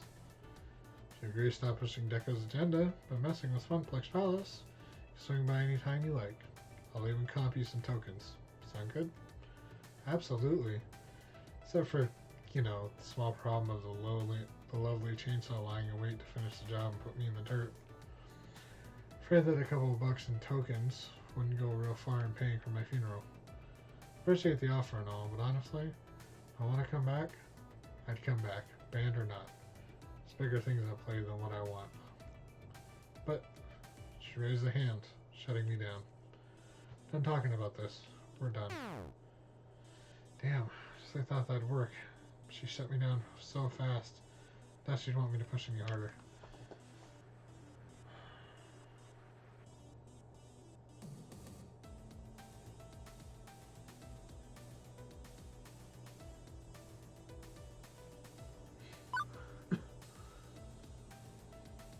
We didn't take the bullet for her, but fuck the power of friendship. Something I'm paying close attention to as we spar back and forth like this. Ghost monsters. Trying to be unreadable is part of the background noise of the scene, but I can read them. Clyde especially is looking like they're holding back a lot of feelings. Sue, do you think that without Deco you'd be alone? What about them? Just to the three supremely buff dudes. Nervous looking individual accompanying them, all in their color-coded clothes. I think you're forgetting the ghost monsters. They're more than a gang. They're your friends. Support you if Deco won't.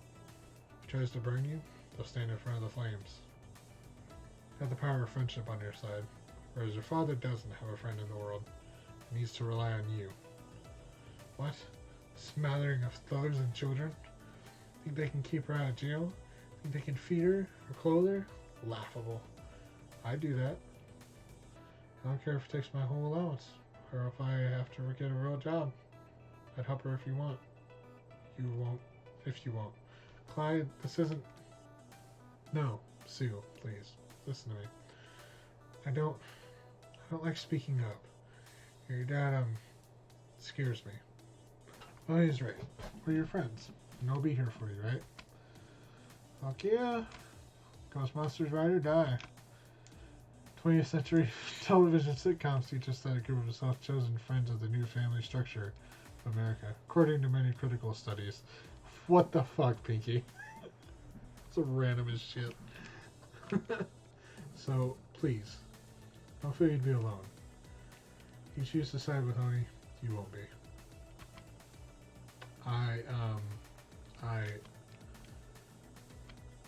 Clyde shifts embarrassingly, averting their eyes to the ground, shuffling their feet. It's like they really want to say something, but can't find the courage within. Oh, this is ridiculous. Sue, friendship is irrelevant. What matters is power. Your friends have none. Do you really want to trade a powerful ally for a weaker one? As they hate to give in to some silly cartoon notion of friendship, conquering all, well, I'm a ghost monster. Hell yes! Ghost monsters for life! Ride or die, we're ghost monsters for life. Sue and Clyde exchange a fist bump. Clyde steps back to join their friends.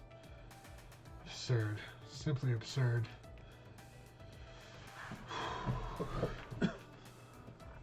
She was almost killed for Deco.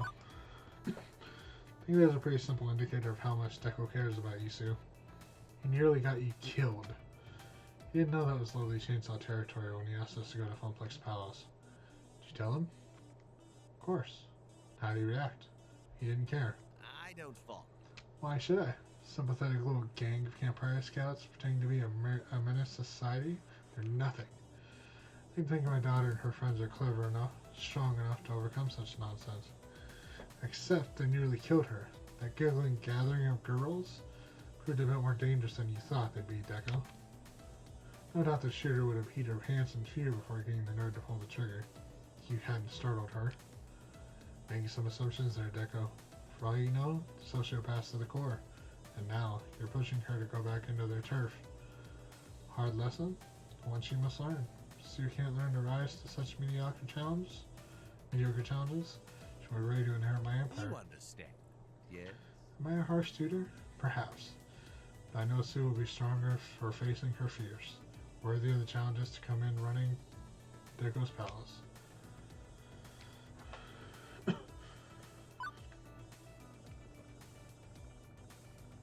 And a father puts his daughter in harm's way for his own gain. Well, let's go ahead and ask her. Sue, do you want to own Deco's palace? Is that your future? Tsunami. Owner Deco's palace. That feels weird when I say it. But let's hear her thoughts. Sue, do you want your father's empire?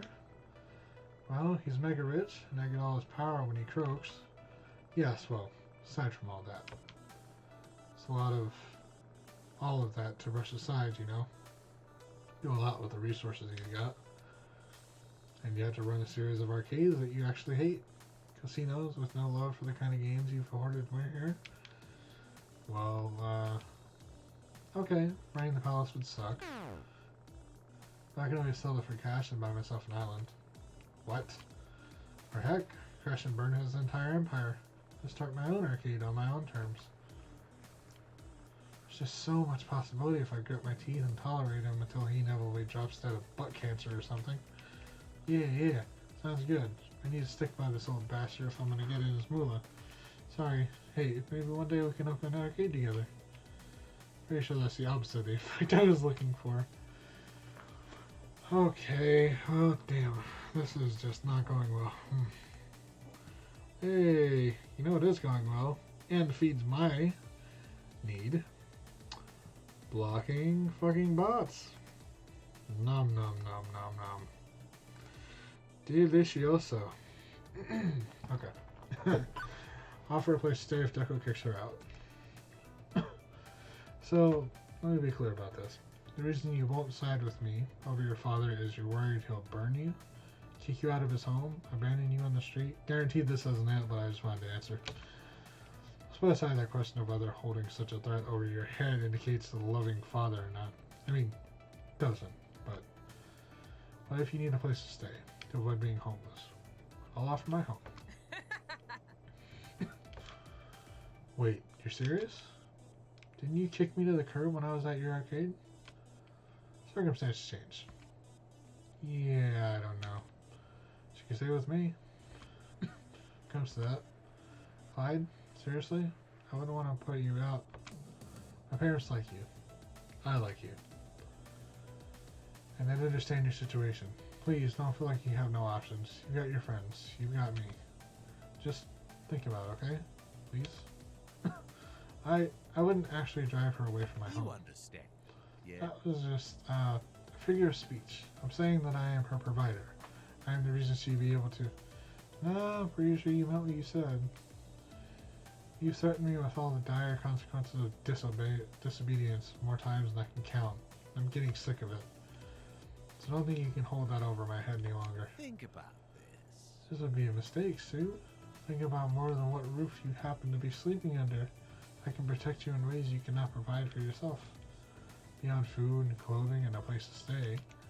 Legal protection, notably, I keep you off various radars. I make sure my enemies aren't aware You exist. You're safe under my wing. Oh, definitely. Maybe I just don't care anymore. Maybe I'd rather flame out, put up with your shit. Sounds like she's starting to see through his supposed generosity. Good. If I can get another word, she waves her hands, interrupting me. Okay. Enough. Man, this sucks. Sick of all this talking. It's time for action. It's time for decisions. Made your case, Dad. So have you, Oni. He wants to protect me and use me. Patently clear. Patently? Patiently?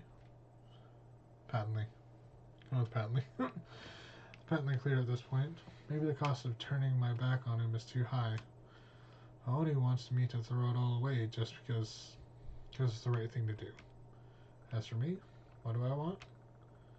How do I want this to play out? Sit. Moment of truth.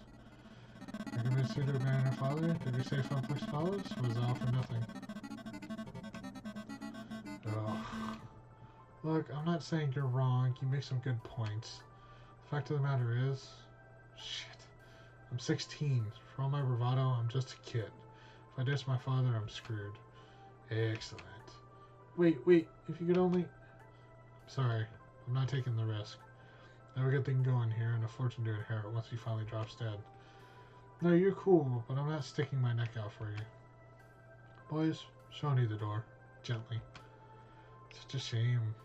Such a shame. Should she not attempt a third arcade, MX Rook? Unless you simply crave the humiliation. Cut your losses while you can. Goodbye. Good riddance. Boys, show me the door. Gently. Why did it go through twice? That was weird. I tried my hardest. But at long last, the Rook family curse has taken everything from me. Sue hijacked my Iris account, wiping her memory. She didn't even know we'd gone to that warehouse. She barely remembered me at all. Complex Tellus couldn't recover when Miss Defame returned. She took note of the lack of players. Was forced to mention the recent spate of gang violence in her review. Eventually, we couldn't afford to keep the place open. Had to sell what we had just to ensure everybody landed on their feet. Kobe and I remained together, but I had to go back to random retail jobs, doing things I loathe just to put food on the table. Guess all good things must come to an end. Game over. The good end. How is that the good end? Okay. Alright, well. Let's continue forward, shall we? And four. Yeah. Let's eavesdrop and learn more like we did. Pay attention.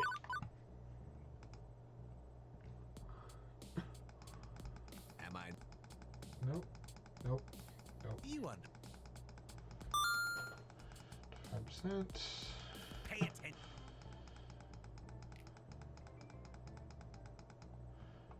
Okay.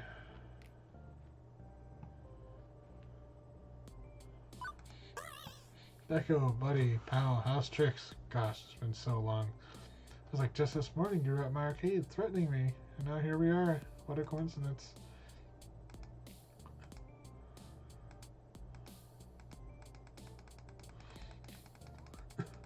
As you.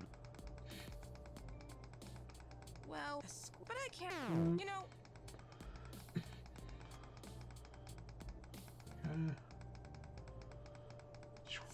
Sue, no, without me. But in other words, after all, Sue.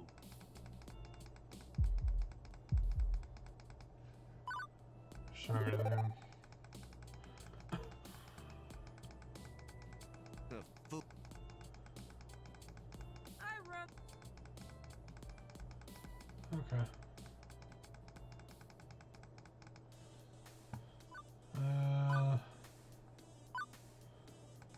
Yeah.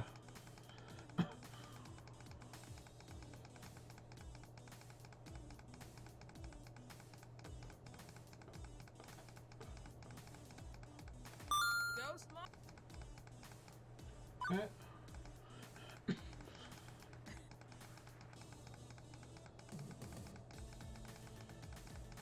you under? Think.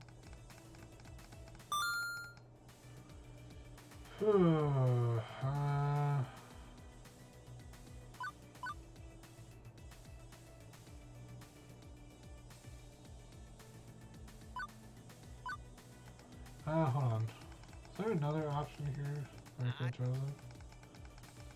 You under?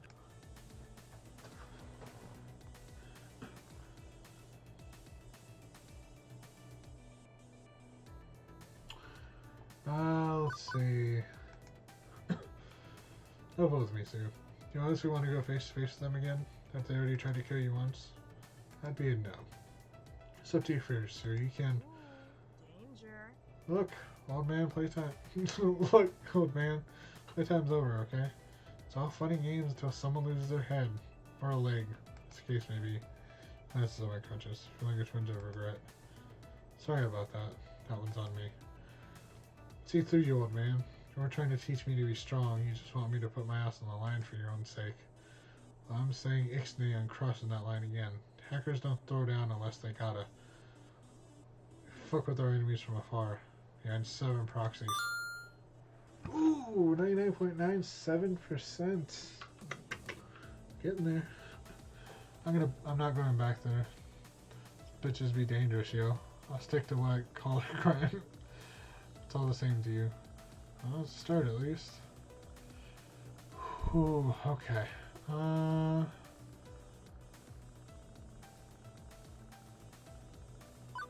think computer I love video. Arcade. You love arcades. You got pictures in your heart, Sue. I mean, look at this place. It's amazing. Built one heck of an arcade here. All your friends.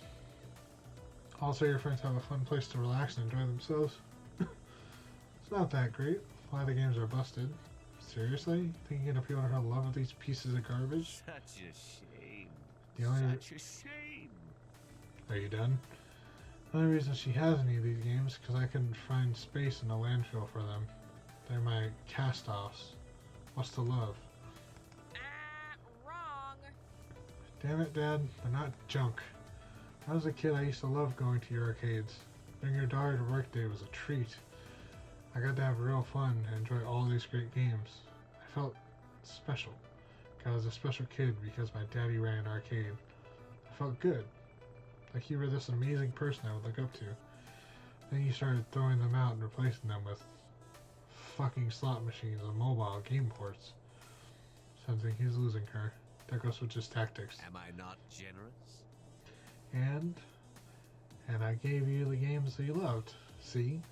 They're all down there. Instead of throwing them out, I gave you a very generous gift. My beloved daughter. It's not going to be enough just to say she loves games. I have to take Deco down a peg.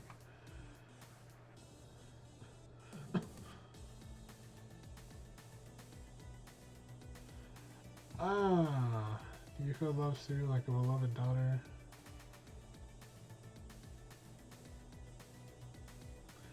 Two options I can choose from. When did you stop looking up to him? Or do you feel love, Sue? Which is more important? Because I know he generously gave you his garbage. Wouldn't work.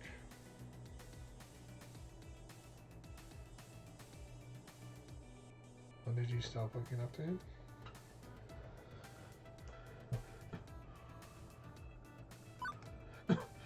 You used to look up to him. When did that change, Sue? Is it because he threw out all games? Was it just because he threw out games, or was it something more? It's not like he was always a jerk. No, I take that back. He was always a jerk. I just couldn't see it because I was a tiny little girl, mystified by her arcade-owning daddy. I don't think it was any one thing. I grew up. I grew up fast and hard. Started using my skills to get myself things he wouldn't get me. Waste of money, he said. When he caught me with a stolen credit card, I was expecting a lecture, punishment, father trying to set his daughter on the right path. But he encouraged me, said nobody in this world mattered, and if I could take something, I had a right to take it, to rely on myself. You know what, Dad? You're an ass, and you taught me to be just like you. That's what changed. I couldn't look up to him anymore. I couldn't look up to myself either. That's not one help of a breakthrough would help me, true. But I'm glad she can see that for herself too. If I can get another word, Sue waves her hand interrupting me. Okay, enough. Man, this sucks.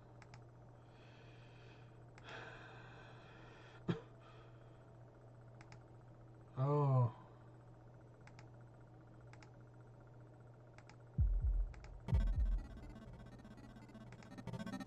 You know what? Cute, Dad. Hell yes! There we go. Excuse me. Yeah, you heard me. Your poor f***ing excuse for a father and your so-called enemy really opened my eyes about that. Nice. I was so afraid we wouldn't have gotten that though. Oh, don't get me wrong. You've got money and power. You could crush me like an ant, yeah?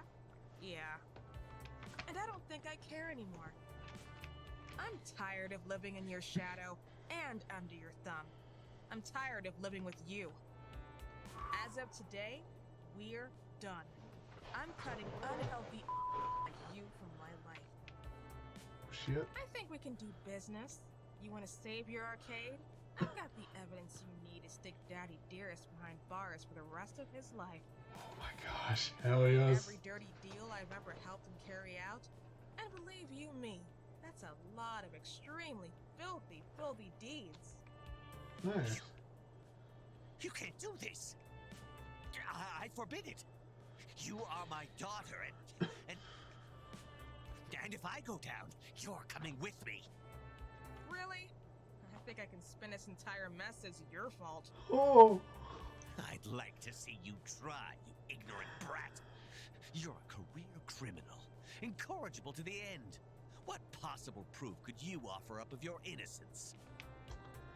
Boys, Sue snaps her fingers and points to my phone. Oh, Iris, would you kindly? Sure thing, Miss Sue. And from my speaker, a perfect audio recording of Deco's earlier self-incriminating words. Sue knows I'm the only thing standing between her and numerous jail sentences. My power, my money, my presence. But I understand and support her.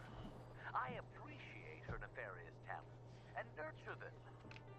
She knows that I made her, and I can unmake her at a moment's notice. Golly, that sure smells like corruption of a minor and blackmail to me. Oh shit. Hell yes. And once I do my hair and pigtails and offer a jury big puppy dog eyes, oh, my mean old dad forced me into a life of crime. Well, what do you think happens next? Nice. No, that's impossible. You said you blocked all recording devices. Not exactly. I said I couldn't block Iris from functioning. Just block her from uploading her recordings anywhere. She was still listening this whole time. Yep. You can go ahead and remove the data block now, Clyde. Already done. Also upload a press kit based on our Deco Nami archives to 5 major newspapers, 11 websites, ESPN, esports, and HCTV. Oh my god. Home and garden television? I figured the two guys from Arcade Flippers might be interested. I really like that show. That's great.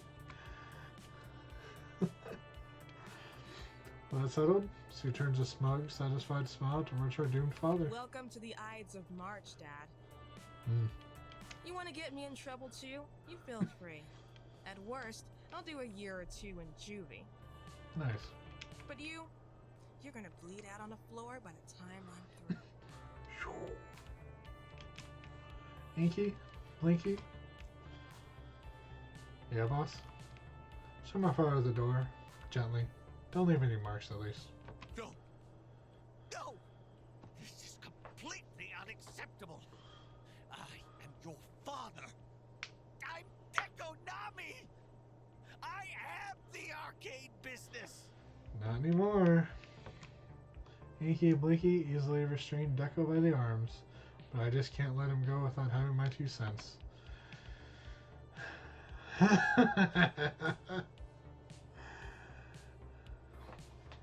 You know what? Hi, arcade business. I'm Dad. Did you seriously just dad joke my dad? Damn right I did. Sweet. Yes. You impudent, insignificant little. Fuck off.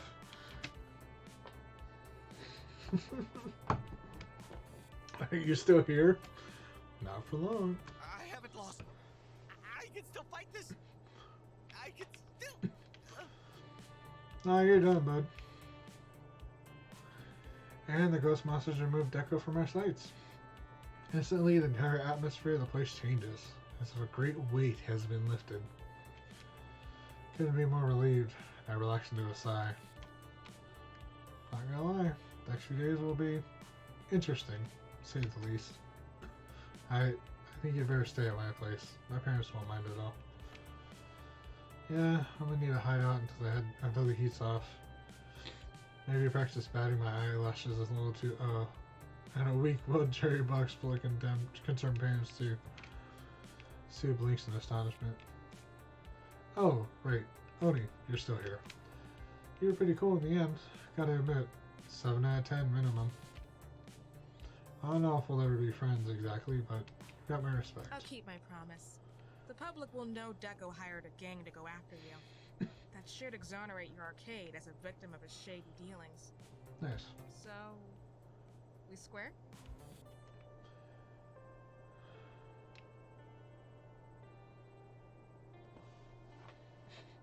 Yep, we're also triangle and circle. Square, we're square, circle, rhombus, and octagon. We're up, down, down, left, right, be a square. Sweet. Nice. No one can defeat us. Deco can suck it. You hear that? Suck it. To be fair, though, I did have to use a 1-up. So, yeah, that was a thing. But, you know, still, Deco can definitely suck it. Pretty sure he's out of hearing range. Fuck it, I don't even care. We're f***ing badasses. You kicked so much butt. We rule. Oh, Tommy, you always manage to bring a smile to my face. You're not wrong. My ass kicking was phenomenal. Take a second run at it. Damn right. Without you, none of this could have happened. I'm happy that we could be partners in victory. Aw. Partners in victory and life. And I'm so proud to call you my partner. Aw. Now let's f***ing celebrate. Hell yes.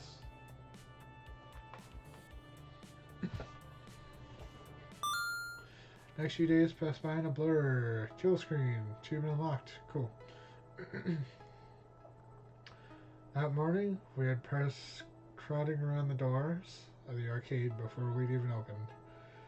Sue's care package of bad news that went up the wire caught their attention. MX Brook. Is it true that Dekonami organized a gang hit on your arcade? How do you respond to allegations that Dekonami is involved in an international counterfeit plush doll prize ring?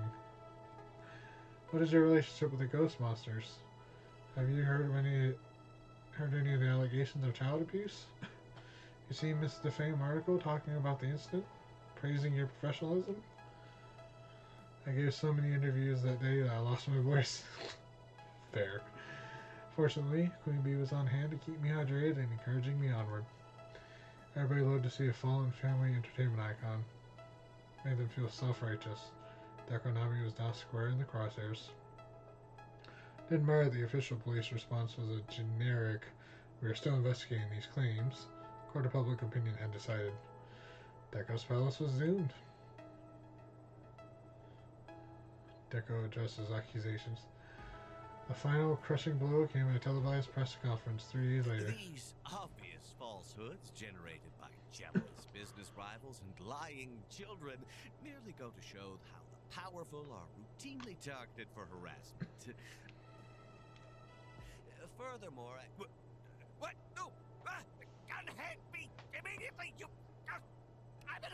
matters. Innocent!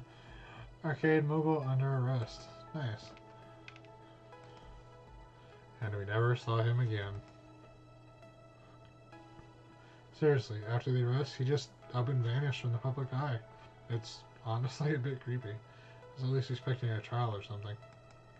He told me that if I didn't commit all those crimes, he'd take away my food. Oh my god. It's really selling it. Nice. Innocent corrupted by deco. I never wanted to be a hacker. I just like computers. I wanted to get a computer degree and get a normal job like anyone else. My god. Largely a line of Hockham. Hockham? But it was good to see Sue breaking away from Deco's influence all the same. Who knows? Maybe Sue's ready to turn over a new leaf. Go straight after all. Deco's Palace Board of Directors unanimously voted to eject him, given he just vanished into the guts of the judicial system. Oh, the arcade empire he established is still out there. Still powerful, still tacky as heck, and still a menace to small arcades like ours. But without his guiding vision, it's largely treading water. Who knows? Maybe one day, the traditional arcades will overtake what he had left behind. As for Funplex Palace, we flourished. Figured out the best way to mix our good food and hot competition. Screens all over the restaurant to watch tournaments going on in the main arcade area. The profits from the restaurant allowed us to throw some seriously epic competitions. We violated fire codes like 3 times from folks packing in here. It's pretty intense, I'll admit. This is one hell of an arcade. Having assisted in the slaying of Deco Nami's foul presence, Hamza finds himself tired of the restaurant business. It seems his wanderlust has returned. Aww. Farewell, my friends. I leave my dining establishment in your capable hands. I must resume seeking mysterious and unknowable arcade treasures, far and wide. Alrighty, well you do that, bud. Appreciate you helping out, man. I'll have a doggy bag of those delicious jalapeno poppers to go for when I depart, of course. You can have all the doggy bags you want, man. But the arcade in the end is less important than the people who call it home. Breaking the meta. After establishing a US-based Heavenly Kings team house, Tavi went on to win not one, but many tournaments with her new team. Now she's the most prominent and well-known Fist of Discomfort player in the world. She's got several sponsors and travels all over, taking on all challengers. Everyone knows the name of Queen Bee. She trained day and night, day after day, took trips to visit the original Heavenly Kings, and never gave up on her dream. And I was right there beside her the whole time, cheering her on. Since I was adept at managing Funplex Palace, I even got to help Tommy manage the team, like a co-manager, if you will. Allowed for me to take time to travel with her, explore all the stages we went to as well. Can't believe it. Champion 5 years in a row. Oh, I can believe it. This is great. How should we celebrate tonight? Usual wine and dine? Dancing? Party? Actually, a nice quiet evening to wind down. Just the 2 of us, snuggling on the couch. Oh, and a bottle of wine. That sounds like perfection. Aww. You are perfection in every way. And that sounds like a fine way to celebrate. I wouldn't want to be celebrating this victory with anyone else but you.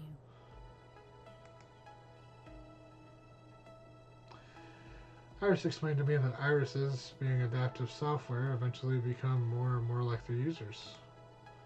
Seems my empathy has rubbed off on Iris. With my influence, she's grown quite a bit. I hope that one day humans will see us as friends and allies.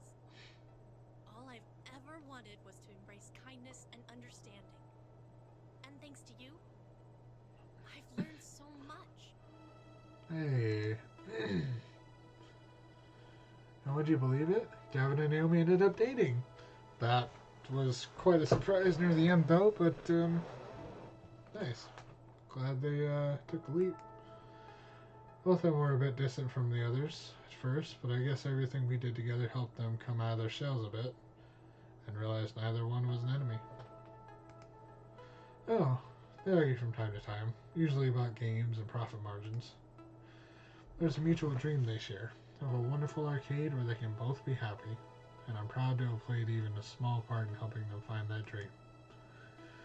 Naomi formed an online community of arcade repair enthusiasts, one which let her make a safe place to get to know others and to be part of a crowd on her own terms. Gavin took advantage of the fall of Deco's Palace to make Funplex Palace, the hottest new arcade destination on the block, using his excellent business skills. I know we're something of an odd couple, but that's okay. We're both odd people. We've never really done anything the normal way to begin with. Oddity as we may be, there's nothing odd about my love for you. I'm so honored to be by your side, Naomi. Ashley continued to be our mascot, main floor attendant by day at Funplex Palace. Customers grew accustomed seeing their smiling face on walking through the door. As it grew and got bigger, more people took notice of Ashley's Funplex Palace costumes, and more people wanted to see our mascot in shirts, mugs, body pillows, even. Oh my god. Oh, of course they did. About the body pillows. I just printed up another batch of Funplex Palace hoodies. These things are selling like hotcakes. Such a fantastic idea, Oni. Did we get one? Customers just couldn't get enough. Oh, I just started working on the pattern for another mascot that we should reveal soon. Maybe I'll even get you to model it for me one day. I would love that. Through the good times and the bad, Juniper stuck by me. My BFF for life. I'm really proud of you, Ina. You pulled yourself out of the tailspin your life was in. You went for it. You did it.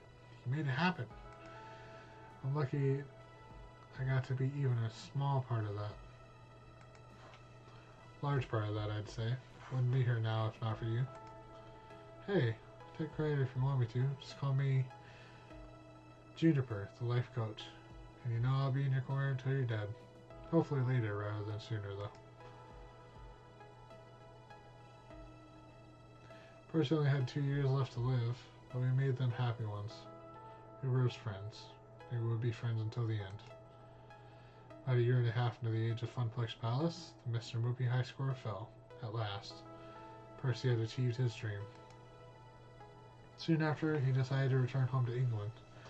I think he was seeking new healthcare options, or maybe he was just homesick. I like to think he's still out there and thriving, and if not, well, he achieved his dream, and I doubt he had any regrets. Teo kept the Showtime stage scene alive here at Funplex Palace until he got offered a job as a regional community manager. Teo put his crewmate D in charge here as he set off traveling and organizing tennis tournaments around the world. He's doing what he loves, connecting with all sorts of people. I guess he just never connected enough with anyone here to stay around. Oh! Oh, shit. Okay. Got you. Wonder if he'll ever stop by again, hop on our stage and show us his moves.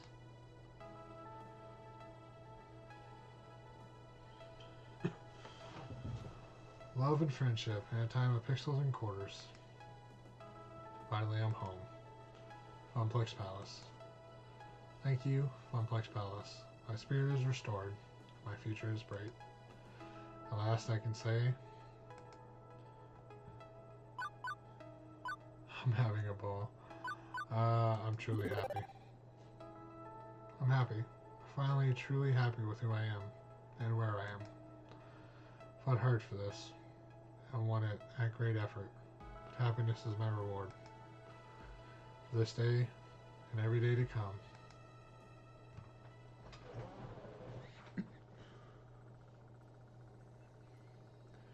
Woo! Hell yeah. Fucking did it. Oh, damn. That was well done.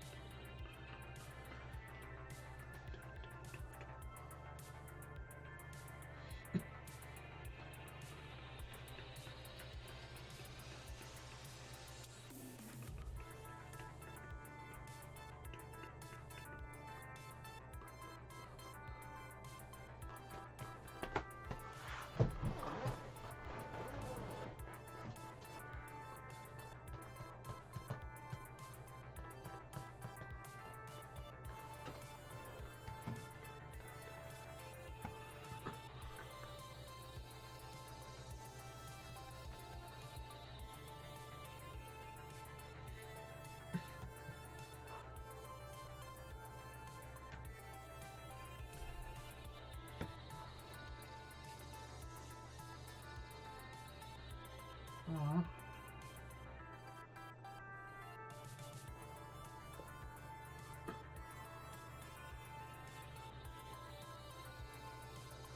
Loot emote.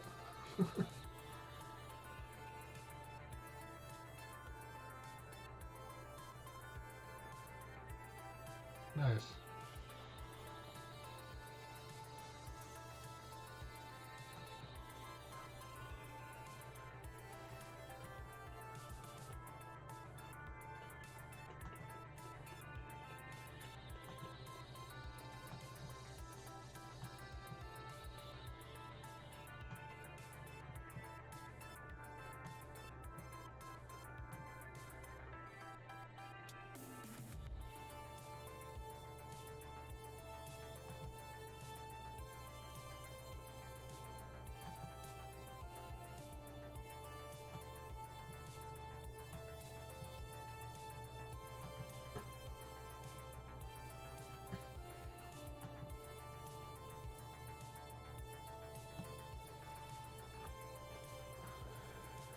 Oh boy, okay.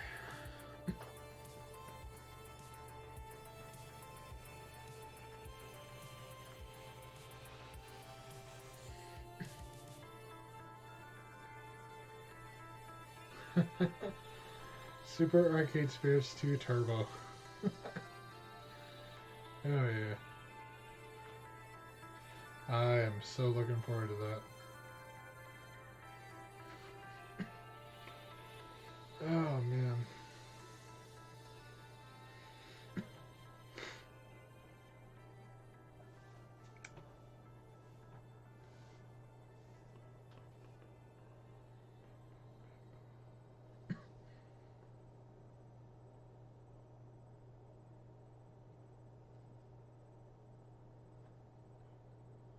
Thank you for playing. Nice.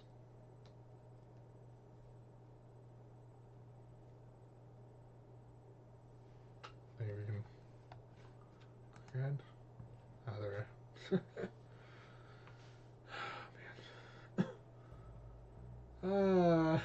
are. I knew there had to be an end credits thing. This is outrageous. I demand to speak with my lawyer. Hello? Hello? Anyone hear me? Can't do this to me. I'm... Oh, woman in black. I am well aware of who you are. Good. And you know I can afford a lawyer who can run circles around you, whoever you are. True, you're officially under arrest. Technically, this facility does not exist. Neither do I. What? You can't do this. If you prefer, I can hand you over to the police. There's a cybercrime task force that's eager to get their hands on you. But if you'd like to avoid a lengthy prison sentence, I have a proposition for you. I'd like to know about a tiny, tiny little detail buried in all those leaks. Those leaked files your daughter posted online. Specifically, the 1980 X playtest. The what? I'm afraid you have me at a disadvantage. You know damn well what I'm talking about. Shinslocken's pride and joy? You hosted secret playtests of that game. Oh, those tests? Sorry, but I don't see what help I'll be. I only played a minor role. Once the test was over, the machines were shipped out to other locations. Exactly. Against our authority. Sinchlocken distributed their prototypes. And you're going to use all your connections, all your leverage, every drop of what little influence you have left to help us find our property. Polybius was our project, Mr. Nami, and we want it back. Ah. Fair. Game over for all this time. Thank you for playing. That was great.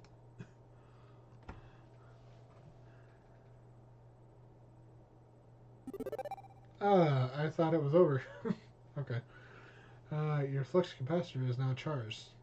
On your next playthrough, you can use your mouse wheel to scroll back and forth in time and change your most recent decisions. Ooh.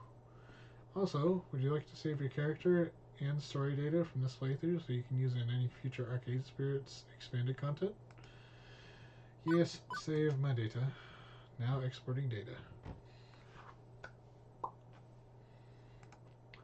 All done. Thank you for playing. Hey, go. Prizes. God, so many things.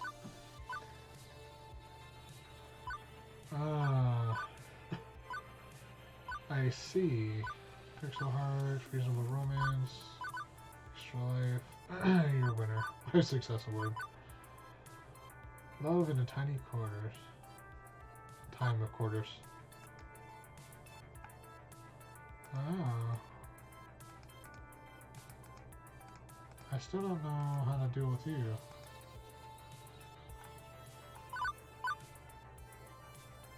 Okay.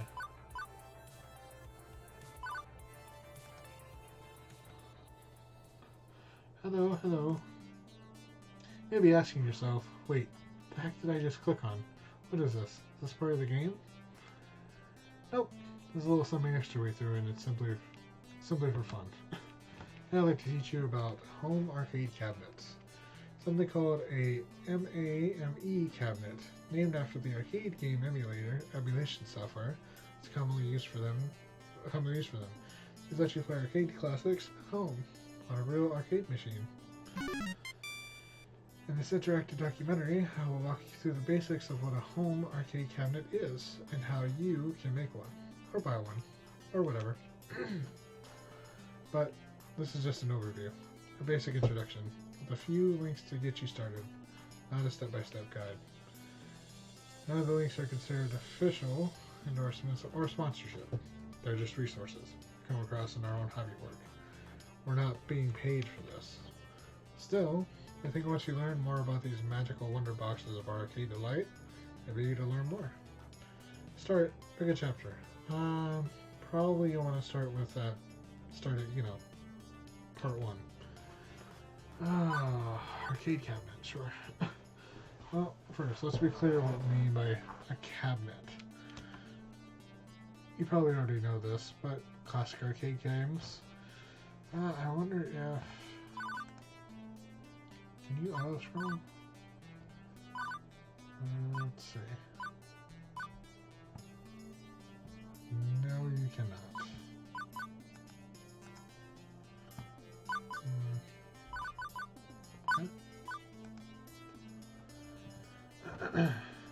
You probably already know this, but classic arcade games weren't like home game consoles today. Each game came in its own wooden box, a housing with circuits, joysticks, and a monitor. But these days... Oh wait, auto. You know what, we'll just go ahead and let it go through.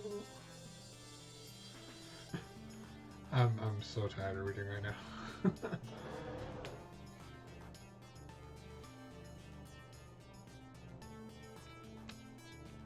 Oh.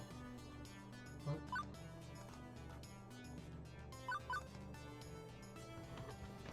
Strange. Okay, maybe we'll just go ahead and give this up. I might come back to this later. Oh. Alright. Yeah, I think we might be done. Let's go ahead and quit for now. Okay. So yeah, I've done my best to try and like support Arcade Spirits as much as possible. I'm still going to, even now. Like I said, the writing for it, amazing. The story, interesting enough. I love how it plays like how a visual novel should, but also how much detail they put into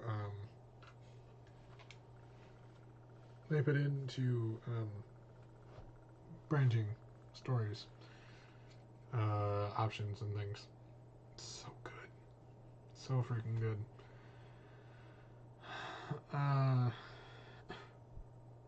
Yeah, this is definitely one of those moments where I absolutely want to run through as soon as possible, but like I said, I'm gonna go and let it breathe. Let you guys kind of sit with it if you'd like to. Still worth picking up. Like I said, I think I spent $20 when it got released, and I feel like I've got my money's worth so far.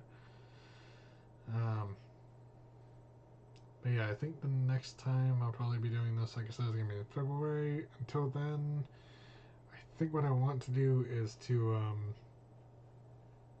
I'm gonna put it into a collection here on Twitch, and then also I'm gonna go and start uploading it to YouTube, so that people can check it out if they want to. It is going to be in big portions. I'm not gonna cut it down because I don't really see the point in doing that.